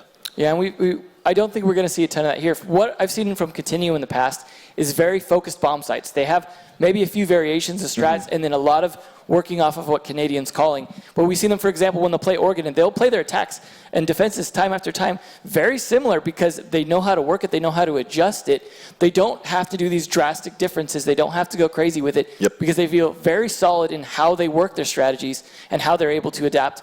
Era, on the other hand, as well, we've seen them work their same defenses, their same sites, and refine them. So these two teams are both going to be constantly looking to make little changes to try and catch each other out. And Era, our team, for example, that will have very specific ideas that they probably have not revealed yet that they want to use. And if those work, we could see some interesting upsets. If those don't work, we could see Era falling down a bit and stumbling on some of those. Let's go into our live map veto then and find out where we're going to be playing. So again, like we were saying earlier, the teams themselves know each other inside and out. They know what maps everyone's good at, what map each other are poor at. So I don't think we're going to see the cream of the crop. I don't think we're going to see Chalet. Yep, right there. It's getting banned off here. Now it's time for Era to make their first ban. Now, Era played on Chalet in the semi-final and they won it 5-1. It's a very good map for them. Continuum, not confident on that. Era banned out Bank. I would be surprised if they take out Consulate, though, after what we saw yesterday. Canal. That one. Another map for Era. Yep. That's interesting. I mean, so you're saying you do think, or you won't? You do? Sorry, you think, or we won't? We will, or we won't see Consulate. That's wrong. I do. I think if Era are paying attention to yesterday, they'll ban out Consulate, but they might be saving it for later. So Clubhouse does get banned out, which I want to say is a wise choice for the simple fact that both teams have this nailed down, and it's up for grabs. And I don't think you want to pick a map that is up for grabs. You want a map that you know you're able to win on indefinitely. Era played on Clubhouse on their first map of their semi-final, and the first map of their quarterfinal, and they lost that 6-5 to Envy. That was when we realized Envy were a real threat here, the team from Singapore. So it went to overtime, and it went to Envy, but that was, that's quite a long time ago. Instead, Era won 5-3 on it yesterday. Well, Cafe gets banned here. Skyscraper's still in the mix. Is coming. Looks like we're going to see Skyscraper, you still have Border. It could be third. Skyscraper, Border, and Consulate. So we are going to see Consulate. Maybe third. There's going to be Consulate. So Continuum have picked Consulate. Era's picking Skyscraper. That is quite a statement, isn't it? Continuum picking Consulate. They definitely want, and maybe Era were baiting them into it yesterday, right? maybe they got something that's a big surprise on that. But the Border play, all right. Server, go on, get it, Server. Here it comes. There is the word you wanted to see. But I mean, this aligns perfectly with what we were just talking about at how the NA teams, the NA PC teams, go into playing those DLC maps. Yeah. A lot of other regions, a lot of other teams shy away from them, but these two teams take it head on. It's true, yeah. Like Border has made more of an appearance with NA teams. Let's not talk about Favela. Yeah, I think that was an interesting pick from them, though, because Continuum is very good on Border. Yeah. So for Era to pick that is interesting. I mean, it's not a big surprise for Continuum to pick Consulate on them, but for that to come out from Era, they must have something up their sleeve. I mean, looking at the matches from yesterday with Continuum and Santos Dexterity, they played on Border. Santos came back to win 6-5, and so I feel like going up against such a strong opponent, Continuum had to give some tells. They had to show some of their stuff on border, and I think Era picked up on some of that. I think what we're going to see is Era kind of getting into the minds of Continuum on that map. Yeah, I think we've got a map pool to settle a World Championships here. It feels like both teams should be looking at that and going, okay, we're happy, or we're not unhappy with that. I don't know how much we'll put happy on it as a label, but I feel like they'll look at that and go, yeah, all right, we can win this thing. Well, as opposed to, that went really badly. Well, it's interesting, too, because these are teams, like we said, going all the way back to the very beginning with all these players. So these are players that know all the standard maps inside and out. And so for us to see 2 DLC maps, I think is especially interesting to really test who's the best team. So who is the best team? We'll find out. Let's hope so. After our excellent work at showing why we're chosen as analysts and hosts for the Rainbow Six Siege Xbox final, where we got it as wrong as could be, mathematically at least. I mean, I believe 3 maps are coming. We're going to get on to Skyscraper. I'll tell you that much. I'll tell you that much. We're going to get on Skyscraper. Everyone's just what the score is going to be. We're not going to Skyscraper. I know, right? You jinxed it. No, we jinxed it. No, I think, so I'll make a bold prediction. I think the first map's going to go 6-4. I think second one's going to go 5-3, and the third one's going to go 5-3. I think that sounds pretty reasonable. 6-4, 5-3, 5-3. You're very carefully not picking a side. I'm not picking a side, no. Yeah. Okay, so you think we'll have overtime on the first one? And then Yes.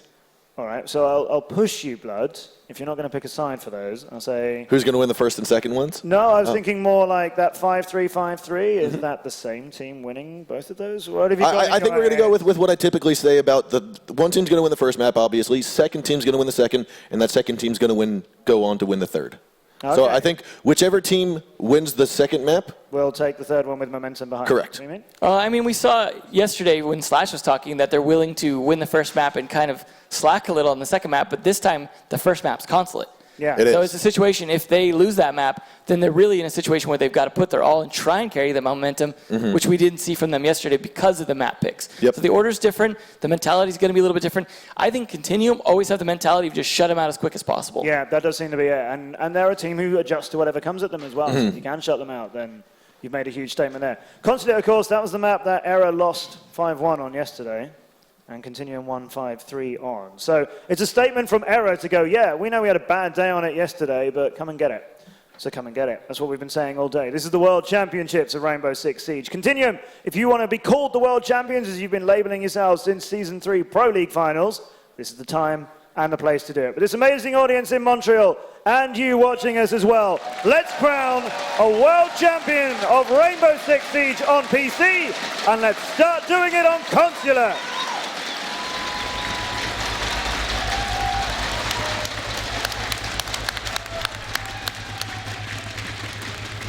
Thank you very much, Matt. Ladies and gentlemen, our world champion will be crowned within 3 maps. Consulate is our first one, and as Matt mentioned, it's a strange one. Era got destroyed by C1 this 5-1 the other day, and Continuum looked really good in their win. Yeah, I'm a little worried about the Era's ban phase. They decided to ban Oregon instead of Consulate, leaving CTM open to make that pick. And maybe they haven't, maybe Era's just not comfortable on Oregon. That makes a lot of sense. But they have to, honestly, they have to have seen CTM dominating on Consulate, which is a team Era's never been good at. Historically, since Season 1, they've always been uncomfortable on that map. I remember because I played with them on that particular map a lot, and it's just nothing that was not practiced. Yeah, Kick's in a unique situation, having played with more or less every single person in this game. The majority of players in this particular setting, match on both teams I have been on or played against numerous times. So this is a big grudge match going in here for both teams. As it is, Era setting up their first round of defense on the lower floor. But trapdoors being blown for the floor above, reinforcements along the middle, and a lot of players still spread around the map right now. Only Avian in the basement until Snake will run down that yellow staircase. K9 looking for an aggressive peek right out the gate like he has before, but no one's going to fall for that on Continuum. They've got drones ready and waiting in the windows. They are spraying open a lot of the front doors already, and now Era have already all fallen back towards the lower floor. Now this is interesting. Continuum not bringing a Thatcher. A lot of the time on a basement attack on Consulate, the thing that has been holding back teams is, yes, they can get the drops open with that Habana, and they can apply themselves or apply vertical pressure by opening up the floor, but they haven't been able to open up the garage. And oftentimes a player sitting behind white van will just clutch out the round to get a 3K or something along those lines. So Canadian spotting that Valk camera, nice blue ring on it, making it very obvious, but they are already in. They have piano control, and that's going to allow them to open up the floor, get rid of the batteries, and get that garage door open very quickly. Only when NBK feels safe about the floor above him, though, will he start making these holes. As it is, we've seen teams fall down time and again this last weekend because they couldn't get that garage door open, or they only did it with Hibana charges, and that doesn't give them enough of an angle, doesn't give them enough access to the garage. Continue and make sure they brought both Hibana and Thermite, and in a moment, this door will get opened up. Yeah, the active bandit being a little bit passive there, the grenades coming in from Capitao denying him the battery, but he's going to try for it anyway. He gets the right one, Avian picks off that charge, and didn't see there was only one, there's a second one to go. That battery charge from Avian could change the round in their favor entirely. King George dropping his next charge on the middle. Avian deciding to let this one go. Didn't hear it get planted, but it is just the one hole now. Interesting to note, though, King George decided to put it right in the middle. Yesterday, oh, he's seen the feet of Slash. Does one bullet too few to down the man. But we saw teams lose their first charge on the wall over the course of the weekend, try and put their second one right by that white van, and that then blocks a lot of their angles inside the site. The white van itself is in the way.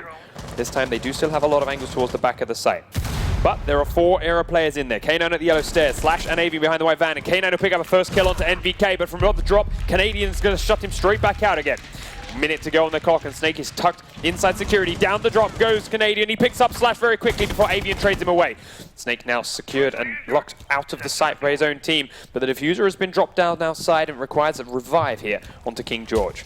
3v3 as Necrox has decided it's time to focus on the yellow stairs and that push for him. Young still outside the garage door with King George close by, trying to keep an eye on this far corridor. They know Snake's around that area. He's fired in a couple of times, so he's got to push from that direction. They need to keep him locked. Continuum have vertical pressure established, but they don't have any players to actually utilize those holes, and they're just trying to force their way in. The smoke charges down towards the back. Avian around the right-hand side. He's prone in the battery, but he'll stay home and get Avian down. Snake gets Necrox, throws the receiver up to the black car, takes down Young. Only King George is left standing. Snake Nade is down to the back of the room. He clips a yellow van, picks up the kill, and Era get round 1. An efficient round from Continuum. They opened up the garage wall just as we needed to see, and they actually established vertical control at the same time, but they just ended up losing those engagements. Canadian ran in and got a nice 2K, but that was pretty much it. Yeah, it was smart trades back and forth from Era, and after Snake managed to survive those first few shots and drop down the C4 from Young over the top, it's all it took to swap out that last 2 men with the plant. Time now for Continuum to set up their defense, and they are going to the lobby press room to kick us all off here. Now, that may negate this Thermite pick coming out from Era. There's a few spots that can be used, but he's not as vital on this site. Yeah, I'm sure Era expected them to be defending basement or upstairs. We saw last time Era played on Consulate, they did use that Thermite to use in an admin take to try and get rid of the European meta, which is to mold the upstairs site to their advantage with Castle and impact grenades. But I'm not sure that Thermite's going to be incredibly useful on this particular site. I mean, maybe if you come from a short haul, try to Thermite your way in through to the bathroom to get rid of the players who are anchoring on the site. But overall, I think, yeah, Thermite's going to hold them back a little bit here. Could have been more useful to have an Ash. And I think Continuum intentionally picked lobby first because they knew Era would have that pick. So, George hanging out here in the bathroom now to throw this camera straight out, quick on spawn and fall back. We've seen teams rappelling on that spiral staircase throughout the course of this weekend get picked off from a man inside, and that camera will allow that to be possible. Drone's going in towards garage from Slash though. He's got K9 here in support. They're going to push through this side of the map with help from Snake's Buck. Meanwhile, the rest of the team still droning a little way and checking out, finding out where it's close over towards Visa, and there is Eclipse right by those spiral staircases. So, the focus coming in from the north side of the building for now from Era. And this will lock off a lot of the rotate options here for Continuum towards this backside. Very important corridor getting between A and B that is now being opened up completely. Does have Canadian down in the bottom of the spiral staircase though, as he checks the heartbeats and skirts its way up, taking it up and above them all. He's got King George on this floor with him. Eclipse is opening up that wall from behind, but NBK is there to stop it. Will survive the sprint across back into Piano. So those Hibana charges all cancelled. Canadian C4 from up top takes down Snake. And there's Buck out of the picture. Avian and Eclipse down below. Flashbang's going up into where Canadian is now. Gonna have to fall back out of that room. There's this map well enough that he can do it with his eyes completely closed. 1 minute 44 on the clock. Still plenty of time for the attacking team, but they are stalled outside. Eclipse gets them a kill and takes the Crocs out of the picture. Smoke gone. That's a big one for delaying this push. But they're doing it themselves by staying outside.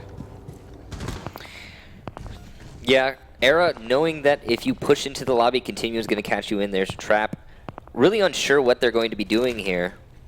Canadian is thinking about jumping out. We've all seen him do it multiple times before. We know he loves it. Dodges that flag, playing Eclipse comes up yellow stairs. A lot of missed bullets here from Canadian. He'll pay the price. Eclipse takes him down and Slash gets NVK as well. Only 2 defenders left now, King George and Young. Young is picked up by Eclipse, who's going very aggressive inside Piano.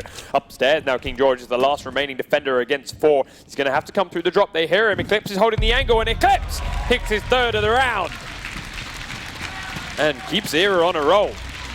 That was great compartmentalized aggression from Era. They waited for Continuum to force themselves into well, that aggression from Canadian, which we saw, he was pulsing outside the window. He didn't actually end up jumping out, but Eclipse was just ready to catch him on the retreat. Time then for Era's next round of defense. They're looking to go up to console and meeting. It's obviously not allowed to go in the basement anymore. That's locked for one more round, but there's still those 2 very viable options. Continuum's attacking force, knowing that there's no garage play in here, are dropping that thermite themselves, going with just the Hibana for that breach, and bringing Blackbeard to the table. Defenders, protect your bombs from being defused by... Commonly speaking, with a Blackbeard pick on this particular site, you're going to have him just repel on the B windows. You'll have somebody to watch the flank, or the run out from garage, or the run out from yellow stairs, and you'll just wait for the picks to happen. But going against a team like Era, they're going to expect that. They've been playing against that for a long time, and I don't think they're going to open themselves up to those particular picks.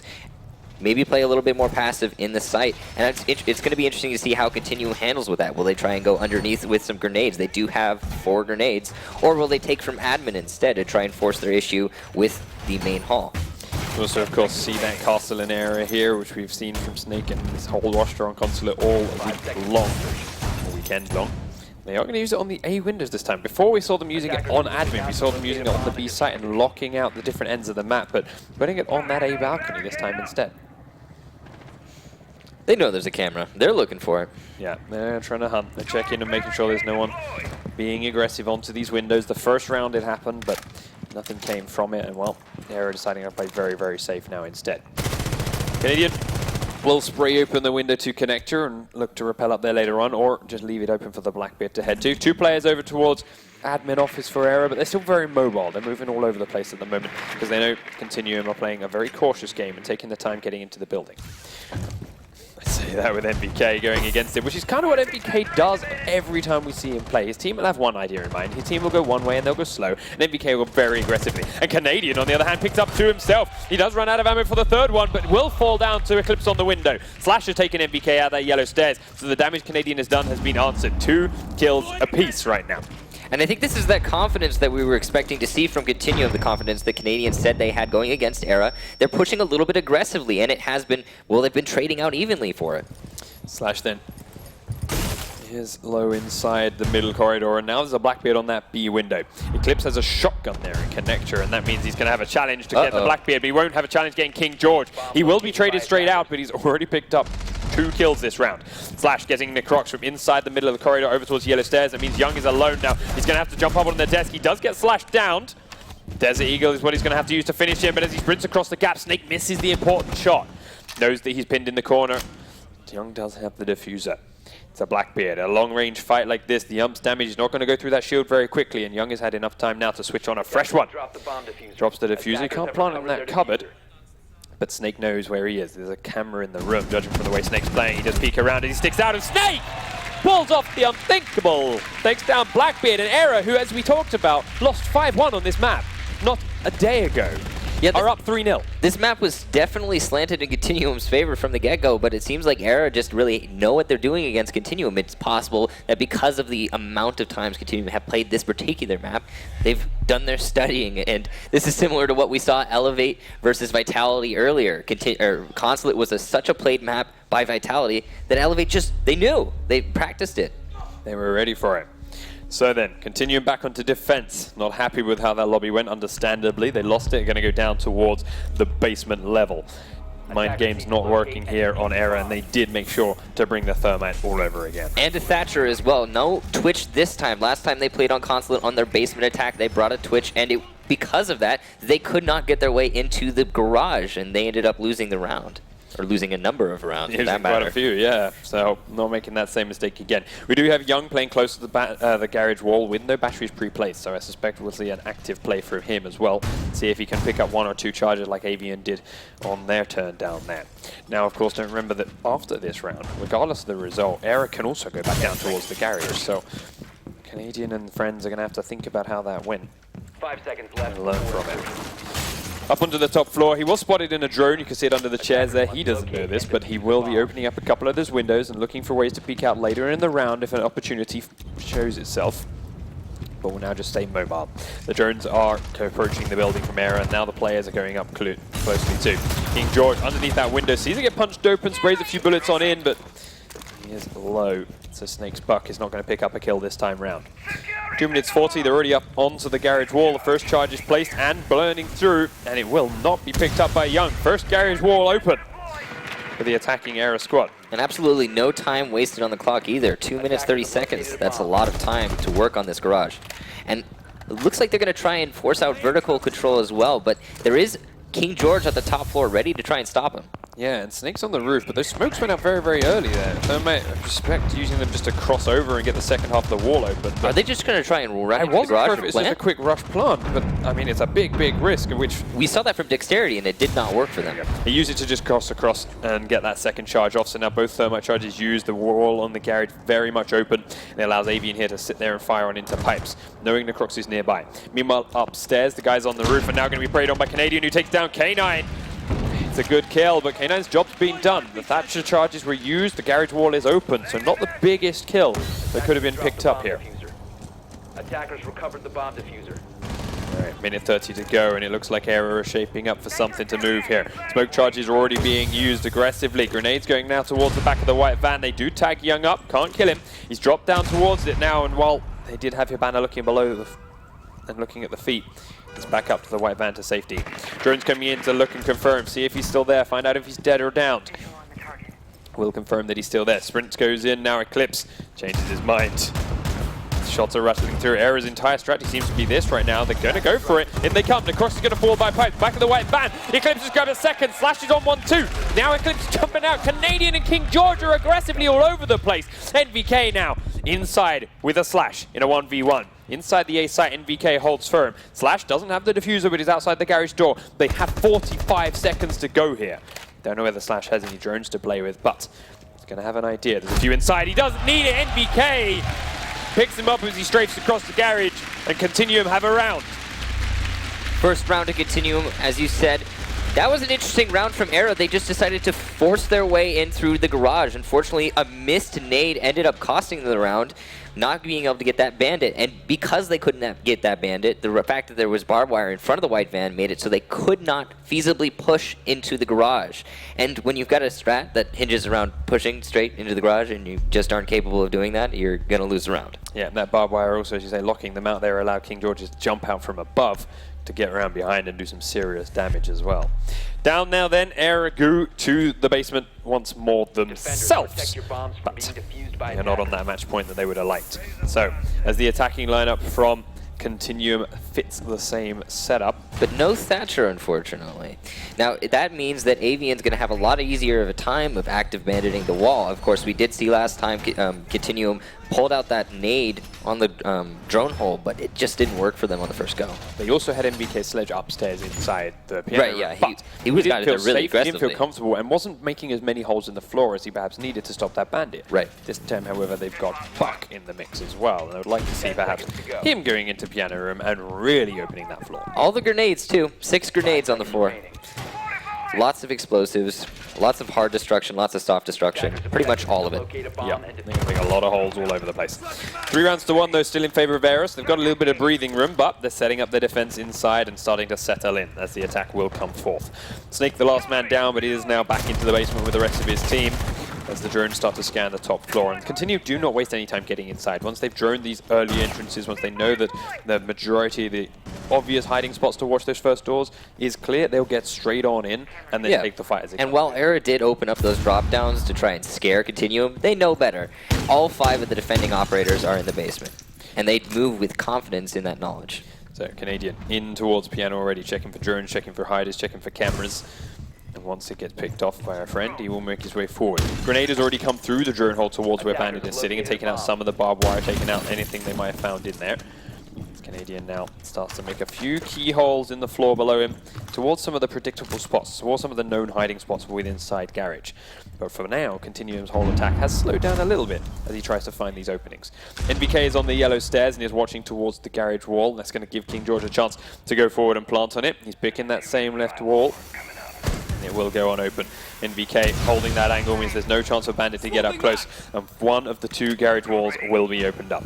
Seems almost as if Continuum strat hinges on baiting that Bandit into trying to bandit the wall, and that's why they don't really need that Thatcher, is because NVK's extreme aggression on the inside, getting into those yellow stairs early, denies Bandit in itself. Young goes for blind spray through the wall, picks up one. NBK will pick Avian up as well at the back of the right hand and come on in to get K9 down in the kitchen. The push is coming through now from Continuum, and the last two players are on defense upstairs. Slash and Eclipse and not near the bomb site, which means they're going to get inside and plant. Eclipse makes himself known now as he tries to defend the cracks, misses everything, and the Crocs will get a free kill. One defender left up. It's Slash against 5. The man has a mountain to climb, and Canadian will put him right back down to the bottom and bring us into a 3-round-2 scoreline. This is what we saw from Yara last time on this particular map.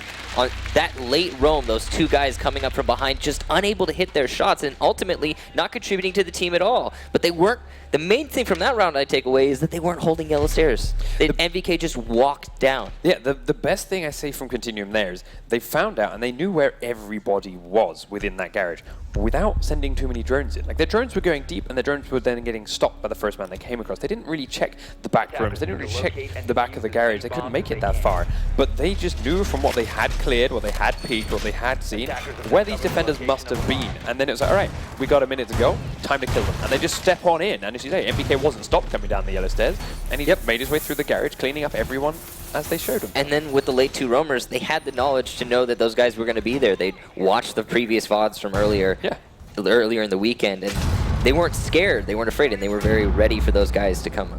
Yep, they know that Era likes to do those late roams, and now they're back onto defense of this lobby and piano room. The drones are hidden around and just keeping an eye on where these setups are going on through, but won't provide anything too crazy surprising. Once again, there is a thermite here on Slash for the attacking team. And as we saw last time around, not really a huge impact. They tried to do a lot of their work with the Hibana, and even she was stopped thanks to NVK's aggressive Jaeger play, straight up shooting all the charges. And it looks like Era are going to try and address this from the north again. Move straight into short hall and Hibana, like you said, into the bathroom. I'm not sure it's really going to work for them this time. Continuum are probably going to make the necessary adjustments.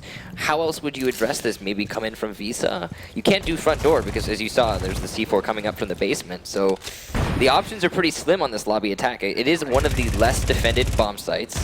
So a lot of the attack strats are kind of on a whim, like, let's see if we can't make this work, instead of, okay, this is how we've planned working up against this defense strat. Let's execute. So Continuum being very mobile with inside the site. They know they've got Era pinned on the outside. They know they're not coming in anytime soon, so they're trying to just find a way to catch someone that's off guard. Canadian running up and through and being the most mobile of them all, sprinting all over the place at the moment, while NVK holds an unpredictable position. The Hibana charges once again going onto the toilet wall. This time they are just going to let them open up, not going to stop those ones from any angle.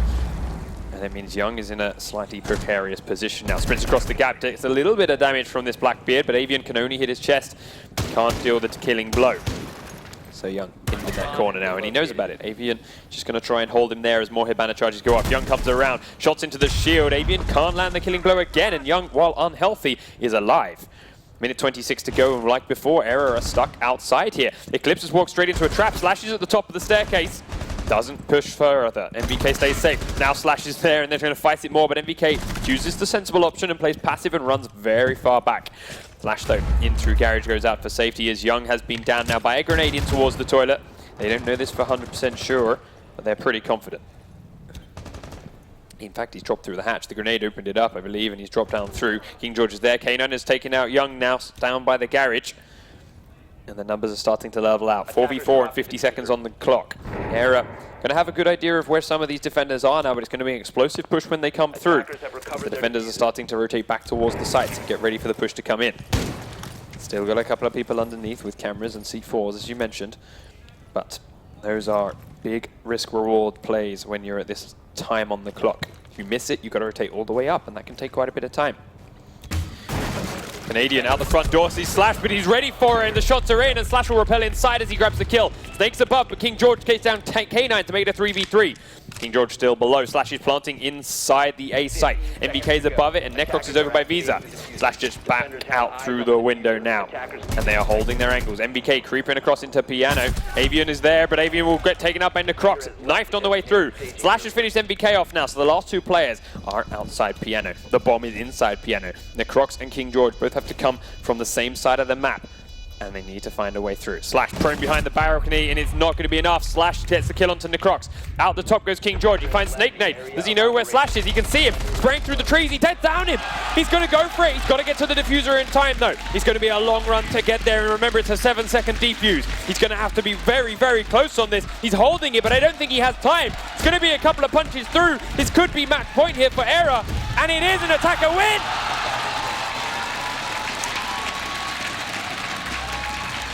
A great attack from Era, although a very close round. A couple shots missed here and there on the from the Blackbeard on the north windows. Made that a little bit closer than it needed to be. Continuum almost clutching it out. If only King George were playing a 3-speed. Yeah, if he had the little bit extra, he might have just made it in time. As it is, Era onto map point then. Now they're going to go and defend one of these previously seen and successful bomb sites, but Continuum, as we've seen time and time again, are great at losing a round and learning from it, adapting to it and changing their play. I just want to take a second. This is definitely not what I expected to see from either of these teams. This is Continuum's map, and Era is up 4-2. It makes no sense. This is similar to not expecting to see what we saw with the Xbox final earlier today. Today has been flipped on its head for me. Once again, then attacking this top floor bomb site, we do have King George on a thermite, not as useless as he is when you take him to the lobby and the piano room defense, but where would you ideally use him? On this particular bomb site, well, it depends on how Era sets it up. If they set it up like Europe has been setting it up, then I would say taking from admin, moving your way in through the kitchen and trying to get into the reception wall, sure. Or, I mean, we've seen some people bring a Montaigne. This hasn't been happening in Pro League, but we've seen some teams bring a Montaigne. They'll block off that yellow stairs door, rappel onto the B wall, and thermite their way in through there. There are a number of different options, but overall, I'd say thermite isn't the most useful pick on this particular bomb site, especially considering that Era aren't setting it up like Europe. They are, in fact, playing it very open. So, Canadian checks the top of the flagpole for a camera. The drones are going around the lobby, and King George is going to spot Slash. There it is. The shots come rattling off as he sprints down the yellow staircase. Sorry, spiral staircase, but he survives, and that's the important part. But they're going to know he went downstairs now. The rest of his team are on the top floor, still setting up the last couple of defenses, opening up a couple of windows and checking what may be coming their way, but they're being very slow. I'd like to just remark about how incredibly open they are playing this top floor. They didn't even reinforce the connector wall, which means that if somebody decides to rappel onto that connector window, they can get... thinking about it. Oh, he was checking for the rappel. He was cautious because he heard Continuum open. It is there. Open the window. He saw King George into heartbeat sensor. He was just going to go up and do some things on the window, but then buckshot it open, so it put him on the cautious foot instead. Now it's given King George a chance to move away, and well, he has rotated around and down. Continuum have droned inside and gathered a bit of information, and now look like they've changed their mind about where it is they want to push exactly, where it is they want to pressure. We still have Necrox holding this window, making sure no jump out comes from there, as Canadian is droning in through the window himself. George has rotated back around. They detected outside. Here's a quick peek out from Slash from Visa. Doesn't do any serious damage, takes nothing as well. And Avian has been spotted. He realizes this now and ups and moves away. Once again up on the window. And here it is. Reinforce that wall because this allows this. Avian in the back of the site is going to be picked off from Canadian and Connector. Minute 25 on the clock, and we have our first kill in this round. And I was trying to say earlier, if you do not reinforce that wall, you can get an easy line of sight onto the back closet in B, which means that now there is no defender actively holding that site. It should be easy for Continuum now to rappel straight in through the B windows, and we'll see how they handle that. We hear a C4 go off, and it does nothing. King George will finish off Eclipse. MVK's in the same staircase he's played the whole game, and he picks up Slash from there. Now up onto the A balcony goes Therma. MVK spraying into the toilet. They know there's one there, and it's the Rook. Snake is inside the A site, hidden away, and it's 2v5 now. 50 seconds to go, and into B goes the Diffuser. They know where these last two players are, and they are pinned. Snake underneath this window as King George is out on the balcony. Snake's trying to edge around. He has no C4. King George comes in, and he will win that fight. Gets the kill onto Snake Nade. K9 now alone. Got a grenade in the room with him. MVK's out there. Canadians team killing MVK in their panic to kill K9. On the connector window, Canadian are just going to hold firm. They know that he's still inside that room, and the plant has gone down in B. They've completely surrounded his location right now, and he's going to have to fight his way out. He's using every little second he can to gather what information. While Canadian has moved completely away from the connector window, there's two other eyes on him, and there's the one from Necrox, shutting it down and keeping Continuum alive here on Consulate. A little bit too much aggression, a little bit too much openness on that upstairs defense from Era. They needed to be a little bit more reserved, play a little bit more hard on the site, reinforce some walls, and they just couldn't get the job done. They peeked out. Continuum stalled out outside.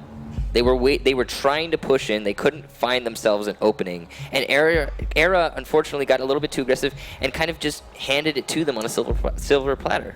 Yeah, we've seen time and time again. We saw from Continuum the other day. Okay, they're on all the windows. They're stuck on the windows. Just sit still. Just Don't wait. peek them. Right. They've got to come in. They've got to be there. Now, the non-reinforcement in the connector allows Canadian to pick up the kill regardless. That's an oversight on Era's part. But the rest of them were picked off as they started to run around too much, started to be too mobile. So all a case of waiting and letting them come in. Continuum now down into the basement themselves for what could be our overtime round. The setup from Era is a very familiar attack lineup. Once again, they've brought the Thatcher into the mix. They've also got the Buck if they need to use it from above and stop the plants. So the garage door should be an easy open here for them. But as you see from the Crocs opening up a few of these trapdoors, players playing on the top floor might be something they have to consider when it comes to making sure they get this garage door open, or even just taking control of piano, making sure they're safe before they pile on in there and get jumped on by Canadian. Yeah, Era opened up those holes just to scare the enemy team, but I feel like Continuum, they're going to actually play a roamer up there. So, as always, Canadian running around the map, checking all the different spawns with his heartbeat sensor and looking at where it is the majority of players are going to come from. We now know it's the gas station, but they're cautious of the windows because King George is late breaking them all. So they are unsure of where it is he may be, making sure they very, very slowly and safely approach the building. Are Era going to just simply go for a garage door attack this time, or are they going to establish themselves vertically as well? They do have that Hibana and Buck. They can easily open up the drops. They can open up behind White Van. They can open up above Pipe and Pillar. But they just haven't done that as of yet, and it doesn't seem like they're applying any pressure to inside. I think they're a little bit afraid of those roamers. They don't want to spend the time to clear them out.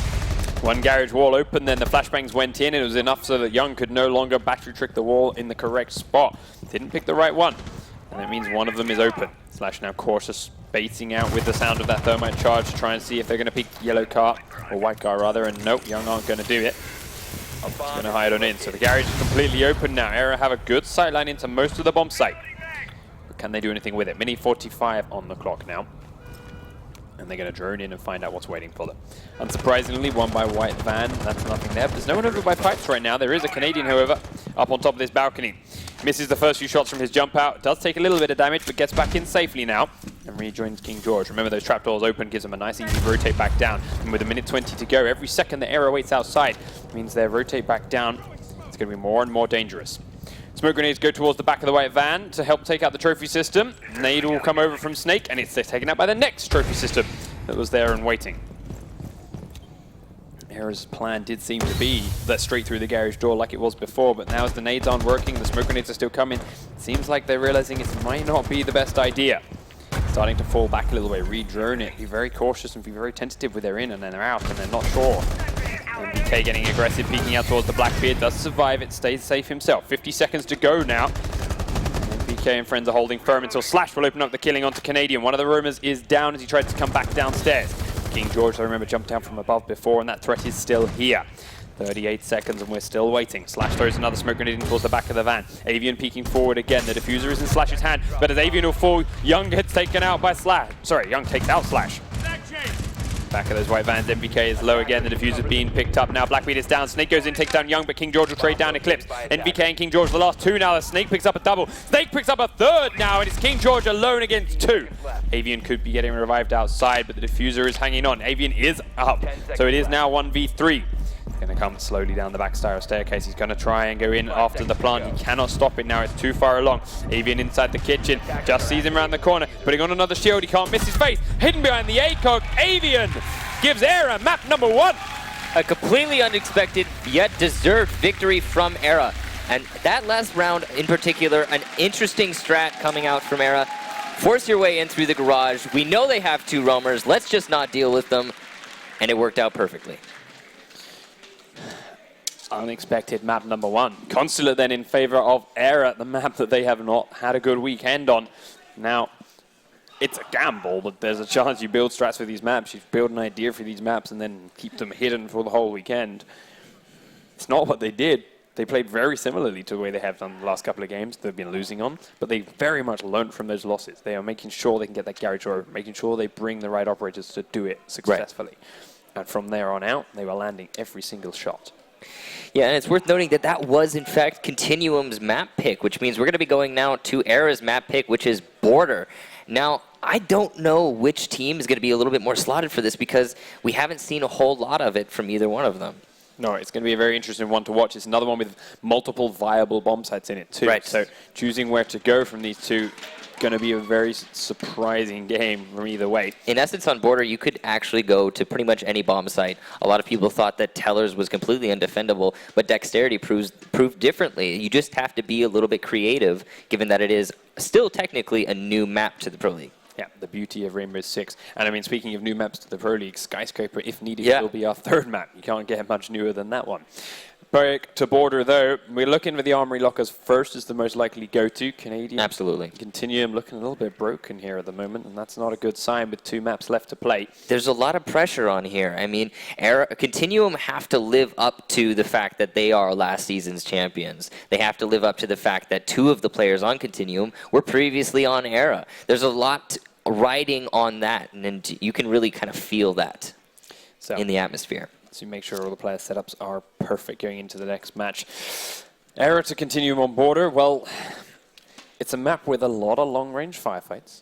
Absolutely. Yeah. It's a map with a lot of verticality. It's a lot of possible grenades from underneath. C4s, Canadian jumping out. MVK, on the other hand, against Dexterity the other day.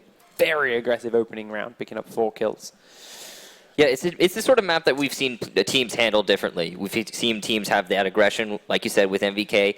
We've seen teams play for a little bit introverted, wait for the counter take, which is what we saw from Dexterity. And I'm really interested to see how Continuum's going to handle that, because we know how Era does it. They go for the aggression. Or sorry, rather, Continuum does it. They go for the aggression. I'm curious to see how Era's going to handle it. But moreover, Continuum just lost that map. They're a little bit demoralized now. You could see it on their faces. Are they going to still retain that aggression on Border? Are they going to be able to make those runouts happen? Or are they going to be playing a little bit more conserved, a little bit more passive, which is what we saw from Vitality when they lost their first map. Going into the next one, that pressure was just too much, and they played a little bit slower.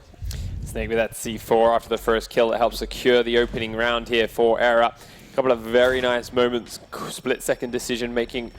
Embarrassing moments for Canadian, so to speak, as well. But there were a couple on both sides. Yeah, there's always a few from here, right? And not everyone can be a winner, but Eclipse stepping up as well in the opening couple of rounds, picking up a couple of big moments with that Hibana rushing on in. And I mean, nothing in this was crazy, surprising, new and different, right? We weren't seeing strategies we've never seen before. I mean, one of the strategies was open up the garage and walk into the garage. It's the original Season 1 strat. Now, that one originally didn't work. Second time around, however, it did. That jump out, one of the reasons why it didn't work. But then the second time around, that final deciding round, it did. They just made sure they stayed practiced, made sure they stayed disciplined, and make sure they checked everything before they went. Right. And it's old school meta, but it works if you just make sure you do it perfectly. I think a lot of it comes down to one engagements, and we saw here from Avian on that back north window. While they did win that round, he missed a number of shots and made it a lot more difficult than it had to be. And then you saw there, King George a little bit slow on killing that second player, and as such didn't have enough time to make it to the bomb. Very nice shot there from Canadian through that wall. As we said, it needs to be reinforced. Oof. And then the map winning round. Blackbeard on that connector window. Oh, sorry, Blackbeard inside the server window is a terrifying thought to beat. But we've got to move forward. Yeah, absolutely. We've got to look on up. We've got to be continuum, and we've got to think about it. So, all right, forget that map. Didn't happen. 0-0. It's brand spanking new. And going into Border, it really is going to come down to if they can retain the aggression that we saw from them last time on Border, if they can force out those pushes, if they have that confidence, we are Continuum, we are the previous season's champions, we will not be defeated 2-0, and just force it out. So we're looking at Continuum on defense first, going by the lobby here in front of me. Looking at their top floor bomb site, looking at their armory locker as defense.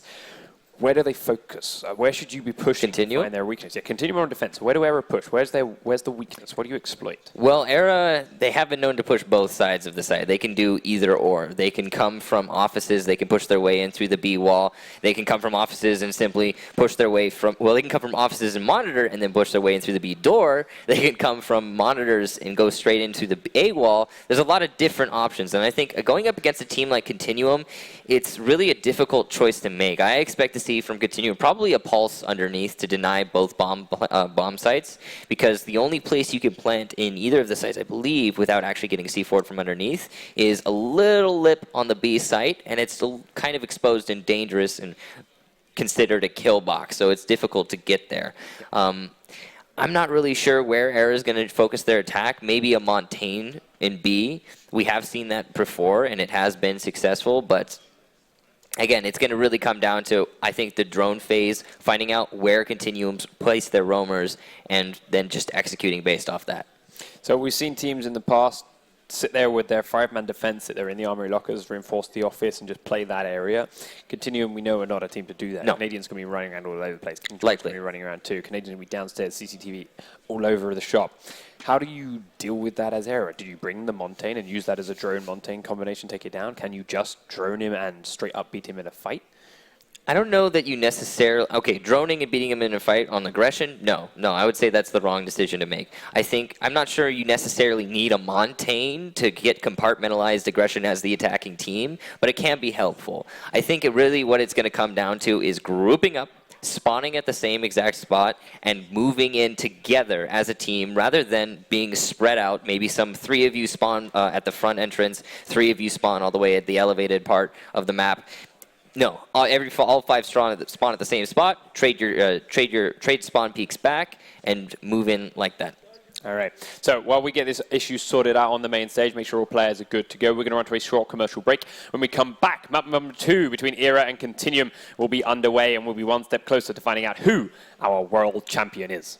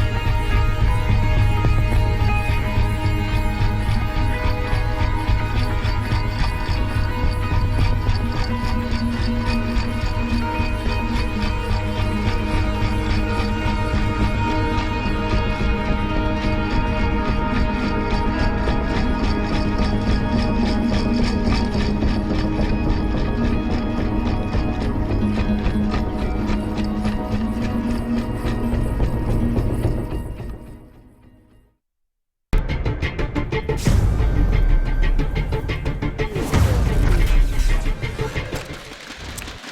right, ladies and gentlemen, we are back with Continuum versus Era. Camera Number 2 is underway. It is going to be Border, and well, Continuum already kicking us off with something different. Ventilation Workshop. That is an interesting pick from Continuum. It's a go-to second site for most teams, but they're going to bring it out in the first situation here. Maybe looking to throw off everything Era had in mind for their initial defensive round, or attacking round. Well, it's entirely possible that they were expecting a Montaigne maybe to try and push straight on into B through the balcony door from Era, but that's not the case here. It looks like, because Era is a team that is known to use that Montaigne in certain situations. But they're not going to risk it. They're going to go with something a little bit more reliable, a Thermite instead. As you said, when it comes to cleaning out Roma's Montaigne is great at it these days, and when it comes to cleaning out Canadian, every help you can get is great. And then if you clean them out with a Montaigne and then go upstairs and plant using that Montaigne inside a B site, it's a double win. But they're choosing the safer, more traditional lineup here. Blackbeard, Thermite, Hibana, and Sledge, and Ash. I think clearing out roamers with a Montaigne on a map like Border might not be super feasible because it isn't so much like Chalet. You can cordon off players. It's the same as Oregon. It's the sort of map that you can force people into half of the map with that, because there's only one particular avenue to get here, or maybe two particular avenues to get to the other half of the map. So you just cut it off as an attacking team and force the defenders into one particular half, and that's what Montaigne's great at. But on Border, that's not the case. But wow, the aggression from Eclipse just forcing his way into this into the building. Yep. So he got droned in through customs, he's got drone information for waiting, and he just very quickly get inside. Now Slash will continue droning a little bit further to feed him some more information. He has had to hold up a little way now because he doesn't know what's coming the other way. It's interesting how Era is taking this. They're sending Eclipse to just be aggressive onto the site, but the rest of the team, or the rest of his teammates, are just taking TV, trying to establish control on every level of the map. He is coming up the stairs now, though, as he's looking to support the teammates already up on this floor. Shots were rattling through from CCTV towards that metal detector door, which is right where he's sitting at the moment.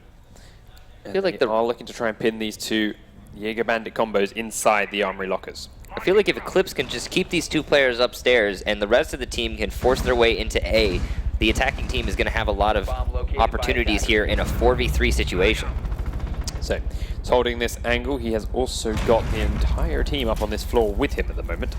There's a hole in the floor thanks to breaching open that barbed wire, and Crocs is looking through. He misses the shots, but there's one in the lockers. He's going to go for it. First one picked up. Will fall in a trade to MVK, but now MVK is pinned in the corner, and Snake is going to push him straight down for the 2 kills towards Era. They do trade a 1-man out. Here's their Ash.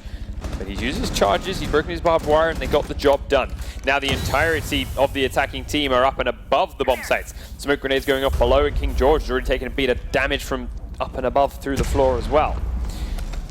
50 seconds to go. There is not a lot of time for this push to start coming on in. George is still sort of revealed here, and Avian will make sure he knows it with another quick shot to put him down very low, and his feet are exposed. And that's all Avian's going to need to make this a 4v2.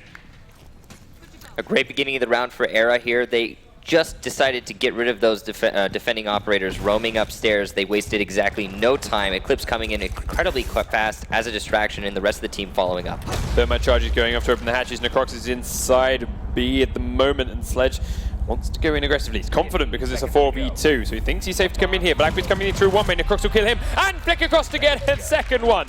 Youngs, meanwhile, picked up Canadian elsewhere, and suddenly this 4v2 became a 2v1. Necrox is inside the B site, and Snake is now pinned by the door. Has to plant. It's only 3 seconds to go. It's a free kill for the defending team when they find out exactly where he is, and he has to pull off. Operators, you're out of time.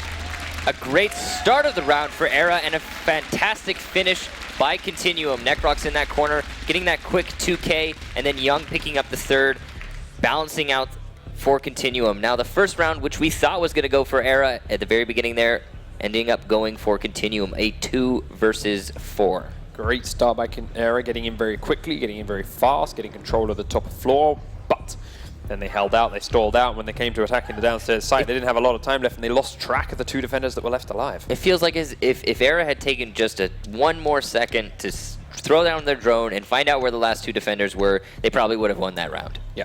As it is, they're now on to defense themselves, and they're going in the same location. into that AB. Ventilation downstairs. over armory. This seems to be a common theme with the North American meta so far. Their defensive lineup looking very different to that the Continuum brought here, though. They're bringing themselves the Pulse, which we expected Continuum to run on Canadian. Right. And they're bringing the Castle. No Bandits and no Jaeger in this. Yeah, a lot of destructibility on those floors. It looks like Snake Nade is probably going to try and C4 upwards from the B site instead of attempting to hold it. The reason we saw Bandit and the Jaeger is because they're a little bit more at frontal engagements. The UMP, while a fantastic gun, is not nearly as good as a 416. No. As it is, the attacking drones are still safely on and out on the balcony, running around and scuttling to their desired entry points, but they won't come in until that first 3-minute countdown ticks over and the attackers start to begin. Very aggressive peek from K9 out towards the APC spawn and Valley, and he takes Necrox low, but has taken more damage himself. Will now start heading his way back towards the sites. Probably going to get a reset. Should probably be reset here by Avian, who was waiting for him to come on through before he castled up the door, make sure they're completely safe. And then we'll get that 50 health back onto the Rook. So, an aggressive start, not a successful one. Necrox, however, cannot be reset quite so easily. Could jump off like a roof here or two, but that takes up precious time Continuum may not have with their desired attack plan.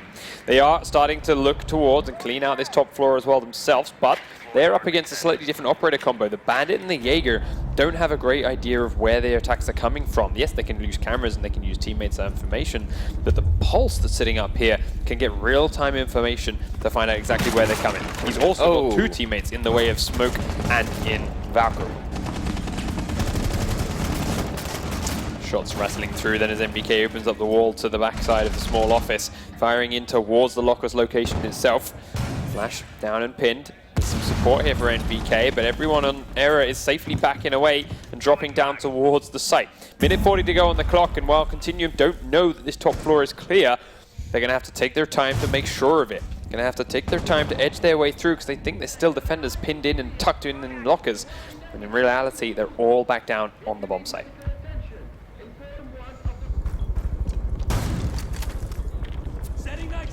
Eclipse now, starting to make holes by this thermitable hatch.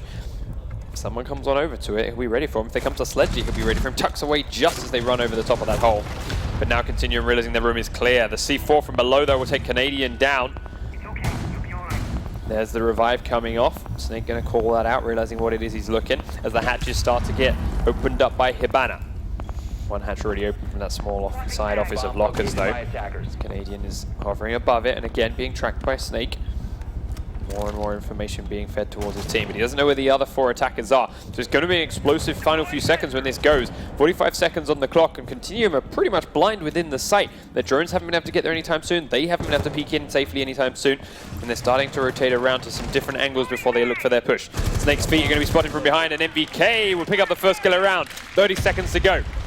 Looking now as to where he can go next. His team are pressuring towards the B site. Doesn't want to drop because it's a very, very tough position to fall down to. An aggressive peek out from Slash will be answered by King George with a great shot in.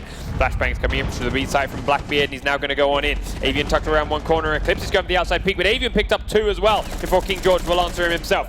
K9 through the wall, shuts down NBK, and now Necrox is alone against 2. He's already very low from that peek earlier on. The man that did it is inside this toilet. He's looking for him. Round to the right-hand side, he sees him. Can't get the kill, and they run out of time. Great defense from Era on that ventilation site. A little bit of an unnecessary aggression in the middle of the round there made it look a little bit closer than it was from Slash. But a victory nonetheless for Era. Now the interesting thing about that particular bomb site is from the entire north side of the building there is only one window that you can enter the building from. So what are the attackers forced to do? Either take from the from the south or move their way upstairs and try to take from above. And that's what both of these teams seem to be doing. Continuum were a little bit more aggressive, and they lost 2 players up there, but Era being extremely passive, defaulting off of the upstairs defense to try and just anchor in the site. It's both doctrines working for these teams. So now we're in our more predictable, standardized bomb site. We're upstairs. So where are you going to set this up? Continuum bringing themselves a castle this time over. Still not bringing that pulse though. Canadian staying with a very mobile operator in the form of Bandit, but not looking for that heartbeat sensor. It's really interesting that they're not bringing a pulse. On a map like Border, it kind of seems like the perfect map to have a heartbeat sensor and a C4 at that. Well, if you are directly under the person, yeah, it's great, you can get it, which is why we saw them using it very well on the Era defense. But when actually moving around the floor that you're on, a lot of these rooms are very, very large, and the 9-meter range doesn't cover much more than the room you're already in. Absolutely right. So I can see why he may not be as comfortable with it, but as you're saying, there's definitely a benefit if you can do it right. King George using these castle barricades there on that locker window. It's not the most valuable one, but it gets it done. It slows him down a little bit more. Snake makes his way all the way up to the very top roof. It's not often you see players go up there. Into CCTV, they move Canadian and NVK. They were both droned as they stepped across that gap, so the knowledge is there for the attacking team. Can they do anything useful with it? Can they get it open? Can they get in there themselves? Still up on the roof, Snake with that Buck DMR looking to try and find an angle into the office. Canadian dug deep inside CCTV. Young's still there on Snake's drone. He does not know where it is. It's rare to have it in this gap up here. Yeah, CTM seem to be slotting themselves up for that aggression that we saw from them last time. Ooh. Very close to blowing right underneath NVK. He does change his mind and back away, as this means the second one will not land. Flash has a good idea of it though. That pre-planned nade behind the server desks will give them something, but Era's getting caught up on taking these monitors. Almost half of the round is gone now, and there are still 2 players in monitors, which means they cannot execute their attack onto A. Canadian taking a lot of damage from Avian now as he's coming on in there. Will start to push them back, and he does now down him. Track him in by lockers. He has got to go back and reload. NVK could have got the cheeky revive in thanks to that not quite succeeding. King George, however, does pick up Eclipse and get the first kill for defense. MVK is there, and he does decide to start spraying through the wall. Does tag this Blackbeard a lot, but is now down and low himself. Slash prone behind the side, and MVK will get him as he stands up and get Avian with a double headshot. Looking now to duck away as the shots are rattling in from outside, and Snake exposes himself as he runs away for MVK's third. There is still a down Canadian right there behind him, and when he feels safe enough, MVK will surely pick him up, and safe is now. The last attacker is miles away from these two, hiding right off there, as K9 is in the staircase. He's looking for them to come out the doorway in a possible rotate away. But with 45 seconds and 5 to find, he can't afford to be much more passive than he is. This is almost certainly a continuum round. MVK will fall to him, but now they know exactly where he is, and they can shape up their defense and their locations to fit it. He is now going to start to head over towards the bomb sites and try and make his way in, but Canadian has fallen all the way back. Punch on that window just confirms that exactly where he's hiding, and Young turns to look at this because of it. 20 seconds to go now. He's still got plenty of health, still got plenty of ammo, but as it ticks over to 15, he's still walking through his main corridor and has no real chance of getting inside any of the sites, even just with straight time. He can't even run through the barbed wire in the speed. Will save his KD8. Hide around in CCTV, and Canadian's still there. And that castle barricade will just ensure we tick down. He's saving the out for the next round. And move on to round number 4. An excellent round, easily attributed to NVK and Canadian's roaming duo in the monitors. They read Era like a book. They knew they were going to try and take monitors and push their way in through the A wall. And they said, no, sorry, you can't do that. Armory lockers now then for Era as they push on upstairs. The attack lineup here from Continuum, again, very familiar. A common theme here so far on this particular map, defense has been winning every single round. Just seems like the attacks are not as concise as they need to be, not as organized, not as together. Oftentimes an attacker, when they die, are not able to be traded out by their teammates. It's also almost always been, I mean the last one doesn't really count, but almost always been timeout wins too. Right.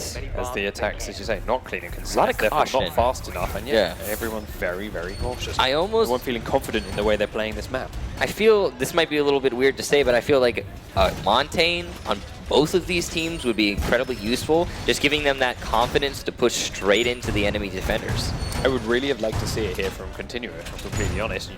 They're going to go upstairs as this side now. They couldn't go down. Yeah.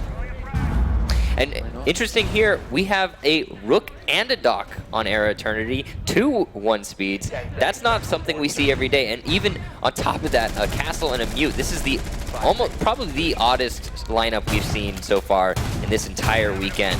Most First teams, Rook and Dock we've seen the entire weekend. Exactly. Most teams have been favoring the speed, the maneuverability with a Bandit and a Jaeger. These guys, they don't even have Jaeger, considered probably by most teams to be an essential pick on defense. Yeah, and to be fair, in all fairness, if the Montaigne did come, this is a great lineup to stop it. Right. being those very tanky, immovable objects, being able to just sit there and stare at him in the face until someone looks around it would help counter that nicely. So perhaps Continuum not choosing to bring it a good thing. They do also have that smoke, which helps to lock things out of sights, and that B door is a very challenging one to get through when Eclipse is throwing smoke grenades on it.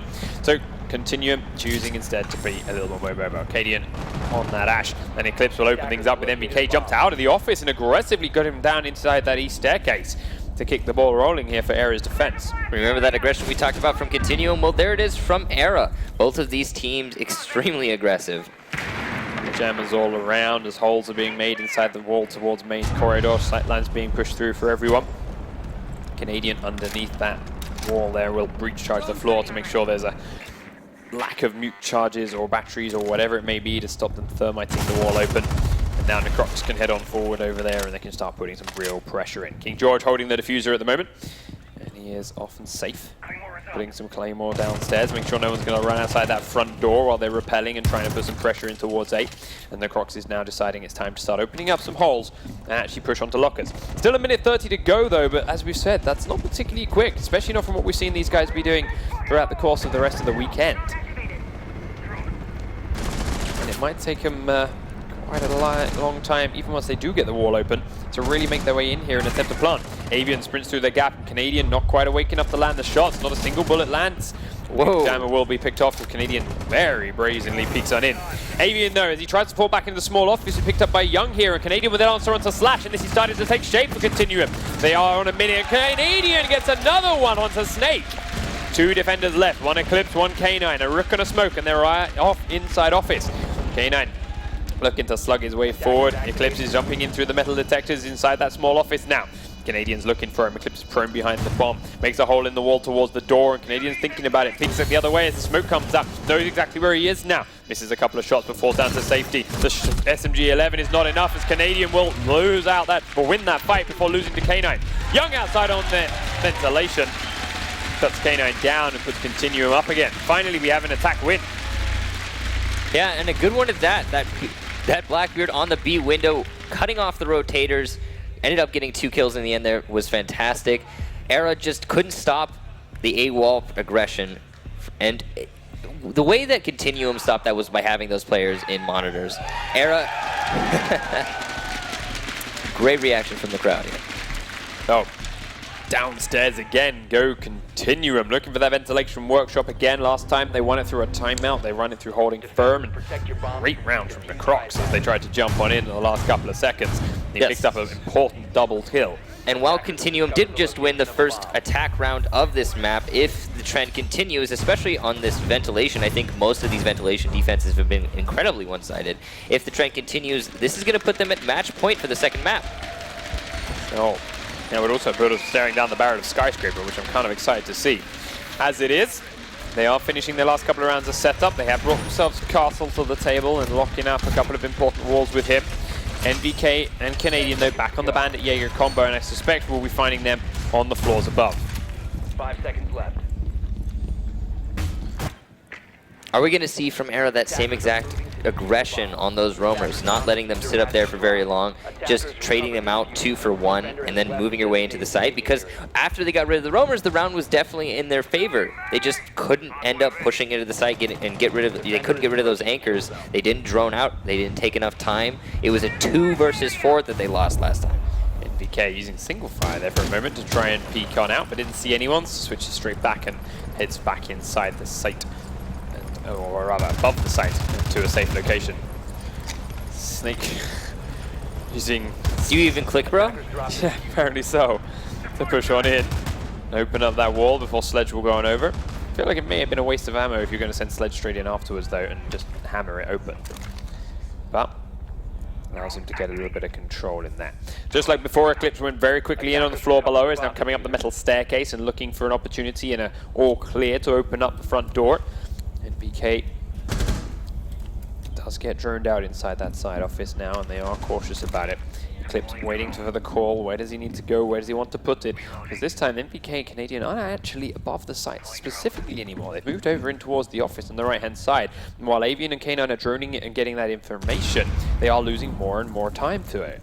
It also means that they forfeit control of upstairs. They have a presence, but they're not able. Oh, NBK peeks around. Snake thinks it's clear enough to walk above the B bomb, and he will be wrong. Another big kill for NBK to come through, and now he's holding this angle on towards the small door. K9 leaping on in there. He's going to be able to start blowing the hatch as he stays inside that room, but the shots are coming through the wall from Eclipse. He does take NVK low. He's going to go for the aggressive peek straight back, and Eclipse dances around. He didn't see NVK pinned on that corner, and NVK is going to push out on him on the reload. Misses the shot though, and will fall down to Eclipse, who is now pushing straight into office because of this. The next drone's going to head around the corner, and it hasn't spotted where Canadian is hiding at the moment. He doesn't seem to realize exactly where he is. He's led them straight past. Eclipse is going to run around, but Eclipse sees him anyway! Shuts Canadian out, and it's now 3v4 in favor of the attacking team. They only have 50 seconds to go, and this is the situation they were in before. Tried to push too late, tried to push too quickly and aggressively onto Necrox's sight, and he picked up a very important double kill. Now they had King George, or had King George, to help them out. Slash takes him down, and they can start fusing from above. Necrox jumps on outside, but as he comes back in, Slash will take that one for free, and Young is now alone against 4 with 30 seconds to hold. A bomb has been Hiding located. deep inside this toilet side, and the floor above him is open as well, so Slash will take himself a second one to round it off. We do get ourselves that attack win now, and we start to close the gap back down in 3 rounds to 2.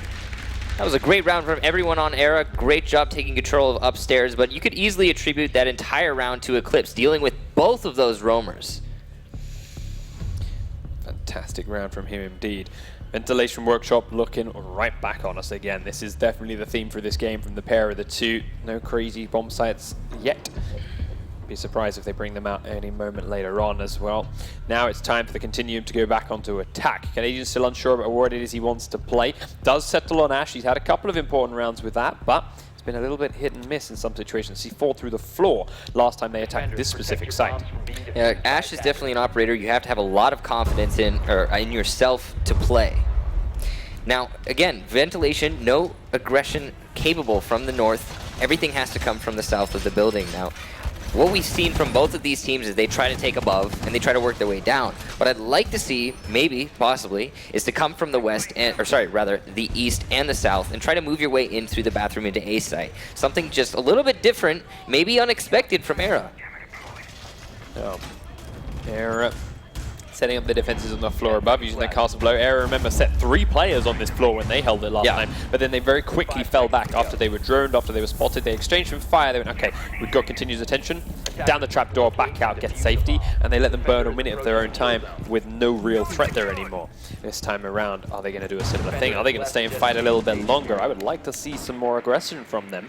They are the team that are down around. Maybe going for those big shots, those big plays will help them claw it back, but we'll see what they choose to do as Continuum do start to drone on in through the east staircase and swarm this top floor with drones. And I have a feeling that every Era member who's on the top floor is probably going to fall back to the site as soon as they see those rooms, as soon as they know that Continuum are aware of their presence there. The question is, will they get all of them, or will they be droned as they fall back through the hatch again too? Canadian dropping on downstairs as Young will start opening up the window, spraying through a gap, and of course give himself a way to drone. Slash is going to jump out for him. No, and he looks the wrong way. Slash's C4 will miss, but his bullets won't. Slash takes down Young, and that's a big deal with you said you wanted to see aggression. Yep, and it's right there. Slash now firing towards the east stairs. He cannot hit the prone player that's at the far end, but he doesn't take much damage himself either. Trying to bait out more shots, find out if he's there. Gets the kill this time on NVK. This is exactly what I wanted to see as Slash starts to step it up. Eclipse has been downed over by the side of lockers, but he was a grenade in through the window from no grenades over there. I'm not sure how he was downed indeed. Maybe he was that outside. Ash charge up against the window. As it is, Canadian will claim the kill regardless as he goes on through.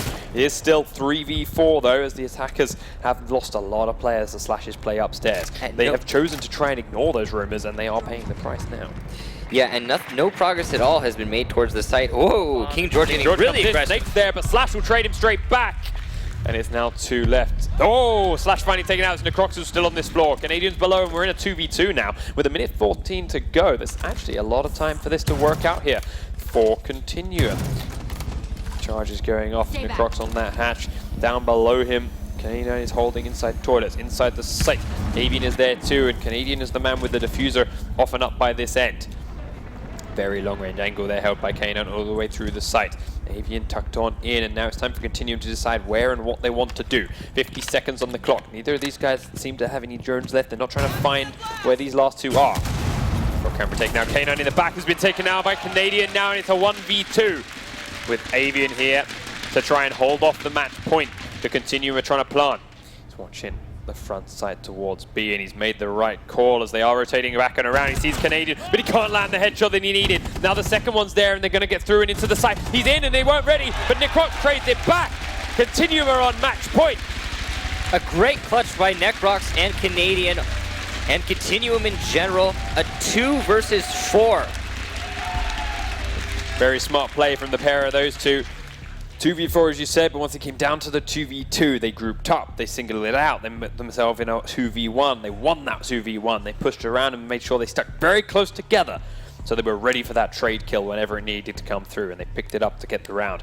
Now they're on to defense of the top floor for their last stand here on border. If they fail, they'll have another chance. It's still only 4-3, not quite on overtime yet, but they're definitely going to be looking to wrap this up and head on over to Skyscraper any moment now. That last round from Continuum is really kind of scary to me at the same time. Yes, it shows that they have a lot of individual players' skill, but I'm not sure what that attack was meant to be. They were very spread out, they were getting picked off by the roamers, and they weren't moving in together as a team. It was just kind of a seek out the engagements one by one sort of deal. It did end up in the end, again, working out for them, but it could have been done a little bit better, a little bit more together. So, Canadian and friends setting up in office again with that bandit in his hand. George over there with Castle as well. They're setting up a nice little spot for him to hide in the corner, but last time, despite not getting droned, Eclipse was there and ready and won that firefight all the same. A lot of reinforcements and a lot of resources being expended over towards this office side of the map, but Terra traditionally haven't really been putting that much attention into that, or at least not attention that gets stopped by any of that. They've been running through the door. I think the reason that CTM is investing so many resources over on this end of the map is that typically they'll have those two roamers, Canadian and MBK, play in monitors, and that way you have, yes, utility on one end of the map, but players on the other end of the map. And well, it's interesting to see that they're not doing that this time. And maybe they're trying to bait Era into an office's take. Maybe they don't expect Era to try for a monitor take after the lack of success they had last round. Well, they're going to lose Slash very quickly to Canadian as he is back inside lockers and the door was peaked. So they quickly lose out in their sledge. It's not the most impactful operator as far as gadgets go, but a great fragger and a great player in Slash to lose so early on in the round. EMPs will head towards the wall that Thermite will be looking to open up later on, or rather Hibana will be. They don't have a Thermite, they've switched it out for that fuse, which they did use when they attacked the basement in their last round, but not to any real significant effect. He didn't really take many firefights, so his 3 armor wasn't a big deal. He didn't really fuse anything too significant. But Era looking like they're going to opt for an A take, but without the Thermite, it's going to be really difficult to make their way through the A wall. Hibana can open up a walk wall or a crouch wall, but it's still, again, it's a really small hole. There's not a lot of variability for them going in. She has opened it up. There's barbed wire all over the place inside. She finds Canadian prone in the back of the lockers. They do still have an Ash downstairs, and if that communication gets over quickly, these Ash charges from below, exactly where Eclipse is going right now, underneath Canadian. Does he land it in the right spot? Has Canadian moved far enough to be safe? Does Eclipse even have any charges left? He's run in there and run straight back out again, so I don't believe he does. Canadian is still firm now in the backside of lockers. Sight lines are pinned onto him.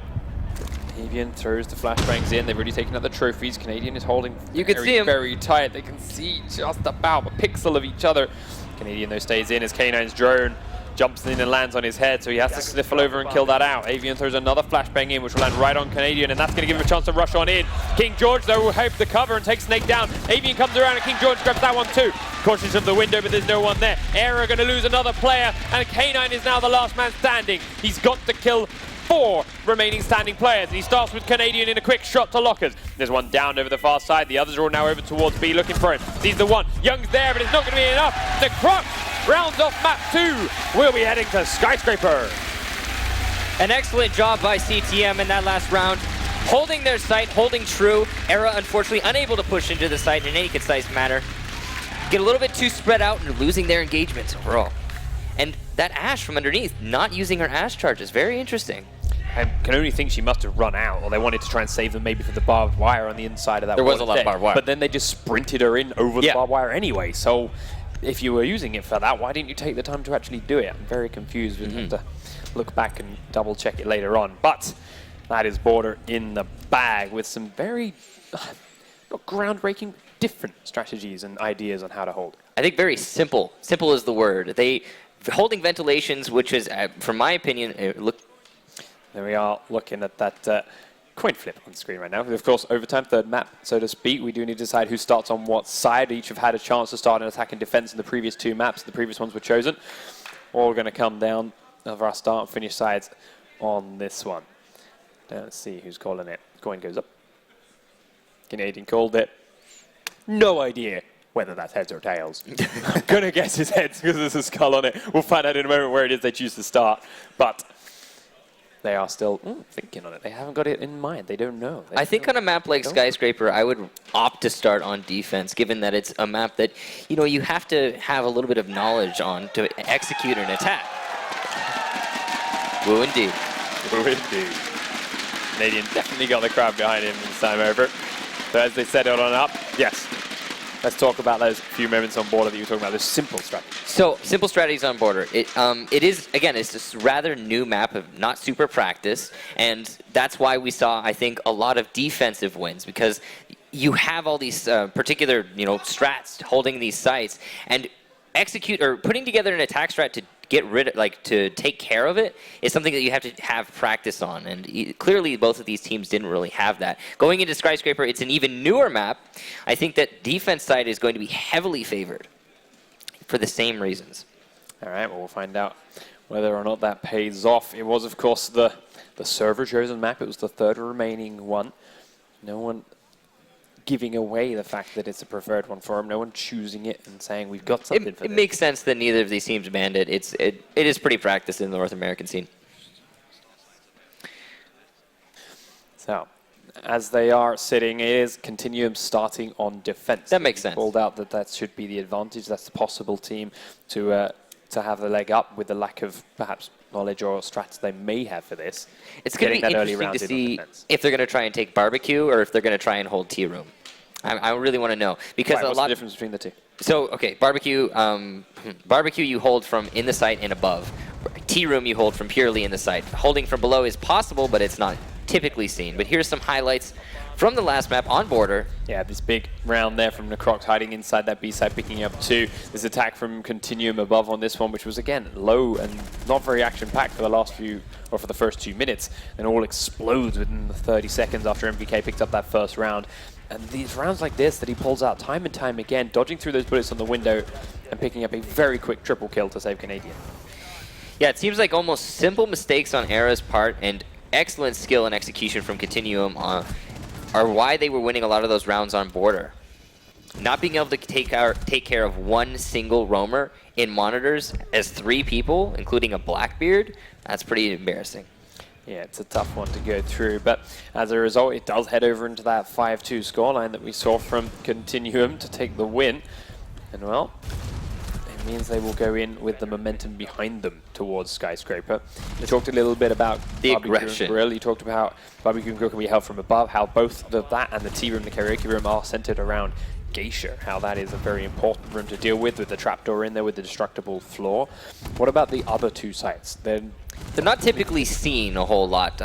Trophy room is technically easily held, in my opinion, because the vertical game doesn't really exist. Taking from below and moving your way up with, like, for example, grenades, that doesn't happen a lot. A lot of the times, if you're going to take trophy room, you're going to take it from garden, which is the building or the room in the middle of the map. But again, it's not very commonly played. I think on that particular site, you can bring a frost, which is going to deny the window access, and then just tons of barbed wire, which is going to deny the hallway access and the stairs access. But again, teams don't go there. I think they're just more familiar and common with Tea Room and Barbecue. It might not be that those are 2 better sites. It just happens to be the sites that they're comfortable with right now. Yeah, that's where the meta is right now. It just hasn't developed to the point at which the other sites are viable. And I mean, again, it's because Skyscraper isn't played a whole lot. Maybe one of these teams has practiced it a little bit more than the other, and we'll see some of those other sites. There it is then, ladies and gentlemen. Map number 3. Era versus Continuum will all end here. Our world champion will be crowned by the end of this map. Continuum starting on defense. Starting on T-Room defense. and karaoke. Yeah. And we're going to see, looks like a very common setup. They're opening up the floor, or the wall on the foot level in B, trying to hold it from the A site. Don't need to play any members of the defensive team in there. It's a little bit exposed to that window, and if they do take control, if the attackers do take control of Geisha, they can open up that B wall with Hibana and get easy line of sight onto them. Very interesting to see. There's only 2 walls reinforced there on the side of Karaoke. I want to see if they reinforce the third one, if they leave it open. Leaving it open does provide with a couple of interesting angles for the defense, but we'll find out later. MBK, no surprises here, prepping some windows, ready to jump on out, looking for these aggressive Montaigne later on. Just noticed it. Doing them. We do have the Dock and Rook combination on the defense, So but that's yes, the second back onto time. attack, you are right. There is a Montaigne, and there's a Twitch again. That's the second time so far in this entire weekend that we've seen a Rook and a Dock, and it's on the opposite team to the one we just saw, which is Era in the previous matchup. So it's interesting to see that Continuum are bringing that forward. I think it's something that really screams the lack of confidence on a particular map. It means, okay, we're not really sure what we're going to be doing here, so maybe let's take a little bit farther back. Let's be a little bit more defensive on the site. But NVK on the east side of the building is going to be kind of in the opposite spectrum of things. I'm really curious to see how they're going to use this Montaigne from Era. What are they? Oh, I know exactly what they're going to do. They're going to force their way. Sorry, they're going to force their way into the door on balcony and just come into the A site. There's not a whole lot of ground to cover there, and I think what Continuum is probably going to have set up for that is a lot of barbed wire waiting for that push. We're about to find out. They have noticed the wall over by Dragon. It's going to be a very important spot because NVK is hiding over there. It could be the thorn in the behind that will stop this push straight in through the doorway you just talked about. They are stacking up on it. He is by the hole, but they are looking and waiting for him with a hollow side and Eclipse. Shuts NVK down to kick off map number 3 with our very first kill. I like the idea of that hole because it shows that they know what they're trying to do, what Era is trying to do with this push, but it also means that Era's just going to stare at it and be ready. And there's a pick from Snake onto Necrox. Now, beautiful spot. They knew there was someone going to be there. MBK prepped that window earlier on. It's a common jump out, and Snake was waiting for it.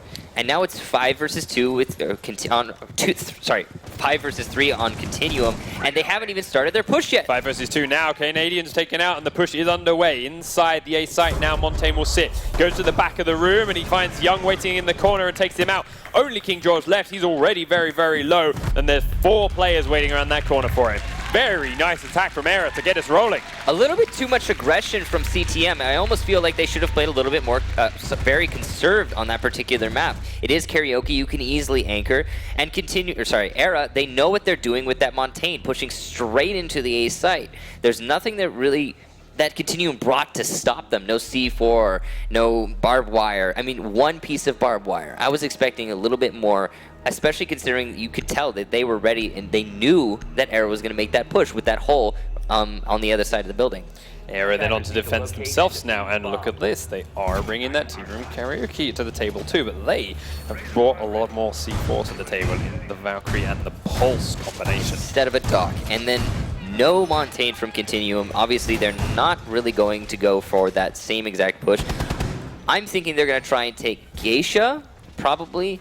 I would have liked to see, if that's the thought process, I probably would have liked to see a Thermite instead of Hibana, but we'll find out. Maybe they're going to take from the east side of the building. A lot of teams, what they'll do is they'll clear the entire building, starting at the east side, moving all the way up.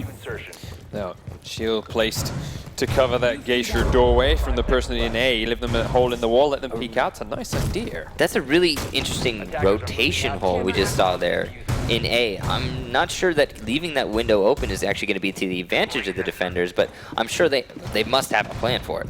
They have something. They have that hole in the wall, which means if they lose drum, that A site is horribly exposed, but they're leaving a Valkyrie over the other side. Looking at this, it is clear as day to me. Okay, so what did we see from Continuum last time on their defense? They opened up that wall on the east side of the building preemptively to try and take care of that Montaigne push. Era have done the same thing, but not preemptively. They have Valkyrie with camera outside, ready to open up the wall with her own C4. So it's going to be a little bit more of a surprise. So Snake Heartbeat sends it outside this window, spotted the sledge as soon as Sledge opened that window. He stayed patient. Snake now on his way back up the staircase, realizing they're not going to leap in there aggressively, so his position can move. But Continuum starting to feel it out. Slash was downstairs, jumps on out aggressively, free kill for Necrox. picks that one up with a little bit of health missing himself. Meanwhile, Snake has lost quite a bit too. BK will open the door up. Grok's a little bit surprised by it, but there is no one there. They told Slash, go onto the east side of the building, peek out on the attacking operators, and he got maybe just a little bit too aggressive there. Yeah, we saw it in the later rounds there on board, and he's starting to wake up. He is starting to get very, very aggressive in these rounds, but needs to calculate a little bit better when to do it here on Skyscraper. Worked on border, but not working here just yet. Still only on the second round though, so he's got time. Minute 25 to go now. Let's continue to have all 5 operators left up, and Snake is lacking a lot of health. Avian trying to be the man to hold off the side of Geisha. Those smoke grenades, he'll be able to do it for a while, but not completely, as he no longer has all 3 left. Inside the A site, 2 players trying to safe behind cover as Blackbeard will start spraying open the wall next to them. Avian right on the other side here. He's going to have Canadian meet him, and Canadian will win. Snake is on that back staircase with his heartbeat sensor. There's the shield in the wall, which will allow Eclipse to peek on out, but lose the fight to Canadian all the same. K9 now inside one site. Pulse has moved from the staircase in towards drum room now. Peeks on up, and that means Canadian's going to know where it is he came from. Here the leaps up and over. K9 has been down inside the A site, and now there's only 1 defender left up from Era, and even then King George will shut him out from that same window that Snake himself picked up a kill earlier on in the round. That early aggression from Slash, putting them a man down, really cost them there. Canadian was able to walk straight into Geisha without being challenged whatsoever and just pick up those 2 kills, and at this point we're down 3 players, 3 to 5, and no picks from Era back onto the attacking operators. The round is obviously going to go in continuous favor. And then there's a Frost from Canadian, and we're seeing second floor karaoke's Heat Room all the same though. Yeah, which is going to be interesting. I mean, you talked about before, right? Oh, he switched back to Doc. I like the idea. I'm thinking the reason that he was ringing the Frost was to try and counter the Montaigne push into A, which I think would have been sensible. But they're trying to play a little bit more conserved here, I think. I mean, I'm not really sure I agree with that Doc pick over the Frost pick, because that is a great way to counter the Montaigne. Maybe they're thinking that Era's not going to bring that again, but they did indeed. I think maybe they don't want to go something so drastic. Like, we haven't seen a Frost on PC all weekend. Yeah. It's a very rare pick these days. She's not 100% great in the meta. Her weapons aren't too strong these days. Okay, she would be great with the traps to stop the Montaigne, but let's see if we can do it one more time with a normal defense. We've still got 4 rounds before we end up losing completely. Do it one more normally. If it doesn't work, we'll do it next time. Right. 5 seconds to There it is. Their setups now swarm this end with barbed wire as well. A lot more there than they had previously, so that's another option, another way to do it. So interestingly, so far on Skyscraper compared to Border, it's been the complete opposite. On Border, all the defense rounds were won, and so far on Skyscraper, all the attack rounds have been won. Now this is an example of the complete opposite of what I was saying on Borders. Everyone knew what they were doing on defense. Here, everyone knows what they're doing on attack. Era, they have a specific idea on their attack. They push their Montaigne straight on into A, and Continuum, as of yet, have not figured out how to stop it. If this is the round to win this map, it's going to be because they can stop that Montaigne push for Continuum.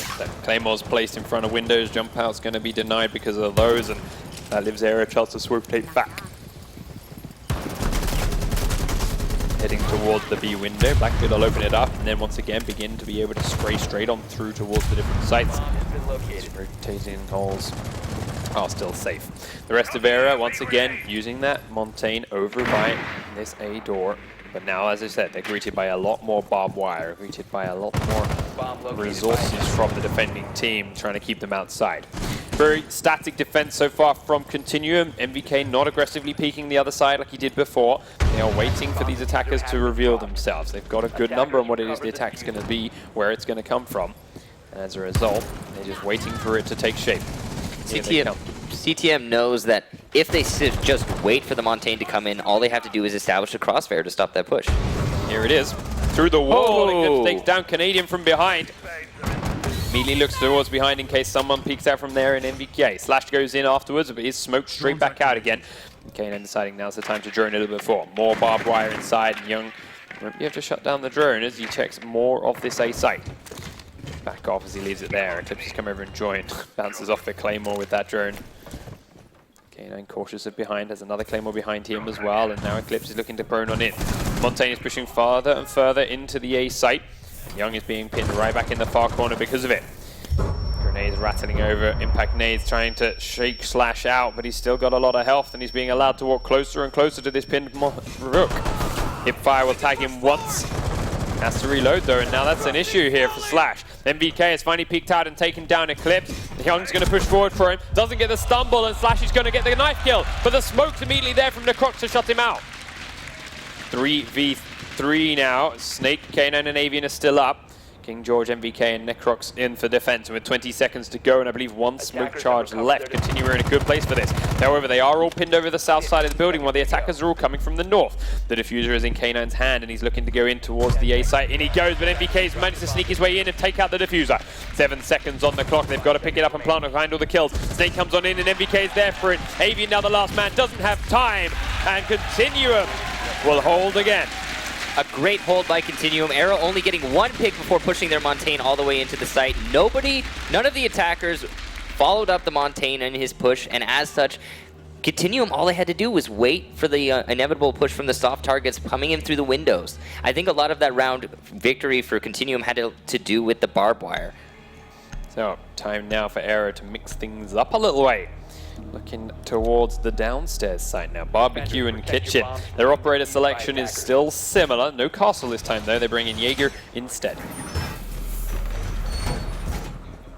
It's likely to see from Era that they will try and hold above on this particular bomb site. We'll see if that's the case. Open the hatch door perhaps, and then yep, there's open the hatch. They're definitely going to hold above. I'm surprised that they're not bringing a castle on this particular site.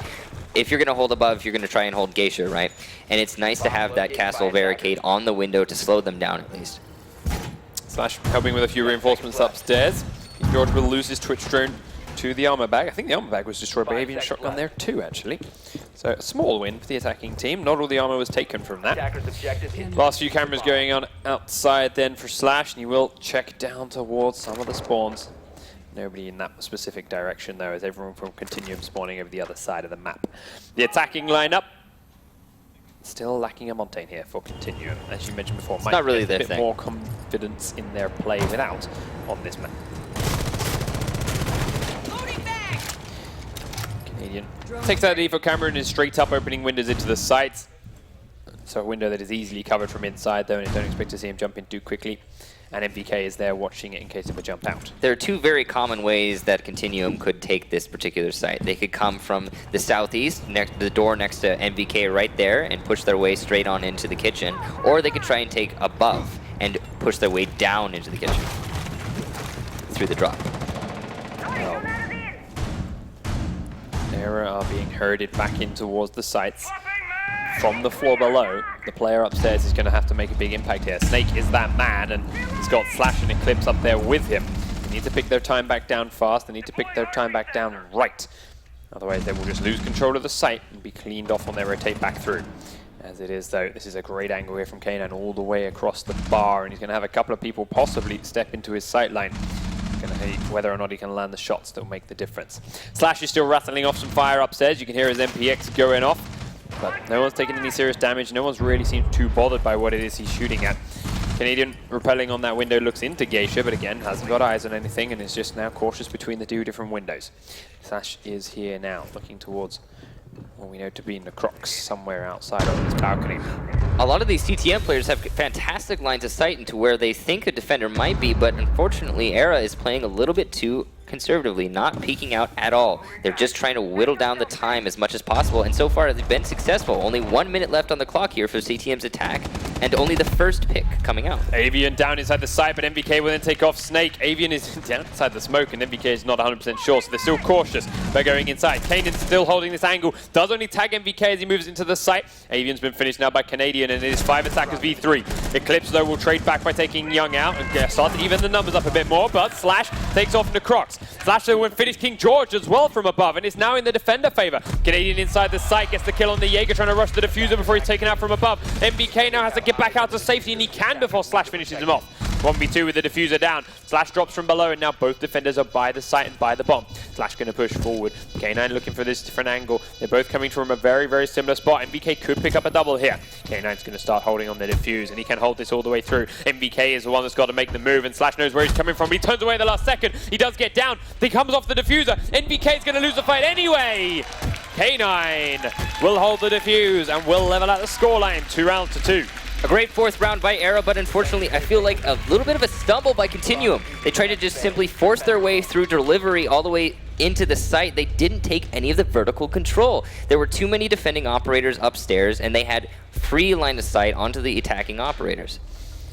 Lucky, to be fair, that MVK even managed to make it out of the site there when he ran away off the plant. I feel like it was an abundance of skill on Continuum's part there that they had any chance at that round at all. Canadian just hitting his shots, evening out the score a little bit, but it didn't matter, again, because they didn't try at all to take control of upstairs. So, 2-2 then, and Era are back onto attack once more. Continuum, having held that tea room, karaoke room in the last round, are forced to go somewhere different now. And while they are still bringing the dock rook combination, they are going into that barbecue kitchen room themselves. Attackers need to locate and defuse bombs. Montaigne still in the mix here then from Era. What are they going to do with a Montaigne on a barbecue tack? I wonder. The most likely scenario here I see for, I'm probably going to try go straight through delivery just like CTM did, but I'm not sure that that's going to work for them if they don't, again, take control above. Yeah. And look, this is the same exact setup from CTM that we saw from Era. Clearly, these two teams have practiced a lot on this map together. The Montaigne, though, we've already seen how strong he can be taking control of Tea Room Karaoke when that's the bomb site, and now when there's maybe roamers that's up what there, their plan is. Use it again. Take him in there. We take control of Tea Room Karaoke, take control of Geisha, then you've got floor above, and then getting through that dining or through that delivery is even easier again. That is exactly how they used. That is exactly how Era used Montaigne on Chalet. Maybe that's their plan on this particular map. I would like to see if it is or not. MVK heading upstairs with Canadian and King George are waiting for him. Necrox playing on some staircases close by as well. Let's see how many people they leave up here for this defense. Obviously the vertical control coming out from Canadian, but not the drop. The drop is not in fact open, which means he won't be able to hold the site unless we maybe see a C4 from Bandit on that drop. They are seeing the Montaigne rappelling up. We are seeing some members of Era spreading on out, taking out the cameras and looking towards the upper floors with their rappels. Not 100% sure, just teasing the idea and thinking about where is best to push. They try and drone and try and find what's inside and waiting.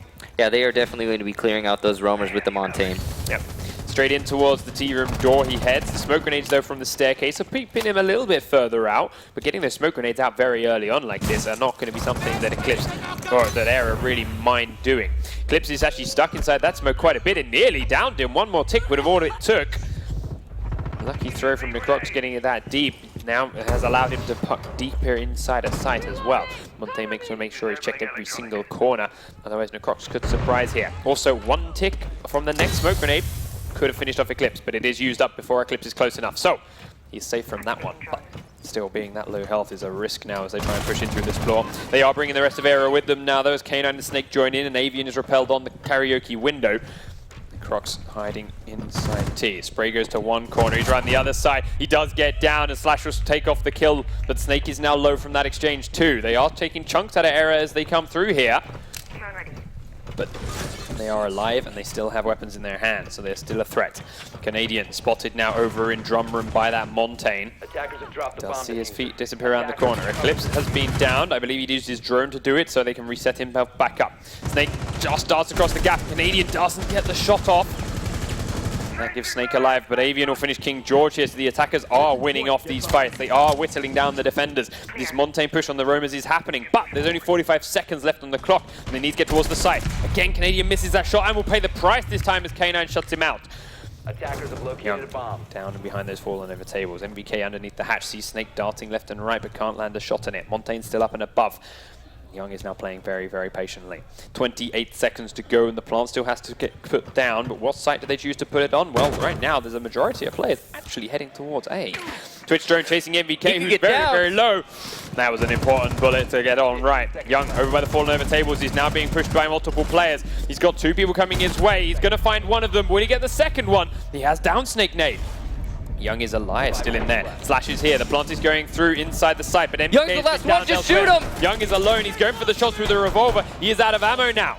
Slash looking now to try and pick it up. He gets knifed. Young will finish off Snake as he's down. The Gradient now. Young's on tight for this with a take. NVK is down, so it's a 1v1. K9 is there around nearby. Doesn't know exactly where. The diffuser is down though, so he's on the clock here. Young does not have a lot of health. K9 only needs one shot to make this count. He is prone up and around one corner. Young with a smart play here, going for the pickup on MVK. He's going to have a lot more health to play with his combination, but not a lot of time. K9 now still has eyes on the diffuser. There's a hole in the wall. He's going to see Young's feet. Does get the one, so it's a back to 1v1. MVK going to push aggressively. Oh, K9! Beautiful round to 2. Era take the lead here on Skyscraper. An extremely close round, but a round nonetheless going in the favor of Era. That Montaigne push upstairs, clearing out the roamers, forcing the last Continuum anchors to move their way out of the site and wait for the Era players to come in and work for that retake. They almost got it thanks to Young, but a nice clutch by K9 at the end there, putting Era 3-2 on Skyscraper. I like the plant in A site too. They've set it all up. It's like, okay, your defense is going to be mainly for the kitchen room. We're going to clear the roamers out as if we're going kitchen room. We're going to get them all done. Okay, we don't know exactly where the last two are, but chances are they're going to be setting up to defend kitchen. That was the most common. We've got the numbers. Let's go back into the other site and just mix it up a little bit. And yeah, as a result, MVK is forced to go right across the big open area in the middle to try and get there, and is downed in the process. They must have figured Continuum would expect the kitchen plant, and they certainly did. They played a little bit too passively. Young, while he did get that fantastic 3K, he just couldn't peek out to stop the plant fast enough. But now... Very nice try there. As it is, though, Era have the lead. 3 rounds to 2, and they're upstairs again inside Tea Room and Karaoke. Once more using this shield and hole in the wall. This time they've moved the hole in the wall a little bit further towards the corridor and put a reinforcement up here. So if they lose control of drum, it may not be as catastrophic this time.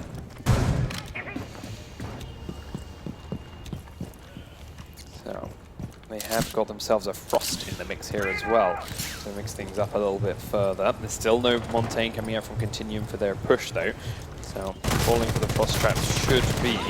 They don't need a Montaigne, they have a Canadian playing Ash. She can just walk into the site and kill 3 people.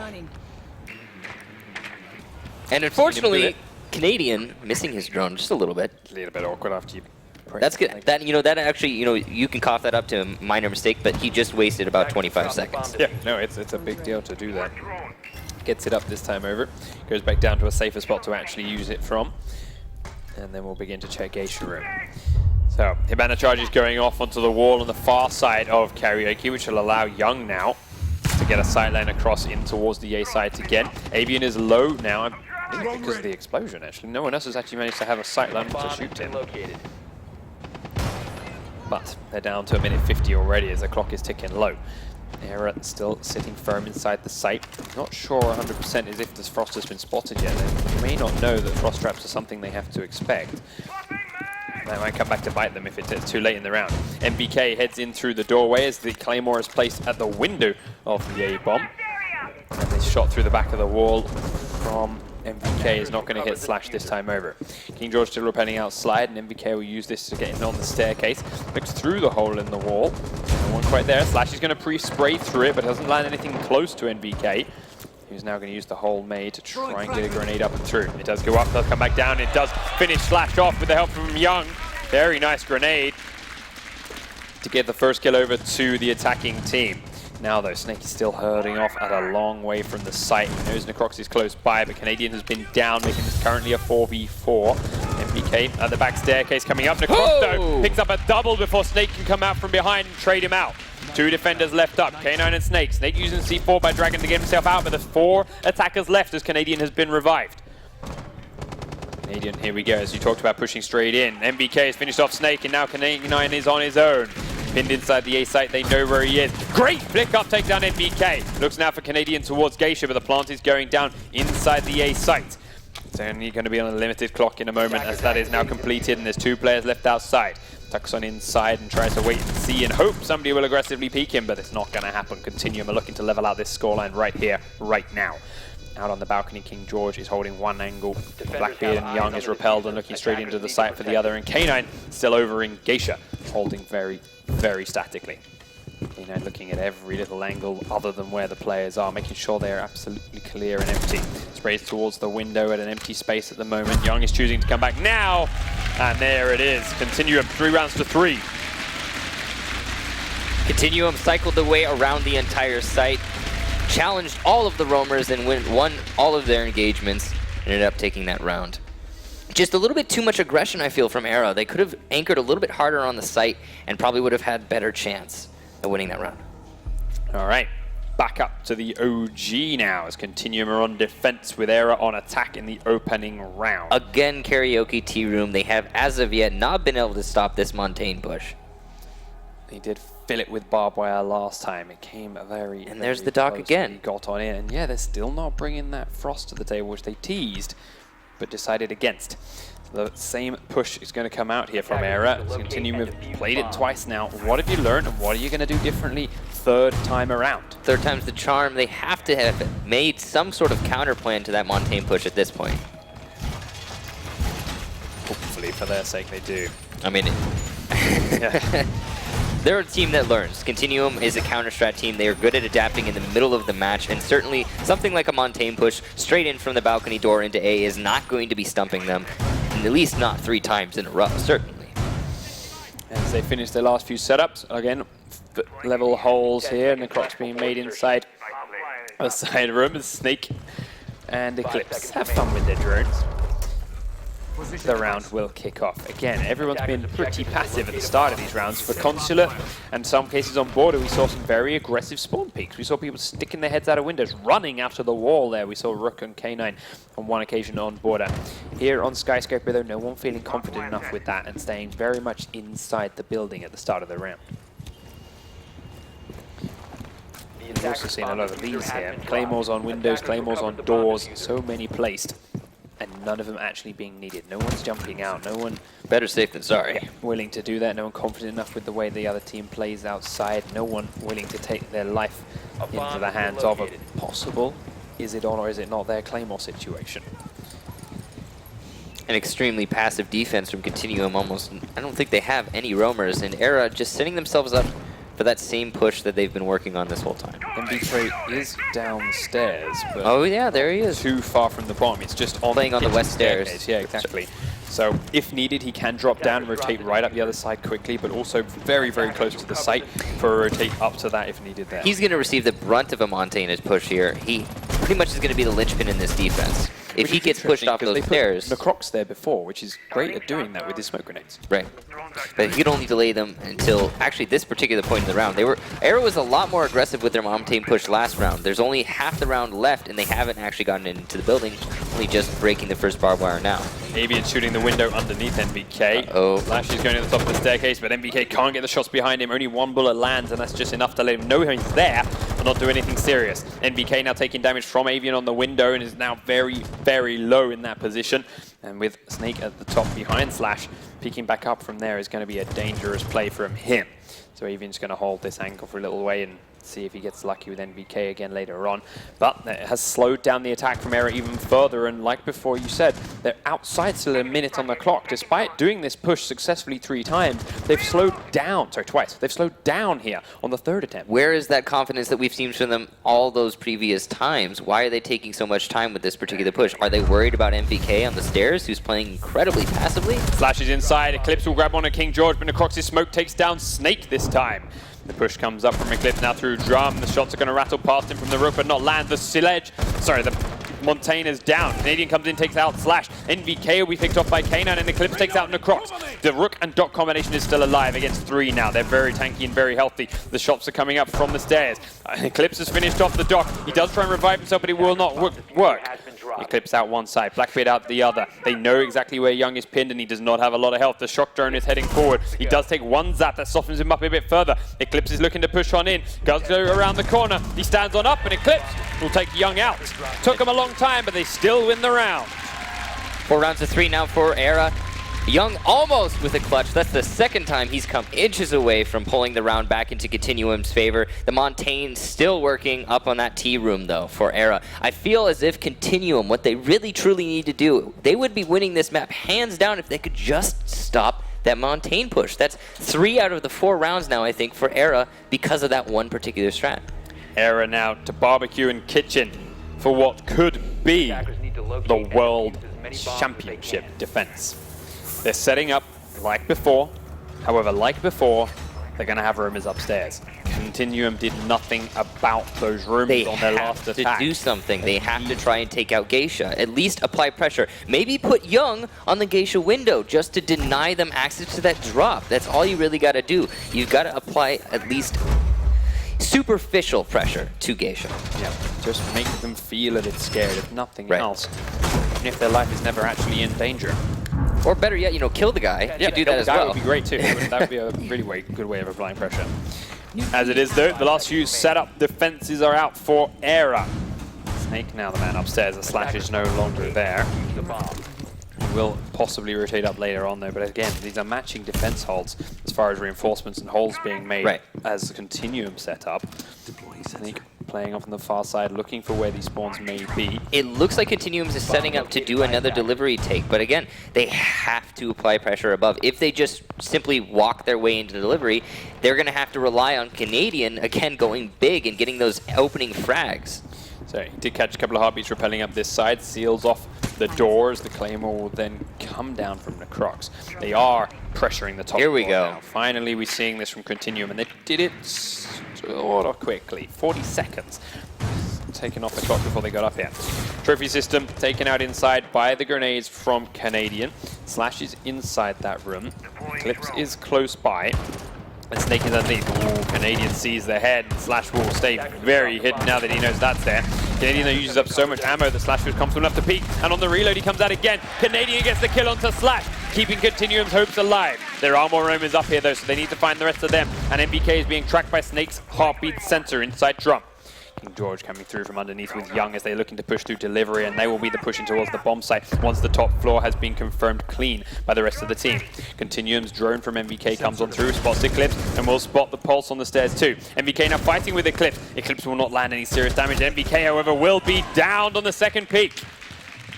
Canadian's drone comes in from Geisha and also keeps an eye on Eclipse. Snake still on the staircase. Necrox is hanging onto the Geisha window like you asked, and making big holes in the wall to make it easier for them to deny this drop. The rest of the team has gone downstairs and are looking now to pressure into the bomb site itself. Snake and Eclipse, while upstairs still, cannot affect this drop with Necrox on this window, and that has given the rest of Continuum confidence to actually pressure in towards the bomb site.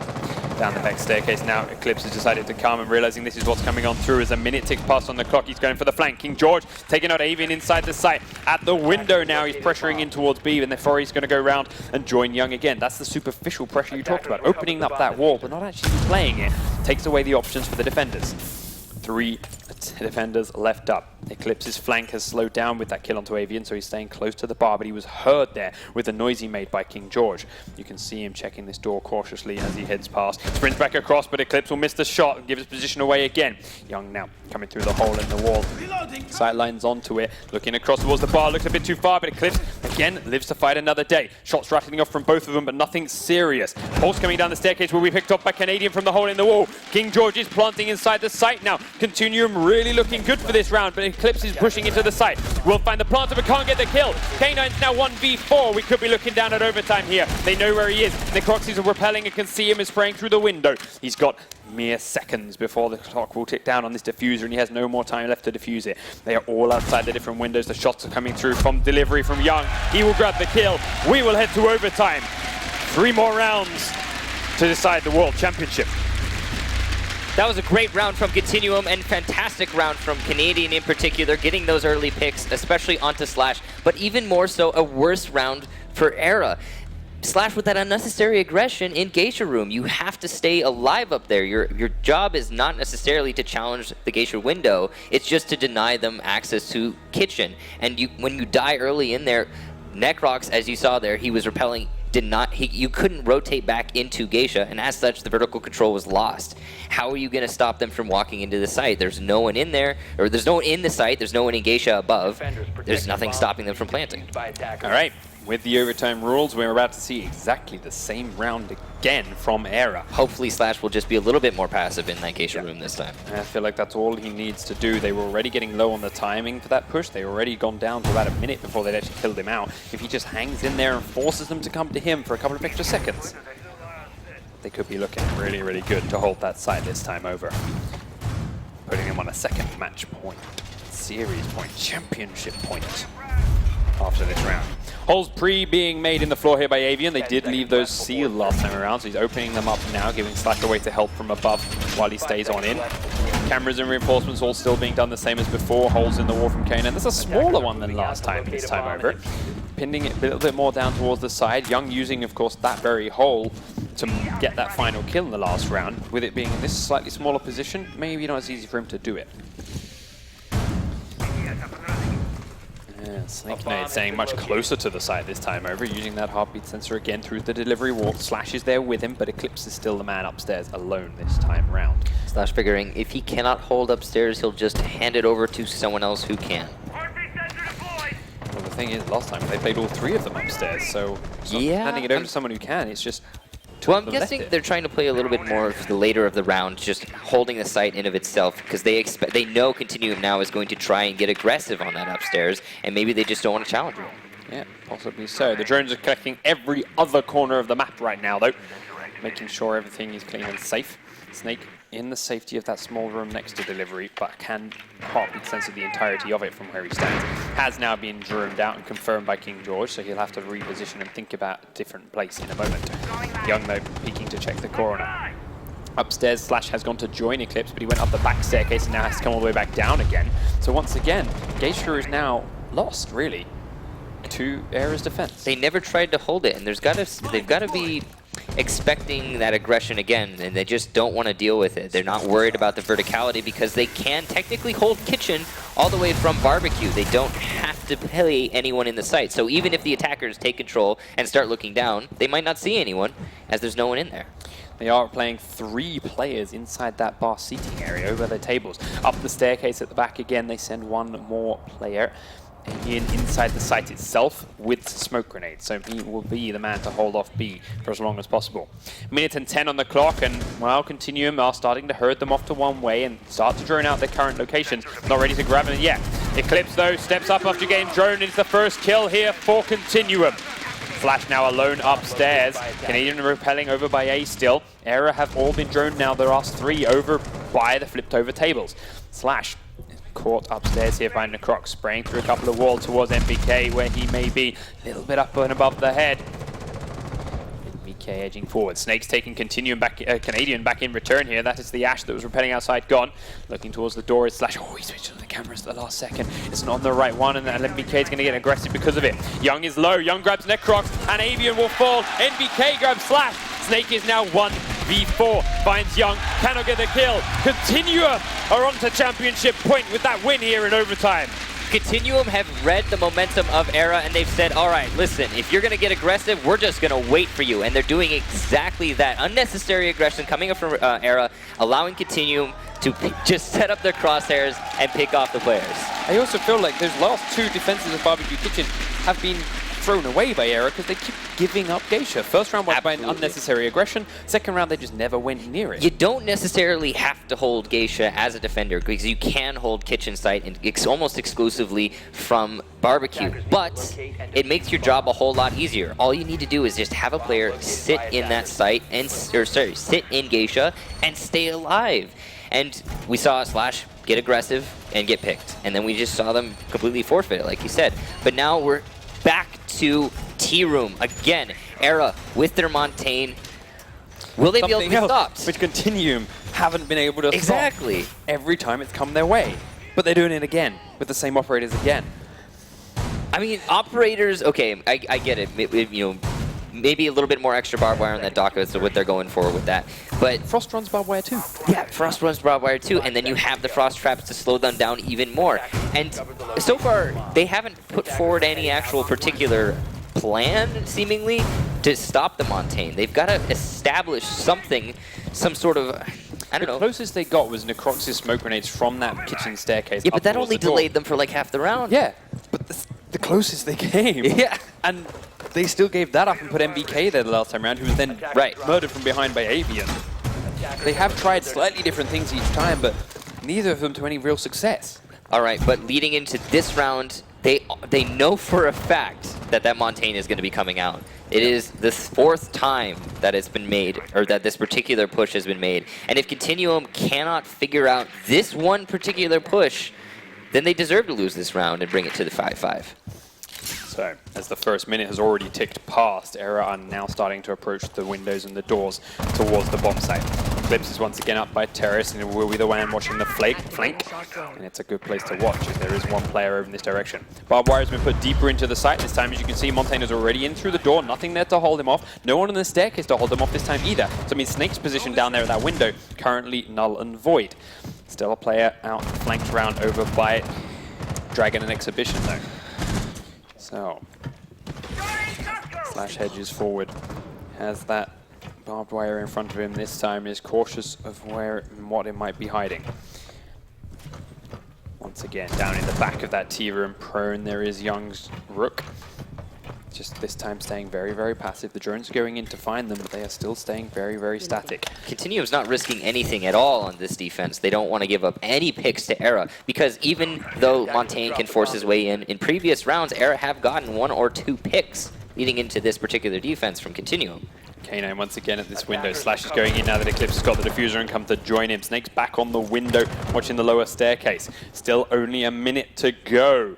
And Continuum have all 5 alive. Era have all 5 alive. And this could be the World Championship round. Flash grenades, smoke grenades going in towards the corridor. EMP's going out. The barbed wire will rush on the Snake as Slash goes on through. Young's there and he'll pick up Eclipse from behind. The smoke grenades are now choking Slash out and he's not got anywhere to go. The Montaigne is down. Young picks up the kill. Continuum of 5v3 now. 38 seconds to go. 5v2 as MBK picks up K9. Snake's coming in the staircase. Avian is inside B, but they don't have the diffuser right now. Very healthy Continuum looking at this. 30 health to go as Snake will take out Young at the backside of A. 25 seconds ticking down on the clock as now Avian holding inside B is looking for someone to peek out on him, but they're not going to do it. They have the diffuser locked inside the A site. They know they've got to come for it. Snake will push his way in. Is it tucked in the corner? 10 seconds to go. Comes on around. Loses the fight to Canadian. 1 to go. It's Avian alone. And he drops down. Continuum are your world champions.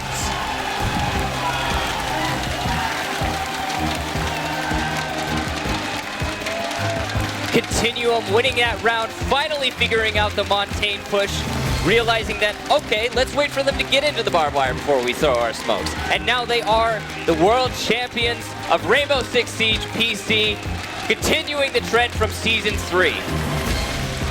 Era heartbreaking, but they needn't be. They put up an impressive fight. A very, very strong game, especially through the end of Skyscraper. Continuum consistently losing against that same push onto the top floor, but pulling it out when it counts. Right at the end. In the final round of overtime. 6 rounds to 4. They finally take the victory and will be crowned world champions. Canadian extremely happy, as you can tell. On home turf of all places, that man. And this is now the 4th LAN event that Era has been to and not been able to secure that final win in the finals. It's definitely a bitter taste, but what a final it was.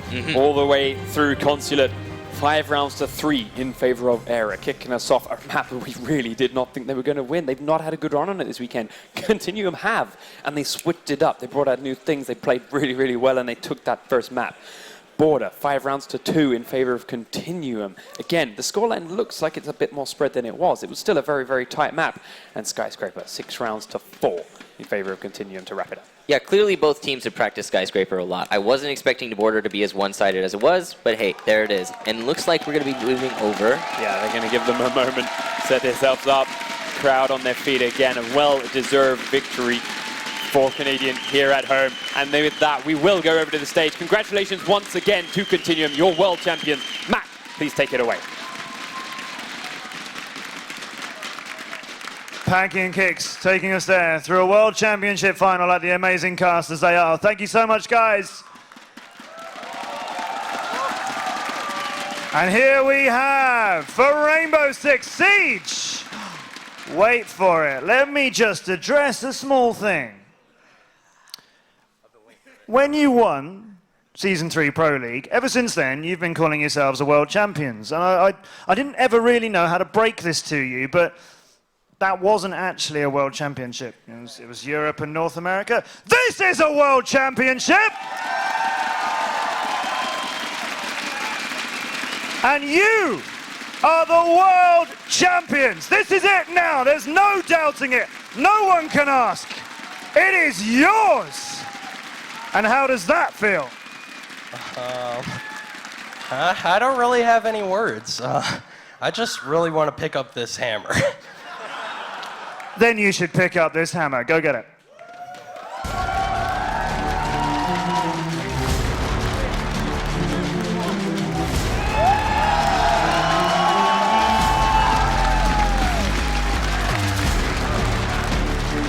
Come here, man. Don't back into people with a sledge. Do you play a sledge often? Because I'm not sure you know where to go with that. So yeah, I know it's going to be really hard to put into words, but let's think about this. We knew you were good. You're the reigning champions of the whole, the last season of the ESL Pro League, and now you come here, you get an invite ticket to this. Era was saying earlier on, they feel like they're in your shadow. You're their rivals. They started off really strong.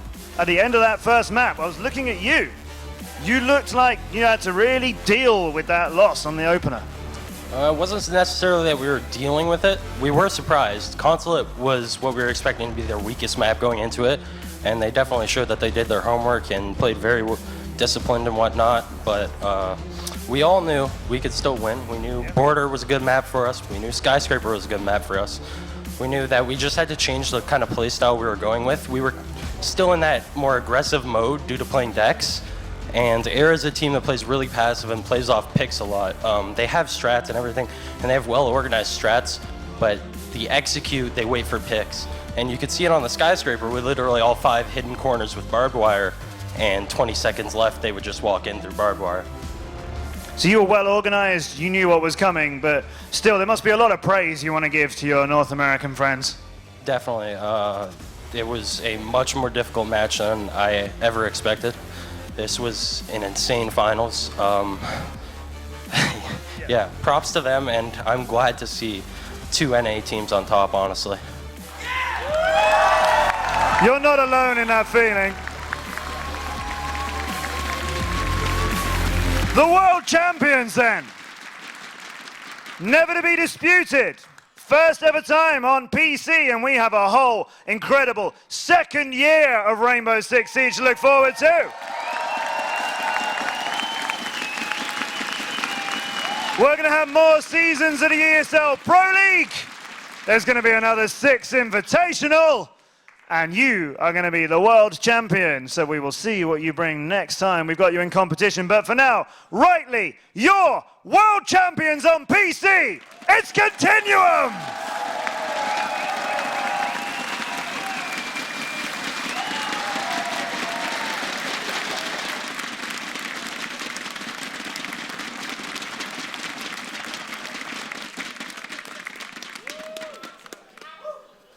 What a showing from both of these teams, Era and Continuum. I mean, this was one of the most fantastic appearances of PC play that we have ever seen, and I'm so happy that we actually got to see all of it here. We saw so many great plays from so many players. Sometimes it was their map, sometimes it wasn't. We saw players like K9 and King George not doing a lot in those first maps, just really coming out, especially in Skyscraper. And these plays on Skyscraper were just so intense. Those knife fights, those Montaigne battles coming down to the gas and the barbed wire. Just, so it's exactly what Canadian had said, is that Era is a team that loves to go for the soft angles, loves to go for those peaks and hold on to them, let the attackers and defenders come to them. But when it came on down to it, you've only got so much time in a round. And this is what happened to Era. They tried to go for it, but it always came down to a final push, and a lot of the times it didn't go in their favor. Yeah, and you saw a lot of sometimes the aggression just not working out. Players like Slash, for example, are great at what they do, but sometimes it was just over-justified. And you heard it from Canadian, they adjusted to that, and that's what really backfired. And then is they adjusted a little bit better than the other team did. Definitely. You saw them just make those changes, that barbed wire, that smoke. The frost trap thing didn't necessarily work out for either team, but Just great adjustments from both teams. I mean, what I really noticed about this map that I had never seen too much of a strat on was there was a lot of repelling. There's a lot of, we saw at times 3 or 4 of the attackers all repelled off the banister, off the balcony, looking in through different windows or walls that they had opened up. And that's something, to me, I was thinking that makes you very exposed, very vulnerable, but you had the teamwork, you had the coverage for the crossfires to occur and allow that to be an asset to the attackers. Yeah, you even saw that on Consulate. A lot of them trying to repel and cover for each other, even baiting them out, hoping they would come out for those picks. We did see occasionally that happen, but eventually that got pulled back and no teams were risking it at that point. Mm-hmm. Yeah, and so, I mean, just the culmination of the entire 3 days we've been here, it all came down to this. It was a fight to the death here between the two NA teams of Continuum and ERA, and this is, I couldn't be happier, let's say. I couldn't be happier with the outcome, with the competition, the enthusiasm of everyone here. I mean, you see the crowd going wild in the screen. It was amazing, amazing here. I felt like at the very end there, it could have gone either way. Both teams pulling out big surprises on each other, that Consulate especially, a big surprise for both teams. Just amazing. We did not see that coming at all. And the end, I still don't feel like I saw coming. Mm-hmm. And I mean, here we have it, our champions Continuum right now, lifting the hammer of power, their Sledge's hammer, to call themselves the first ever PC World Champions. Look at Canadian there thinking, oh, I didn't quite realize how heavy that thing was. Yes, it is a sledge of a trophy. And yes, Continuum. It is now yours, along with all the bragging rights of being genuinely now the world champions. I had to point out they've been calling themselves that since season 3. They have. But I knew they would take it, and they would take it well, and now it's theirs. So congratulations to them. Let's show you how that whole thing came about. There it is. We had our invited teams on Friday. Qualifying teams on Friday. They were ERA, Envy, Euronics, and Santos. We had amazing games. We knew from the start, it feels like many, many more days ago, we knew this was going to be an incredible competition. Sisu went down 2-1, one of our invited teams, but the other invitees, Continuum, put away Santos quite dramatically, 5-0 in their first map. Definitely. Still great comeback from Santos, though, to take it to 2-1, and we loved having them here, and we're very pleased to be seeing more of the Latin American scene in future ESL Pro Leagues. And there's your final, Continuum. 2-1 over ERA, a great contest, We did pretty final, and a great result. We did pretty good on the predictions this time. You did pretty well. That's what he wants me to point out, is he did pretty well on the predictions this time. We could only do better than our predictions on Xbox. Agreed. Let's be honest. Agreed. Yeah, but yeah, you were a bit muddled up on maybe who would win what. Well, I had the order correct. I had the order correct, but no. Yeah. It's all good. Yeah, 5-3 on Consulate and 5-2 on Border, showing we had a real final map to look forward to. Absolutely. I mean, we knew that Border was a little bit CTM favored, but it looked like they had a bit of a struggle on it at first, and we had to see them do some of that adaptation that they needed to do, because I don't think they were expecting the kind of attacks and defenses that ERA was doing.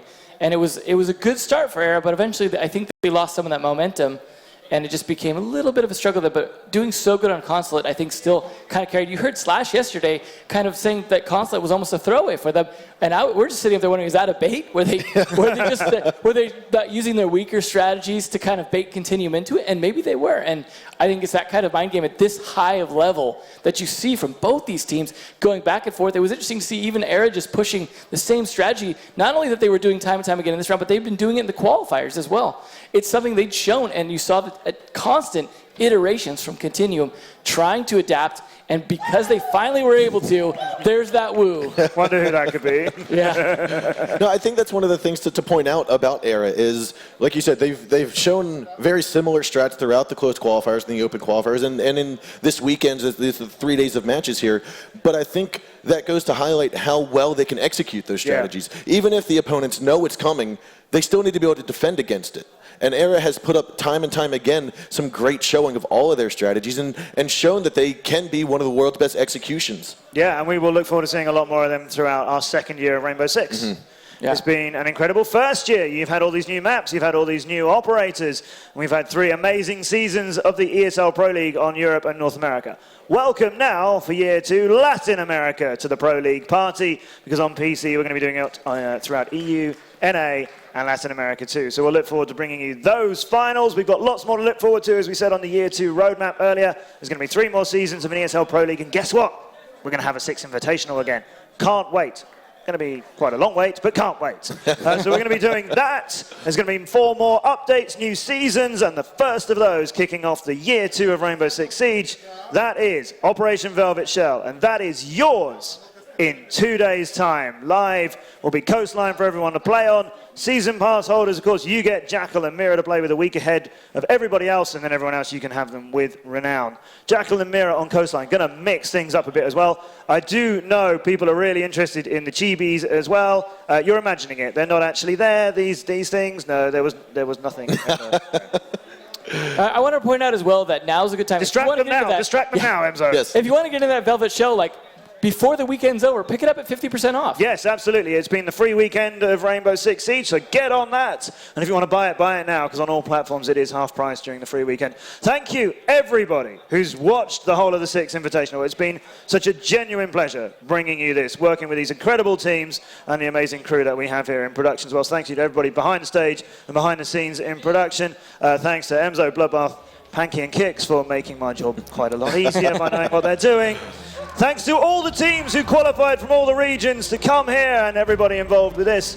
Thank you, Montreal! It has been so much fun here in the home of Rainbow Six Siege. And let's remind ourselves once more, we now have, for the first time ever on Rainbow Six Siege, genuine world champions. Congratulations to both of those teams. Elevate, and we have Continuum. Elevate and Continuum. Can they hold it till the next Six Invitational? Will they retain it at the next Six Invitational? Well, we'll find out. According to Canadian, we did it, we could do it again. There you go, yeah.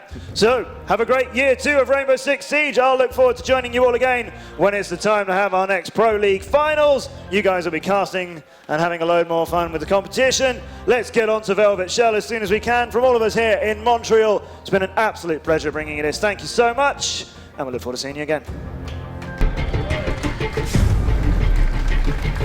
Woo!